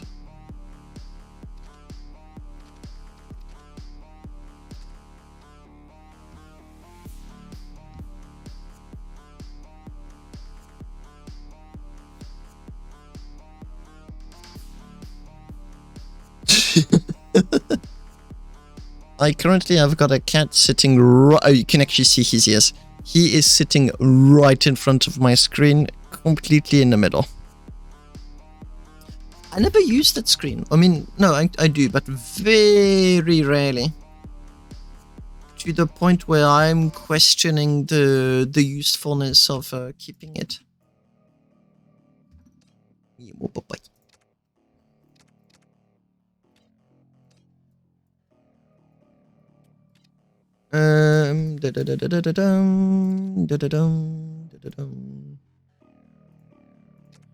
And I need to figure a way.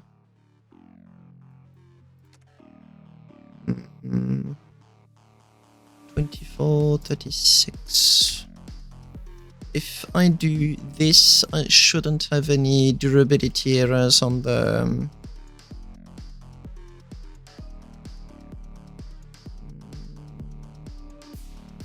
How about double 36? 36 here, 24 there. Oh, yes, actually, no, that may work.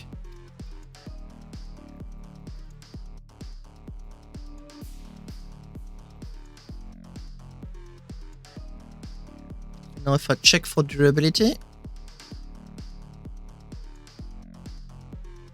Ah, perfect. I don't have to do anything weird with the stairs. Okay, they're not the best looking, but they do get the good-ish stamp of approval. I'm going to need more stairs there.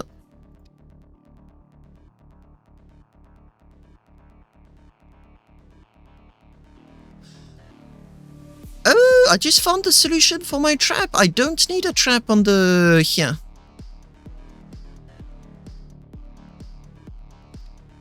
I can have stairs going down.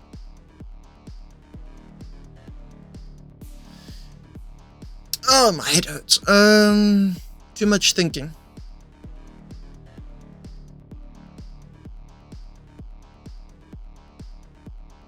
Wait, okay. Let me show my my idea. First, I can't see what is going on because the cat is asking for pets and is right in front of the screen. Not convenient. 36 144. No, that is the stream deck. No. I saved it.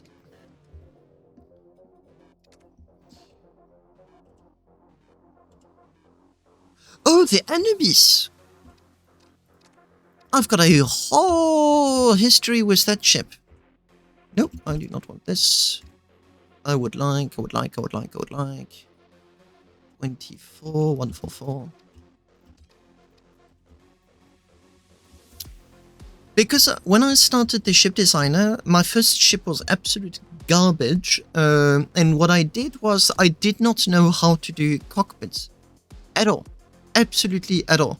So my very first cockpit was the Hauler's cockpit. I chopped it off and I cabled it, welded it, whatever, to my ship to get my own ship to work.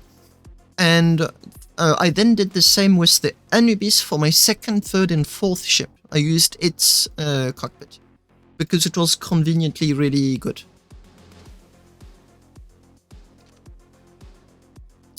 Obviously, it's not by alphabetical order. Yeah, there you go. The Hauler and then the Anubis.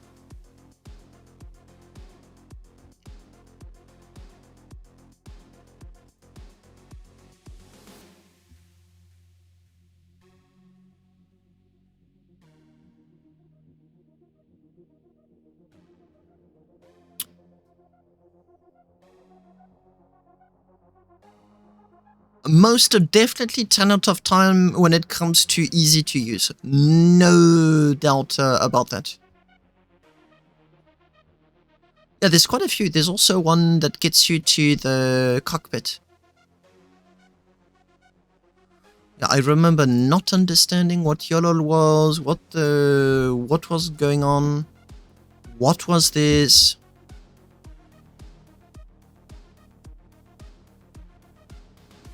Does it have a towing beam? Oh, it does. It received an update. Cool. Yep. Thank you for pointing this out. What's the durability on this ship? 1.2. And what's your durability? 1.3.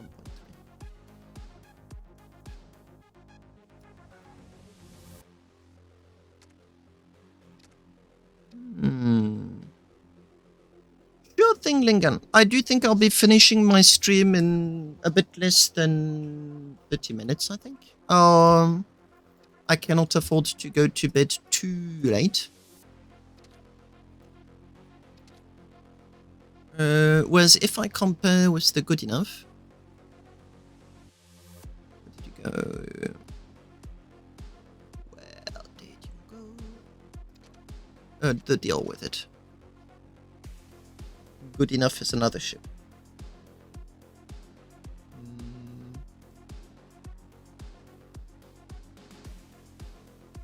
I'm trying to figure out if it's pleasant enough to look that I want to keep it.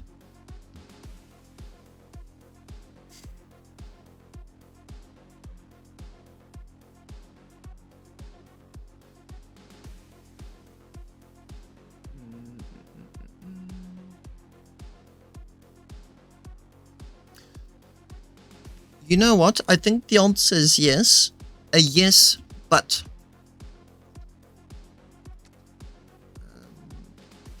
Actually, this needs to be there. Yeah. And the but associated with the stairs. I'll take you. I'm gonna put you there. Is that I did not place them in the right spot. I think I need to remove all of this.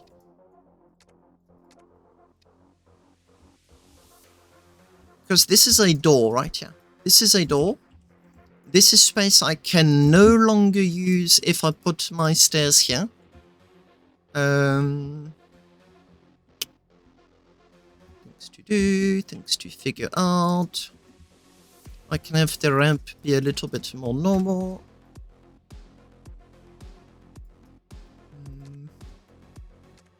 It also removes that pesky triangle which was giving me a headache.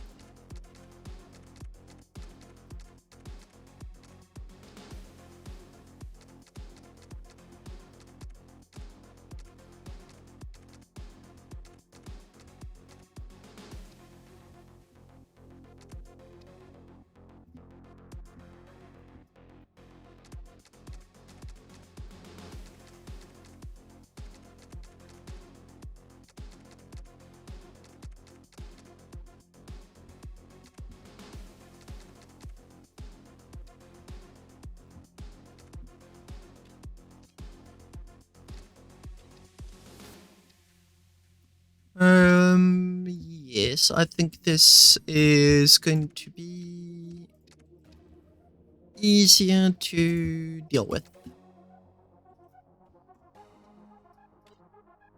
Or not.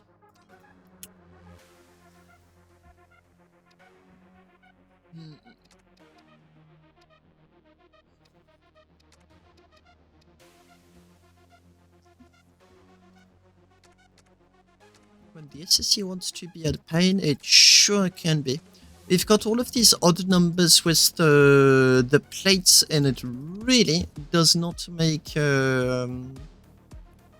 ship designing any easier. Where's my 96? 32.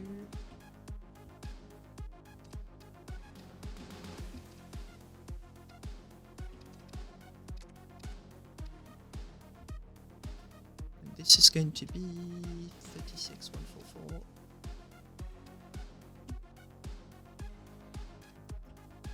Alright, I'm getting somewhere. Maybe not where I want, but somewhere.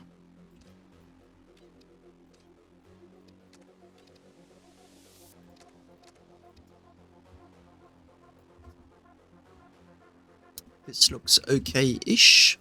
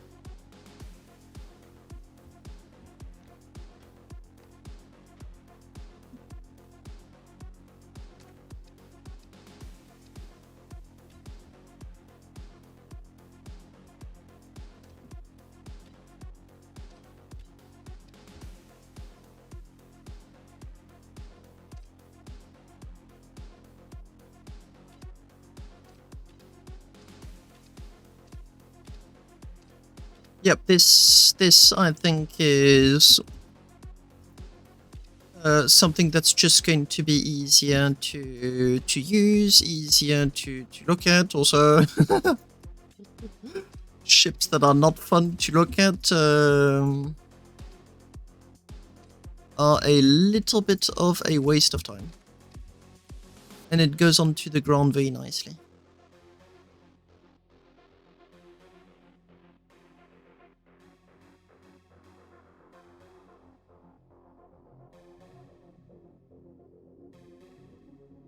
Good! Good! My first true ship had an encounter with a Titan asteroid and pirates in the same trip. And it was a ship where, for role-playing reasons, no other reason, I decided that I wanted something that was really resilient. Just because I wanted a nice-looking ship, I was going to be putting a lot of armor onto it. And that in turn saved me from the pirates, and it became my go-to thing. I just went for that kind of design only, and it became trademark-ish of mine as to how I wanted to design all of my ships going on.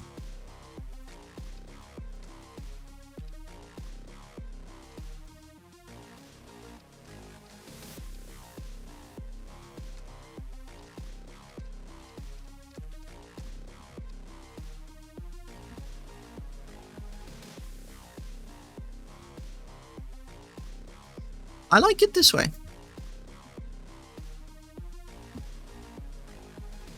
So I can have my door here.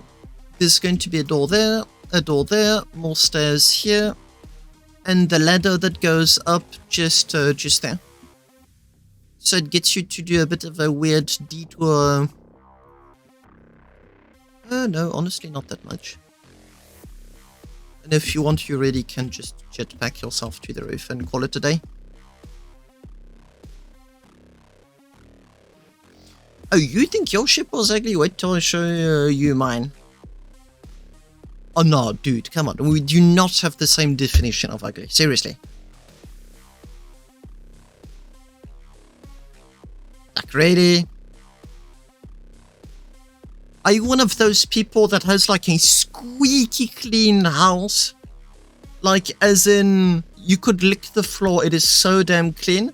You come into the house as a guest and like, I'm so sorry, my house is such a mess. And you're like, dude, we do not have the same definition of a mess. How is it? Let me show you an ugly ship. You'll see what I'm talking about. So there's... I'll show you what an ugly ship is. My first ship, literally, came into the ship designer. I knew nothing what it was. Those 3 modules. Those look cool. Let me paste them. What's durability? I don't know. I think it needs to be over 1 or something. Otherwise, I'll get warnings. What's all of these components? I don't know how to use thrusters.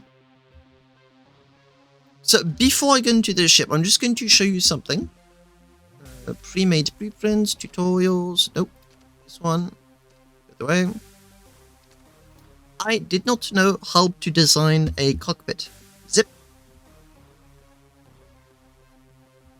I will once decide for which robot to buy. I'm very confused. So I was looking at all of the ships on all of like the pre-made stuff to see which one had the easiest to use cockpit, which I could just copy, paste, and then I would not understand what this is, not understand what this is.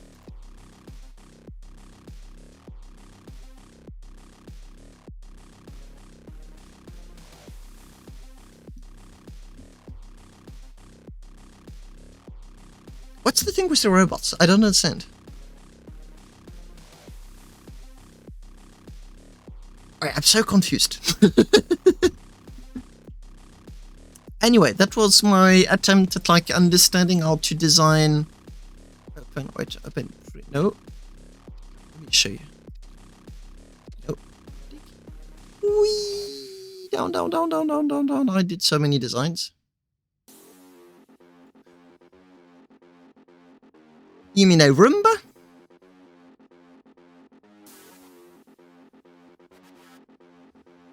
I called it Fast Miner. 809 days ago. Time flies. Want to see an ugly ship? This is an ugly ship. It was horrible to use. Center of gravity was all over the place. I didn't understand what did what. Why was this ship not happy? If I go into durability, I think it's 1 dot something. Oh, 1.2. Ooh. So many yellow beams. Modules copy-pasted everywhere. Thrusters auto-named. Here's a maneuver thruster, maneuver thruster. You could see I had no clue what the heck was going on. This damage is an ugly ship. And as you can see, there's the cockpit for the hauler just there. Which I kinda... Oh yeah, and the beams. And the auto-bolted crates. And because the crates were not happy being auto-bolted together, I had to separate everything with... Oh gee, yeah, that got auto-bolted too.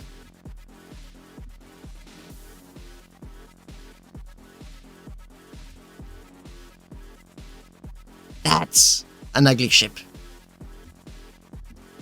My very first ship.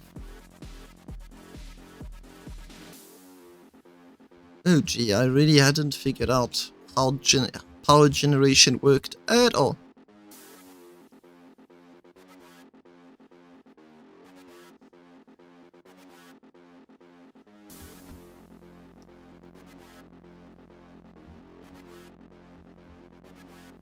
I did not.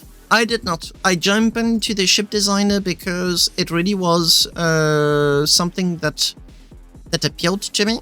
And this here was the ship that had an encounter with the Titan and with pirates in the same trip. And I was like, wow, that thing survived.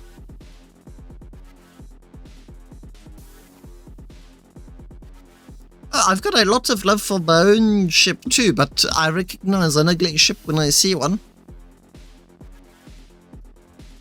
This here was my first, I called it the Long Range Miner, LRM.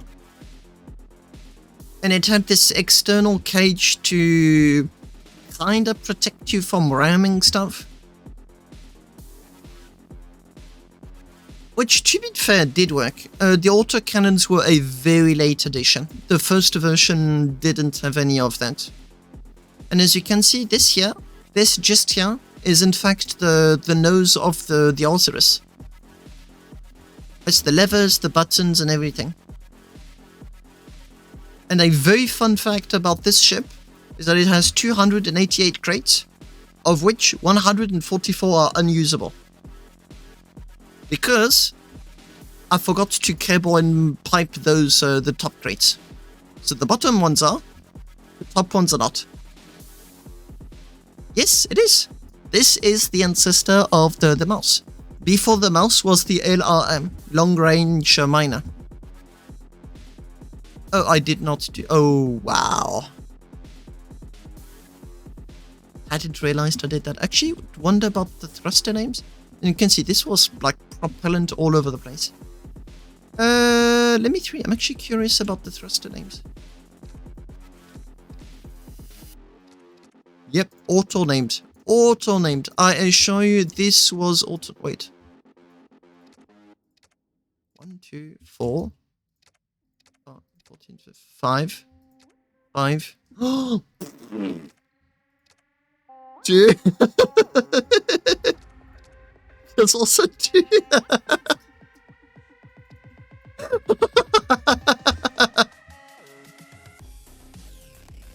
I love it. I love these ships. They're ugly. They're lousy. They aren't good. This one only has... It has 288 crates. You cannot even use half of them. But I love this ship because there is so much history behind it. I recently lost the pictures I had, but when I rammed the Titan, I rammed the Titan for a problem that has been plaguing my ships for a long time, and that is that the cruise is on by default on most of my designs. I activated the cruise, and when I realized I was going headfirst into the Titan asteroid, I tried to reverse. But I've got a few reverse thrusters and a whole lot of thrusters to go forward. I mean, like most ships. What then happened was that I rammed the Titan asteroid, and then I think it knocked just here. It knocked the cage. Damage propagated, and I lost a whole big section of the plates and generators just here. The generators are sitting. So I lost half of my generators, and everything here was just like one big hole. A very spooky looking hole. The ship was still functional, so it limped back to origin, and 5 kilometers away from origin, I got attacked by 2 pirates. Who started shooting at me with autocannons, and they did a number on the ship. There was holes everywhere. But because I was using pre-made modules, small plates mind you, they're not super solid, and they are Bastion. But it was good. It was decent armor. The propellant was double layered protected, and the rest was just crates. And there was holes all over the place, but the ship made it to safety. And from then on, I was like, this is amazing. And the funniest thing is, there were propellant leaks, the ship was dying, literally dying. The first half of the ship ended up in the origin station area. So if you were within this half of the ship, you could do the inventory transfers, but that half couldn't. And that it literally limped till arrival. Hey, coucou Colt. Ah, ok. Donne-moi 2 minutes, je me démute et on regarde ça, ça m'intéresse. So there's like, I love looking at my old ships because there's so much history behind them. I was in a corporation which actually honestly was not that good. But I did have a lot of fun playing with them. And then there was like subsequent improvements. Version number 2 ended up slamming Elysium, or at least the back did, after I tried a rescue on my corporation mates.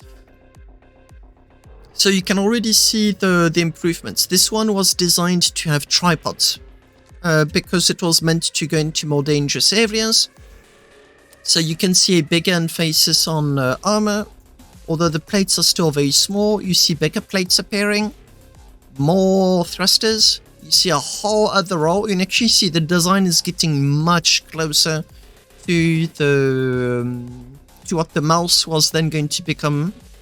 More beams at the front because I rammed asteroids again, and again. So I ended up increasing the protection in the front a whole lot more. You can see there originally was a mining laser here.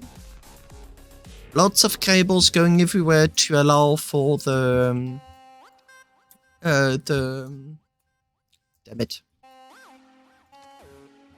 Resource bridges. Blank.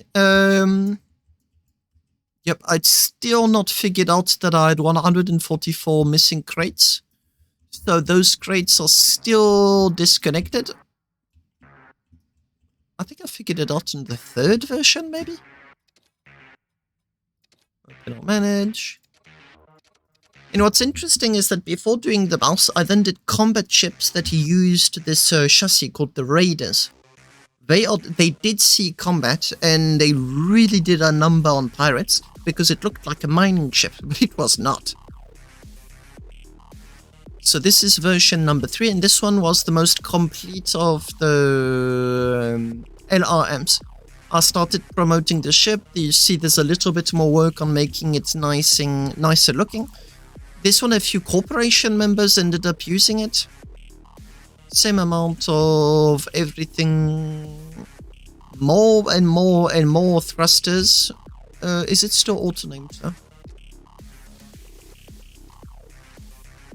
28, 20.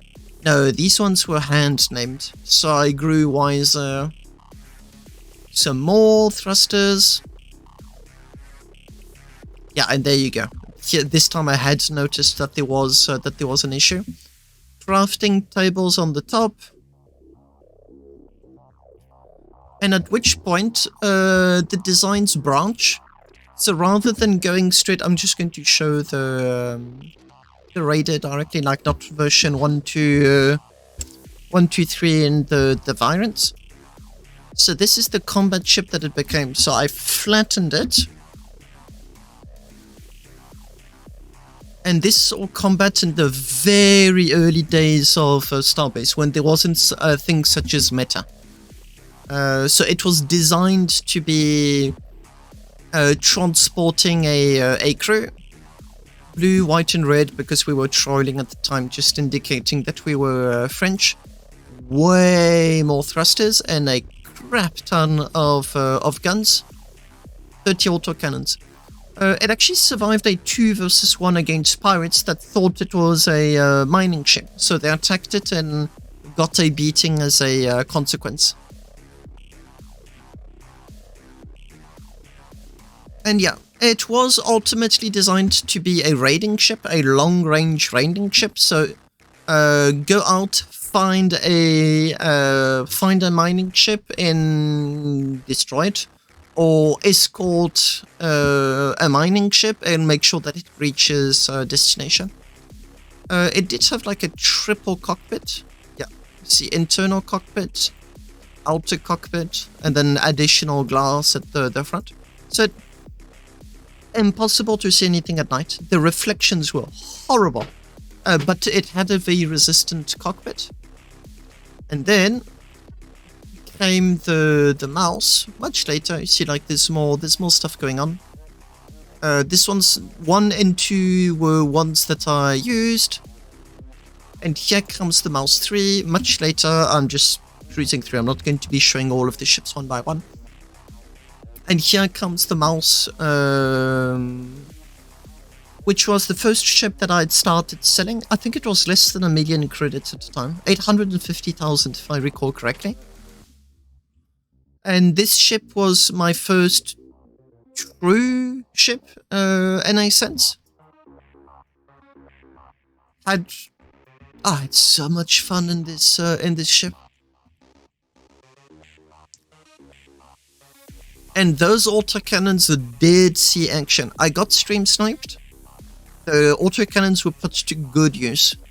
I did lose the ship ultimately, because I was in the top cockpit and I did stupid stuff. I mean, 3 or 4 times without...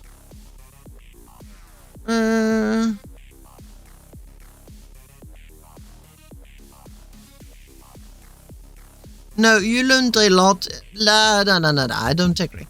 There was a lot of improvements with your designs. As to the approach, as to the knowledge. A beginner can achieve success by being lucky. Someone with experience will achieve success on a more consistent basis. He's going to be successful in a more regular way. Precisely because he knows what to do, how, when, and in what order. So yes, maybe your first design was good, but I'm calling it luck. Deal with it. There's going to be a bit of French speaking. Colt apparently has finished his big ship and is going to be presenting it. Hop là, hello. Yo papy. Hello. Attends, je vais mute le stream. Je me suis égosillé absolument non-stop là pendant 4h45 minutes là. J'ai la voix qui me fait mal tellement j'ai papoté. Donc en fait, chien loup, je parlais tellement que je me suis mute tout court. C'était plus facile à gérer. Only, it's still good. Apparemment, il semblerait qu'il soit fini le M4. J'ai pu tester les thrusters, les trucs, les machins, le minage, tout ça fonctionne. Donc c'est quoi le appeal? Qu'est-ce qui est super intéressant avec lui en particulier? Je dirais que par rapport je vais le comparer au M3. Par rapport au M3, il y a un peu moins de force motrice, un peu. C'est un 2x14 ring. Et il y a 1000 crates, il y en a 1008 pour être précis, et minage à la souris. Ok, alors j'ai Damage qui veut me troll moi et te demande de montrer les bolts sur les crates. Ouais, pas de problème. Alors, c'est testé avec du lithium à 40 tonnes. Hein. Donc, tout est vert. Bah, d'ailleurs, on peut le faire. Thruster. Non, c'est pas ça. Elles ont combien de bolts tes crates? Elles en ont 7 et 2 weld qui chacun en vaut 4. 7 bolts per crate plus 2 welds that are used on. Ça en fait vaut 8. 4. Ça fait 4 chacun, donc ça fait comme s'il y avait 8 And bolts. 4 welds each. Comment on fait déjà? Add maximum mass? Je pense que c'est ça. Ça c'est 40 tonnes, c'est bien plus que du lithium. Non, et tu t'as oublié de cliquer sur Apply All. Apply to all. Voilà. Je l'avais tout à l'heure. J'ai fait le test pour voir si j'avais bien, tu sais, les 1000 crates qui étaient connectés. Oui, mais là tu peux déjà tester ta durabilité, elle va te dire tout de suite si les crates... Y a pas... Oui, alors il y en a eu 2 qui avaient un souci, mais c'est parce que j'avais oublié les welds. Donc en fait, ça s'est réglé 2 secondes. Donc il est à 1, quasiment, il est à 1,398, donc 1,4. Hein, le chip d'ailleurs, il l'affiche. Almost 1.4 in durability with 40 tons per crate for 1000 crates. Donc il a 1,4 de facteur de force, là, de strength factor. J'imagine que c'est comme ça qu'on dit. 1,4. Damage te demande si tu as voulu tester son design pour 4 bolts par crate. 4 bolts par crate? Ouais. Alors j'ai jamais... Enfin, sur ce chip là? Je ne sais pas, il te demande si tu as voulu... Si tu... Mais déjà, est-ce que tu sais de quoi il parle? Oui, il parle de la durabilité, j'imagine certainement. Non, alors pour le coup, non, je n'ai pas, j'ai pas testé que 4 bolts par crate parce que enfin, Sky Tanker, je peux pas trop me permettre parce que. He didn't test. Not yet, at least he didn't test. C'est trop, j'ai pas l'intérêt de faire 4 bolts par crate. Je fais en général aux environs de 8 à 10. J'ai vu quelqu'un avoir une bonne durabilité avec une bolt et demi par crate. J'ai halluciné. Le demi, tu l'obtiens en faisant 3 bolts pour 2 crates. Un méga radin, le bougre. Ouais, mais ça, c'est pas des trucs à faire. Alors après, pourquoi il y a plus de boulons et pourquoi il y a du weld en plus, il y a une raison.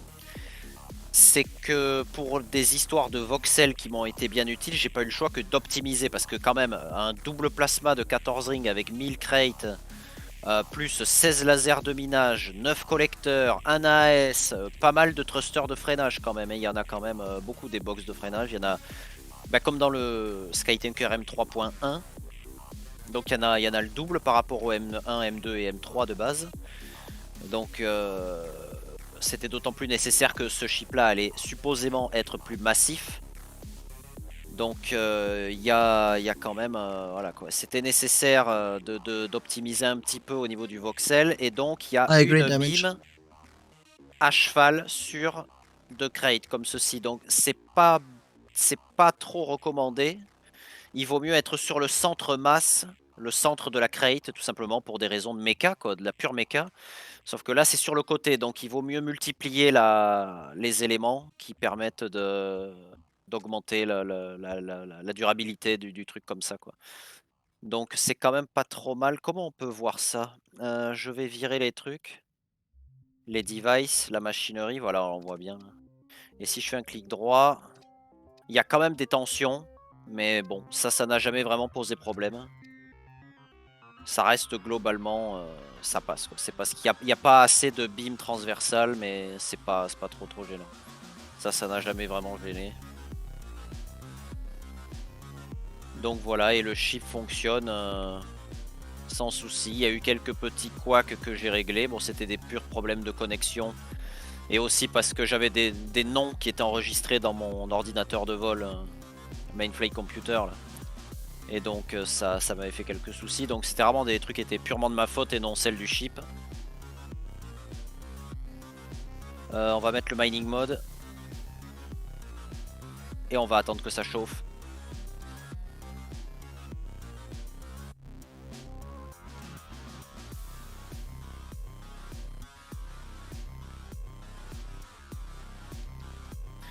tous les lasers de la AS, tout ça, tout a été vérifié.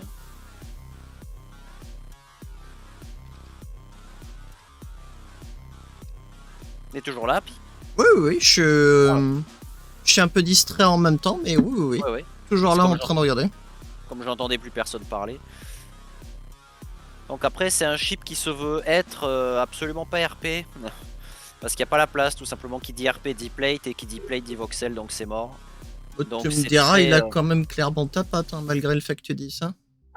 Ouais, un petit peu, mais alors le truc, c'est, ouais, il a ma patte dans le sens où 98% des choses sont accessibles quasiment. Il y a que ce qui est sous le plasma là ici qui est un peu plus difficile à, si jamais il y a des bolts qui pètent, mais bon, c'est pas trop gênant. Au pire, il y a que ça quoi.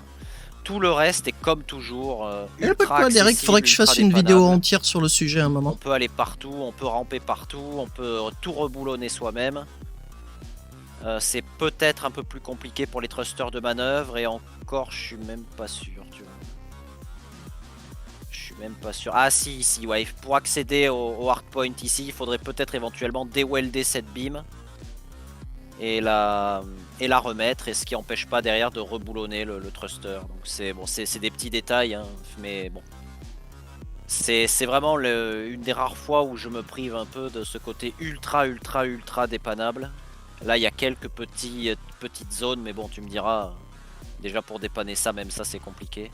Faut déwelder, donc c'est dur, quoi. Mais enfin bon, rien n'est toujours... On peut jamais faire un truc à 100% parfait, ça se saurait, quoi. On aurait 3 milliards de plus sur le compte de la corpo. Bah ouais. Non, sinon, alors, le minage de base, tout fonctionne. Attends, déjà, on va faire voler le chip, ça sera peut-être mieux. T'es déjà en cruise. Alors, quand il est full... Pourquoi ça a coupé les gaz?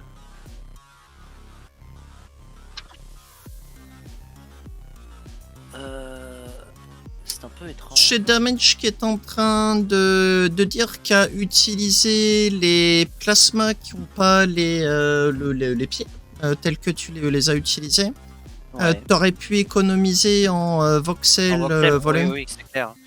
Alors, je le fais pas pour des raisons parce que je n'aime pas boulonner directement la beam sur le plasma. Je préfère utiliser, quitte à, tant pis pour le voxel, mais de toute façon, qu'est-ce que j'aurais pu rajouter? Quelques crates, c'est même pas sûr, ça aurait gâché les modules de crate. Il aurait fallu faire quelque chose d'un peu bizarre. J'aurais pas pu malgré tout, je pense, rajouter un ring de plasma de chaque côté. Donc c'était une économie qui allait plus miser sur la sécurité de l'évolution du jeu, plus que sur le côté vraiment utile. Donc, alors quand il est à pleine balle avec 40 tonnes par crate, il est à 110 mètres par seconde. Il faudra que j'essaye avec du 26 tonnes pour être un peu 28 plutôt pour du targium, pour être un peu plus réaliste, ou même 32 tonnes en fait pour de l'exutium. J'ai Bah, pas fait les tests. test maintenant. Mais test avec le Lucium, c'est la référence que tout le monde connaît. Ouais. J'ai quand même envie de tester avec le 32 tonnes. Ne serait-ce que pour être un petit peu réglo. Et ça fait quand même pas mal de tonnes en moins par crate. Hein. Donc on va add custom mass. Est-ce que je peux l'écrire? 32 tonnes 500. Alors je fais 500 parce que apply to all. Pas sûr de mon coup. Attends, juste pour un petit coup. Just getting some water. Give me a second.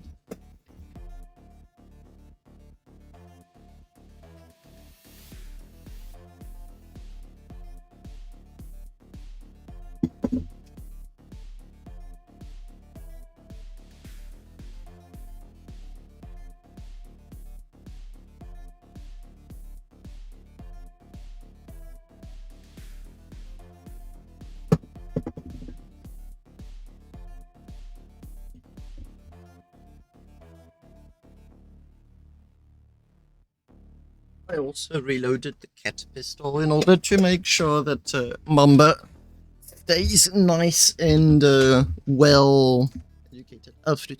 Chez tu stream toujours ou pas? Non, il est au taf là. Ah oui, bon, enfin, heureusement qu'il stream pas du coup. Donc on a bien la masse sur toutes les crates. Vérification, il y a bien 1008 crates. Tout va bien. Hop. Qu'est-ce que je voulais faire déjà? Ah oui, c'est vrai.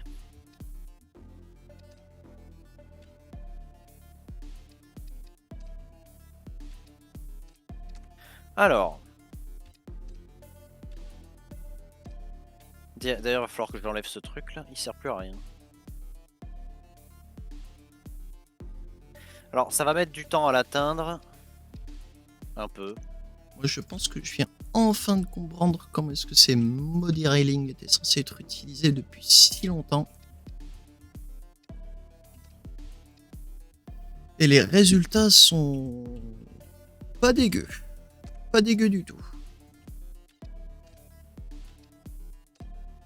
Alors, si tout à l'heure à 40 tonnes, il a atteint le 110. Bah là, c'est rigolo, mais là, il est à 107.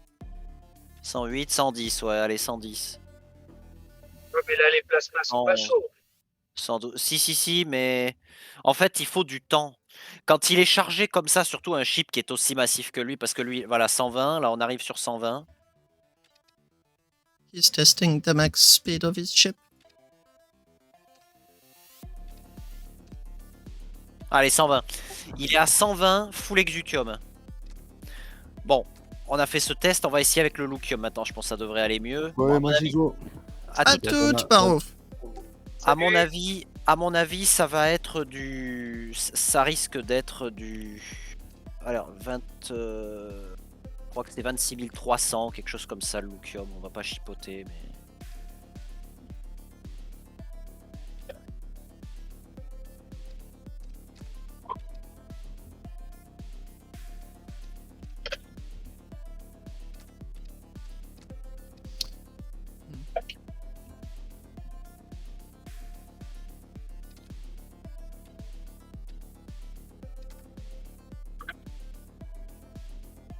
It is such a attends, après les bummer balles. that we cannot hide those black spots.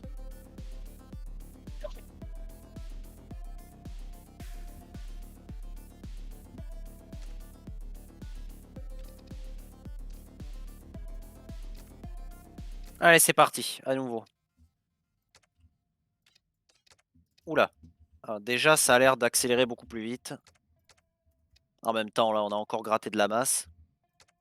Attends, je vais la vérifier quand même. I could. Actually, it's not a bad idea at all.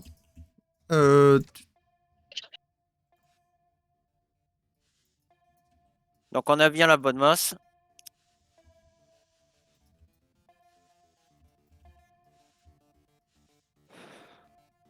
Je suis beaucoup plus vite à 110. Déjà, ça fait aucun doute. C'est déjà plutôt bon signe.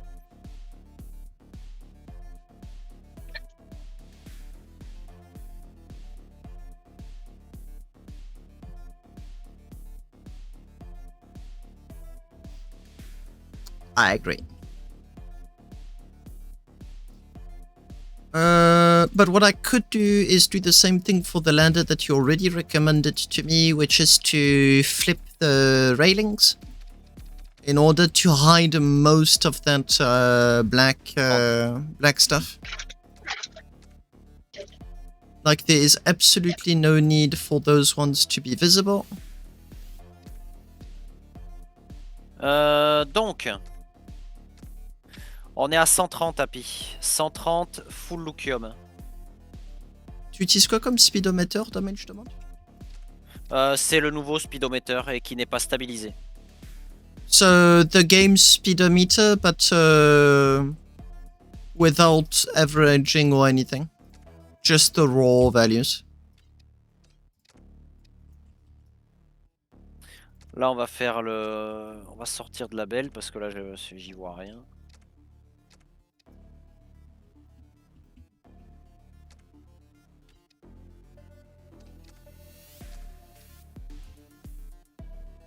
Ah, il pousse un peu au-delà de 130.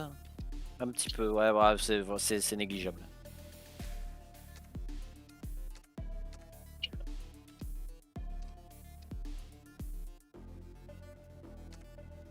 So 130 meters per second with 1000 crates of lithium. Which is good. Donc la marche arrière et le freinage, franchement, ça freine plutôt bien. Le roll, c'est ça que ça donne. Pour un chip de 7, alors sachant que là, il est full lucium, ça roule plutôt bien. C'est cohérent pour un chip de 7 masses, tu vois. Ouais. Le yaw est très appréciable. Pareil, ça reste assez smooth.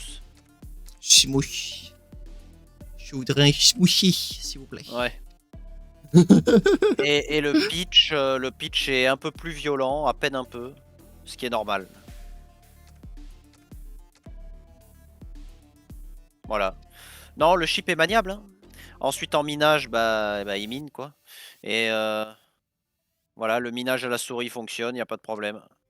Rien à signaler. RAS.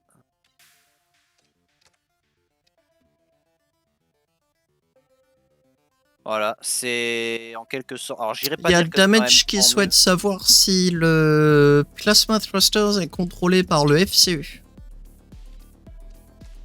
C'est-à-dire. Est-ce que c'est un thruster normal le plasma ou est-ce que t'es passé par de la vidéo et en mode c'est des boutons qui gèrent le plasma? Bah, c'est des boutons qui allument le plasma et à partir de là, après, tu bouges. C'est comme un thruster normal, quoi. C'est le Ok, FCU forward qui te fait avancer. ok, c'est bien ça. Yes, it is controlled by main flight computer. Qu'est-ce que je voulais faire? Je voulais tester un autre truc, mais je sais pas quoi. Ah oui. On va aller en auto mode. Et on va. For mining ships damage, like for this ship, yeah, this ship also, but for mining ships where you have the center of gravity that moves all over the place, it's really important to have the. Oh, this is Ah, much better. It's really stop. important to have the plasma thrusters being controlled by the flight computer. That it may do its own thing.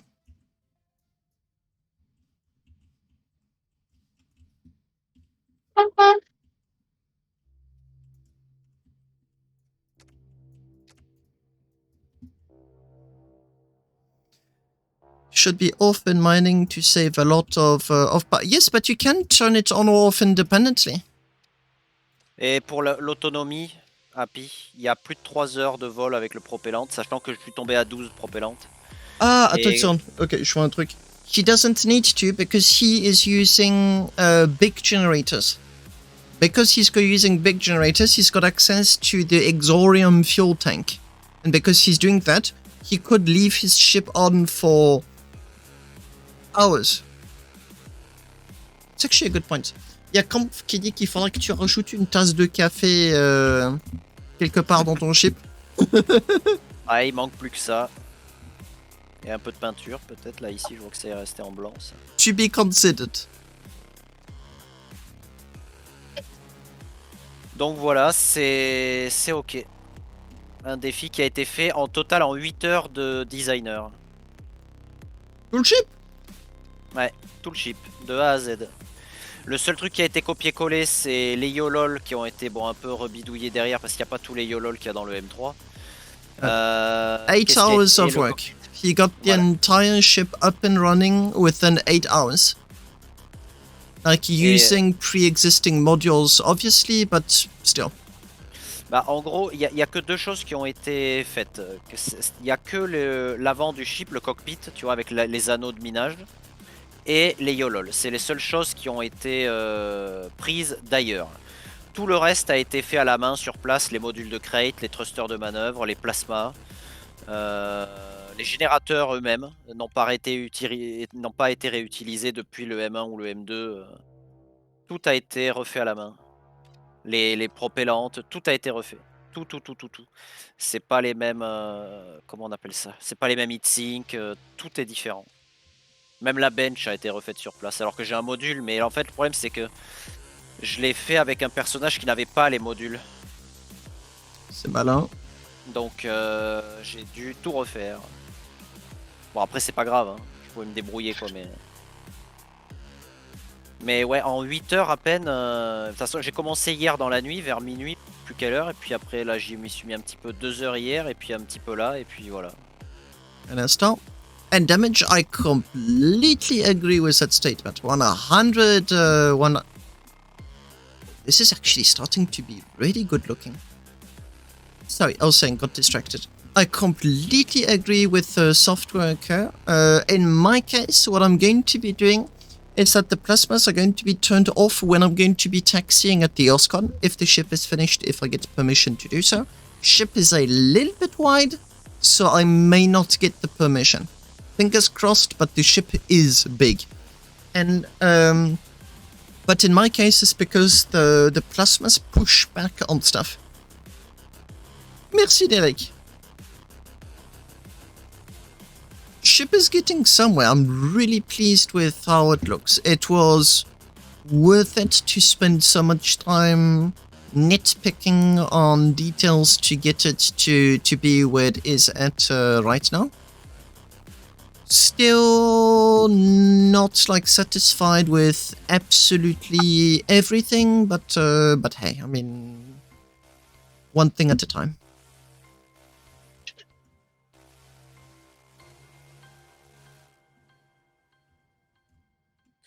Je vais quand même rajouter un bouton fly mode.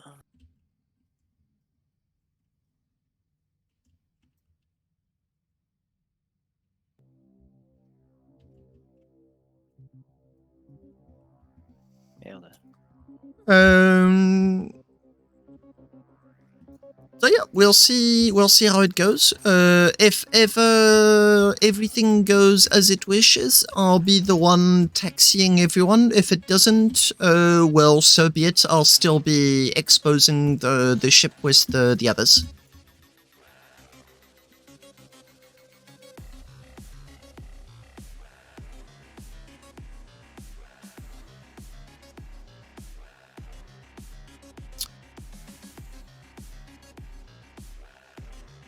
Worth thinking about it.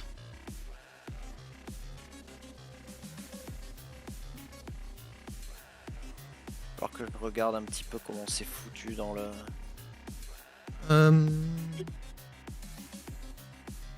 I'll need to experiment to make sure everything is good with like small plates, because I don't think I've got the budget to... Oh, I do. Oh.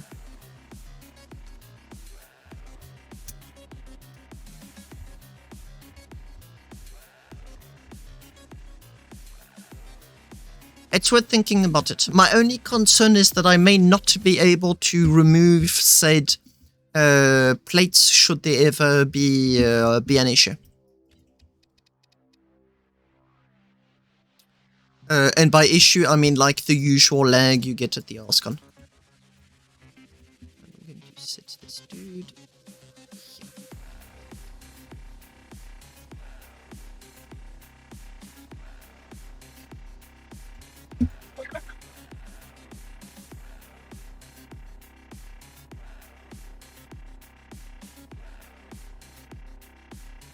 Yeah, but I may want to do like a hinge system that puts beams in front that turns it on or off. It may be a consideration. I don't know, we'll see. Yeah, I'm going to be ending my stream soon. I'm just going to show this to Colt. Colt, check mon stream. Regarde-moi l'intérieur du good enough. Enfin, du deal with it, pardon. Ah ouais, les petites barrières là, un peu comme dans le 1. Ouais, mais aussi avec les escaliers qui montent. Tu vas sur le côté, t'as une échelle, et en haut t'as le cockpit. Bon, je suis pas encore fini de décider tout ça. Mais ensuite, t'as vraiment une vue très dégagée de l'avant. Ce qui est rigolo, c'est que depuis la baie, tu peux voir le pilote. Et voilà, attends, ça va marcher mais pas très longtemps parce que j'ai pas encore fini de tout bolt. Et l'idée c'est que ça c'est la rampe d'accès au ship qui va finir sur cette plateforme. Ok. Voilà, c'est ce que je voulais montrer. Ah oui, c'est la classe là. Avec les tourelles de défense à l'arrière. Mieux moyen d'agencer les benches. Les benches sont comme ça pour faire garde-fou. Mais c'est peut-être pas leur position définitive. Si t'as une autre idée qui vraiment me fait dire oulala, c'est trop le feu. Et au moment où je dis ça, je suis en train de me dire que oui, attends, regarde. Je viens à peine de finir ma phrase que j'ai déjà une meilleure idée sur comment faire le truc.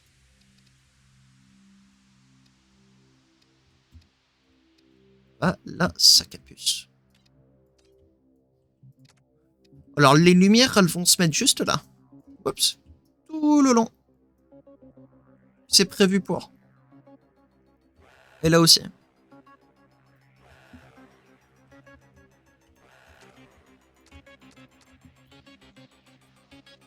Mais ouais, il va définitivement y avoir un mille... je ne sais pas, je vais expérimenter. J'ai pas pris de décision ferme sur le sujet. Qu'est-ce qui se passe?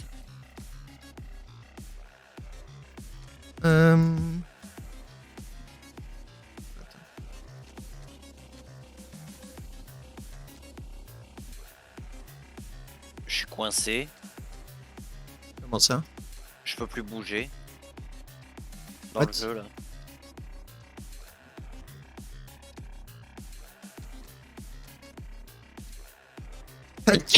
Sorry. Mais c'est quoi ce bordel? Je peux plus bouger?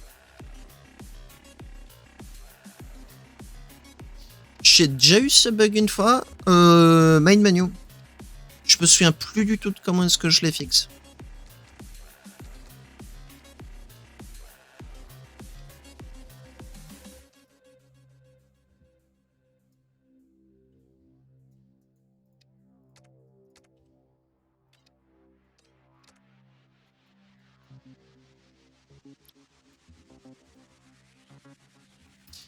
Damage, go and see somewhere else if I'm there.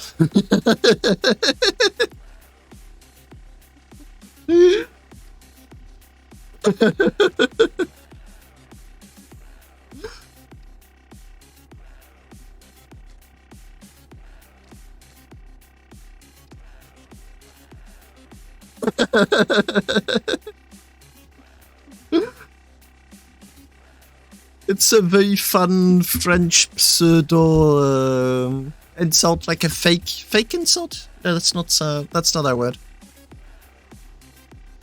You get the idea.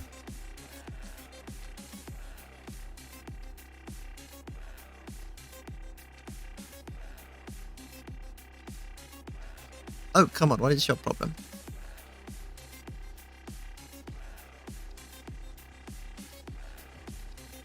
So these need to go there, and this, whoops, needs to be pushed back ever so slightly.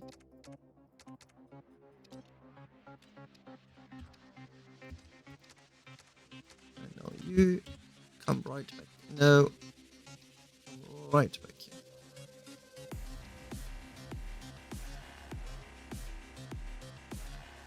Eric, qu'est-ce que t'en penses?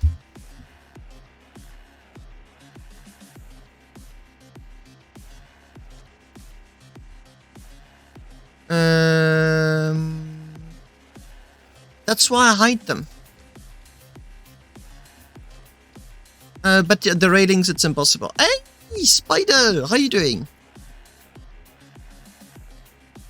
I think this is too much of a squeeze. I need to shuffle everything. Nice. Ok, content que ça plaise, je vais mettre un cran au-dessus. Je vais prendre tout ça et je vais dire viens là.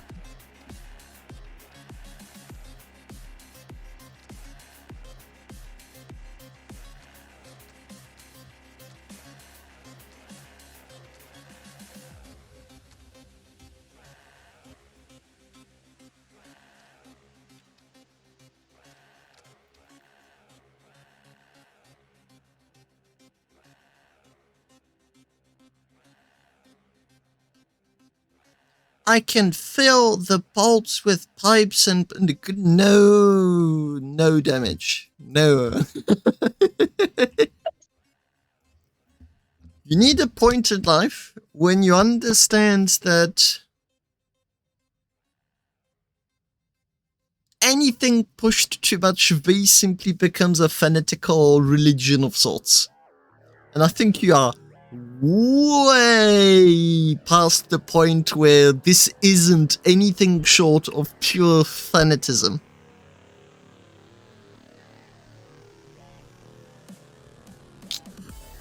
Ay, ay, ay, ay, ay, ay, ay.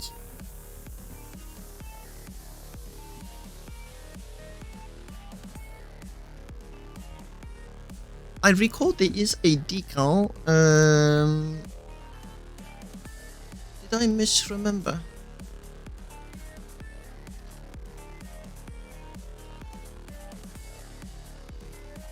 But they must have painted it by hand. I'm glad you like it, but I don't want too much work.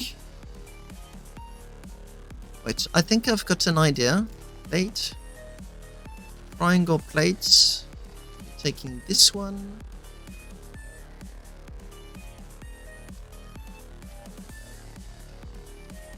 I need... This is the... I'll take it.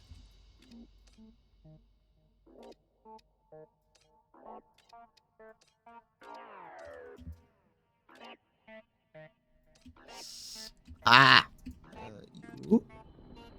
It's over there. Thank you.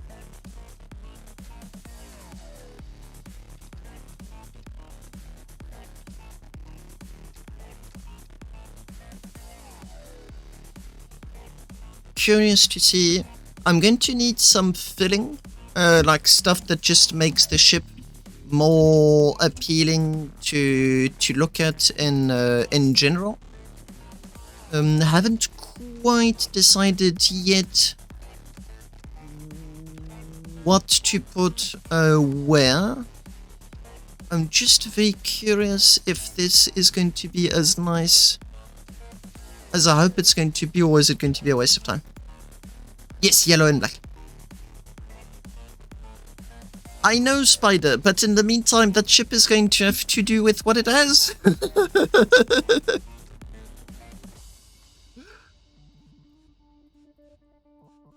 Oops.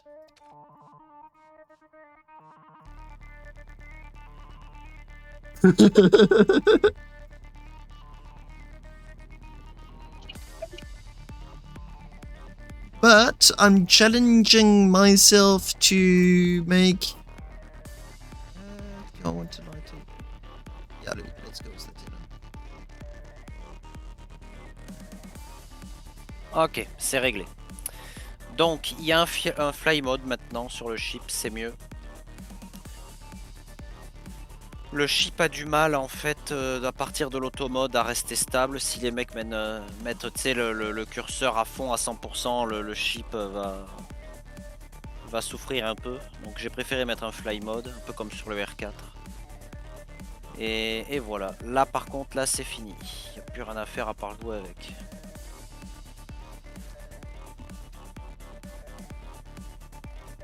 Nice.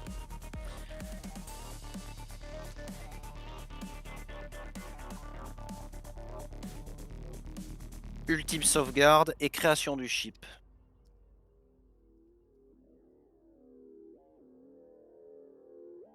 Et voilà. C'est pas mal quand même. Qu'est-ce que t'en penses, Happy? C'est un joli petit pas tour de force quand même, mais... Bon, c'est vachement sympa. Juste un... Ouais, pour 8 heures de design, je veux dire, franchement, c'est entre ne pas avoir cet outil et l'avoir à 8 heures après, bah franchement ça va, je suis content, quoi. Oui, moi je suis en train de péter un câble avec mon propre design en attendant. Ah ouais, mais non, mais là, ça n'a rien à voir. Ça, c'est... Parce que là, tu fais un ship RP, là. Donc, le problème du roleplay... T'as Neric qui dit super, top, call GG.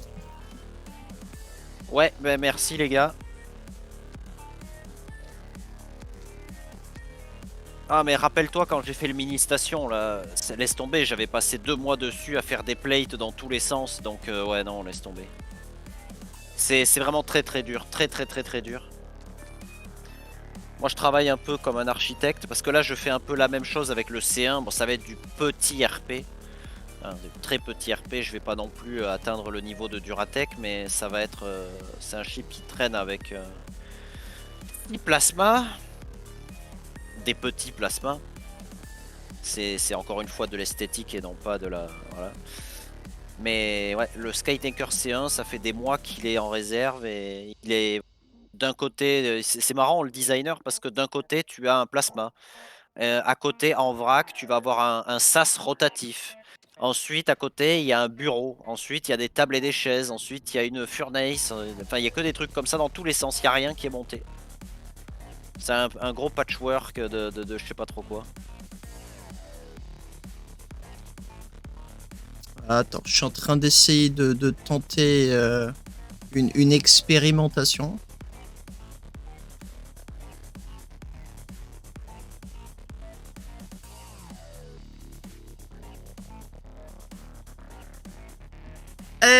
Invisible cable! Ish. Alors, Good enough.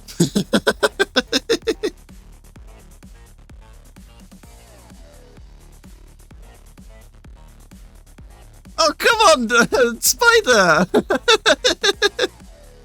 Why do you look so disappointed? Come on. I'm so proud of myself. What's up? And yes, I can bolt the buttons from behind. Can I bolt it from here? Ooh, fancy.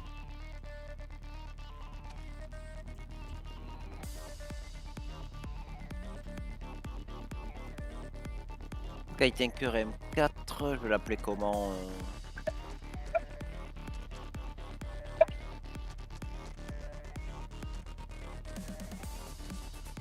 Up, up.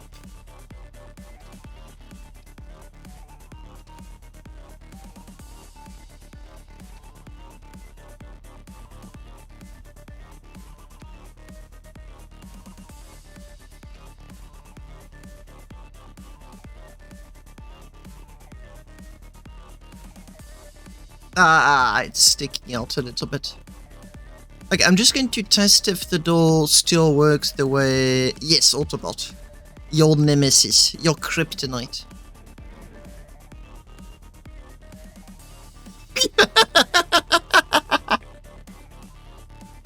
That is not what I had in mind.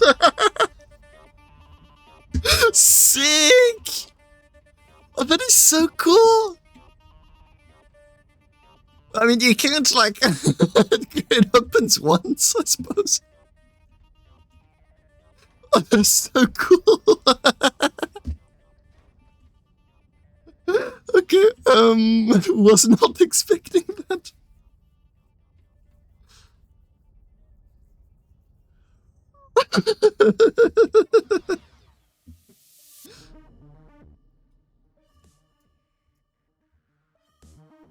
Okay, I'll deal with that issue on the next streams. Yeah, but what I mean is that I don't want the ring, or do I? Do I go down there? It's not a bug, it's a feature route.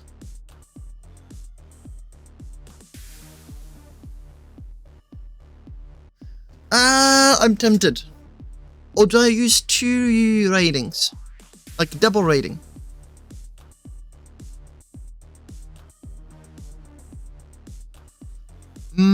Okay. Wait a second. Let me do this.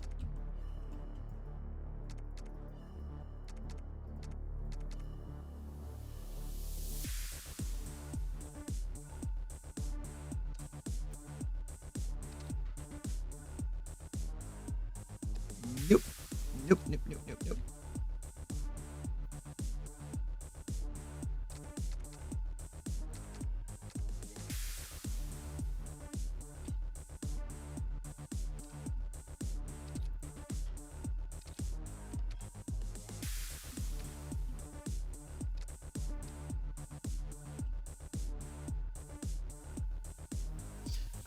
Except that the buttons are now going to go from the first one to the second one. Like so.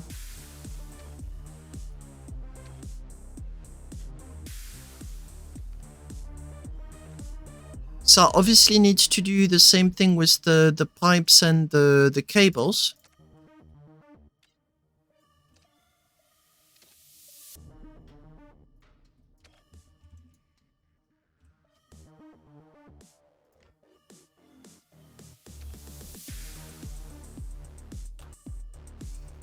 I need to shuffle this, hold that, take this, put it back.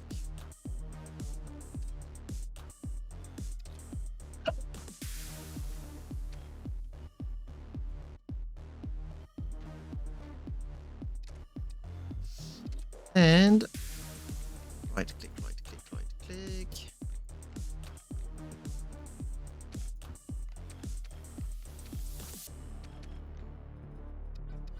Plates remove.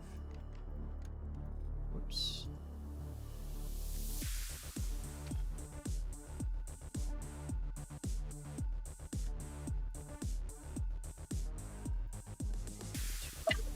Top like so.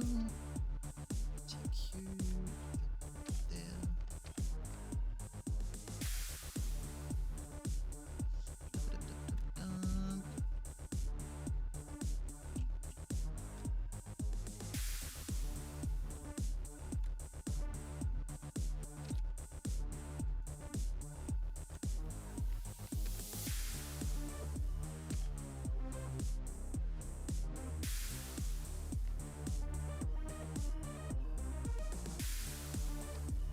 Up, and there you go. And now, yeah, same here. Hey, this is cool. It's clipping through everything, but the idea is there. You get this double railing system that does its own thing. What the heck is going on here?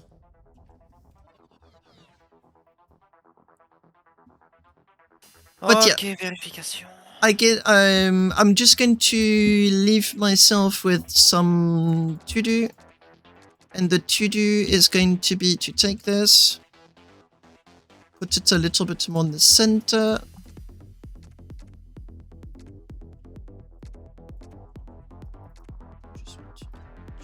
No.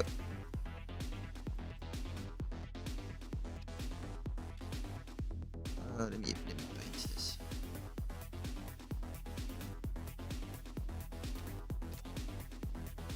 Ah. Bon, ben je vais crafter mon premier M4 qui s'appelle Star, tout simplement parce qu'il est jaune. Pas toujours besoin d'être original avec les noms, hein, de temps en temps. Ouais, oh, c'est le premier truc qui vient à l'esprit avec la couleur, hein, honnêtement, je t'avouerai que...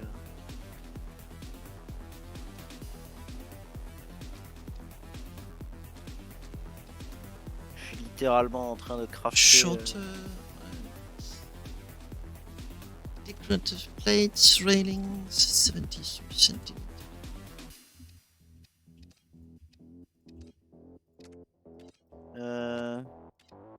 Elle s'arrêter de pleuvoir. Vu qu'on est en octobre, enfin début novembre, non, je pense pas chez nous malheureusement. Belle.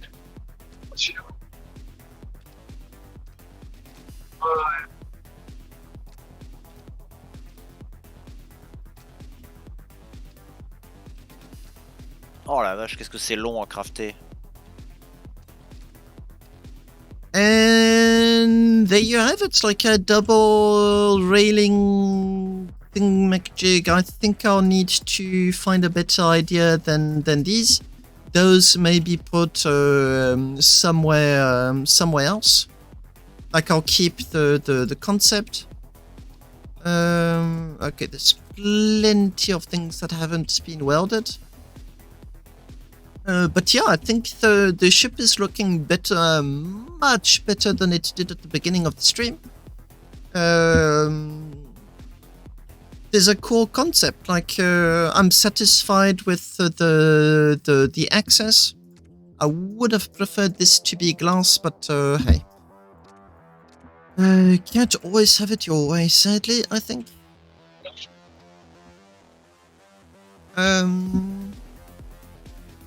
Yeah, pleasant to look at railing, pleasant stairs, started bolting like crazy.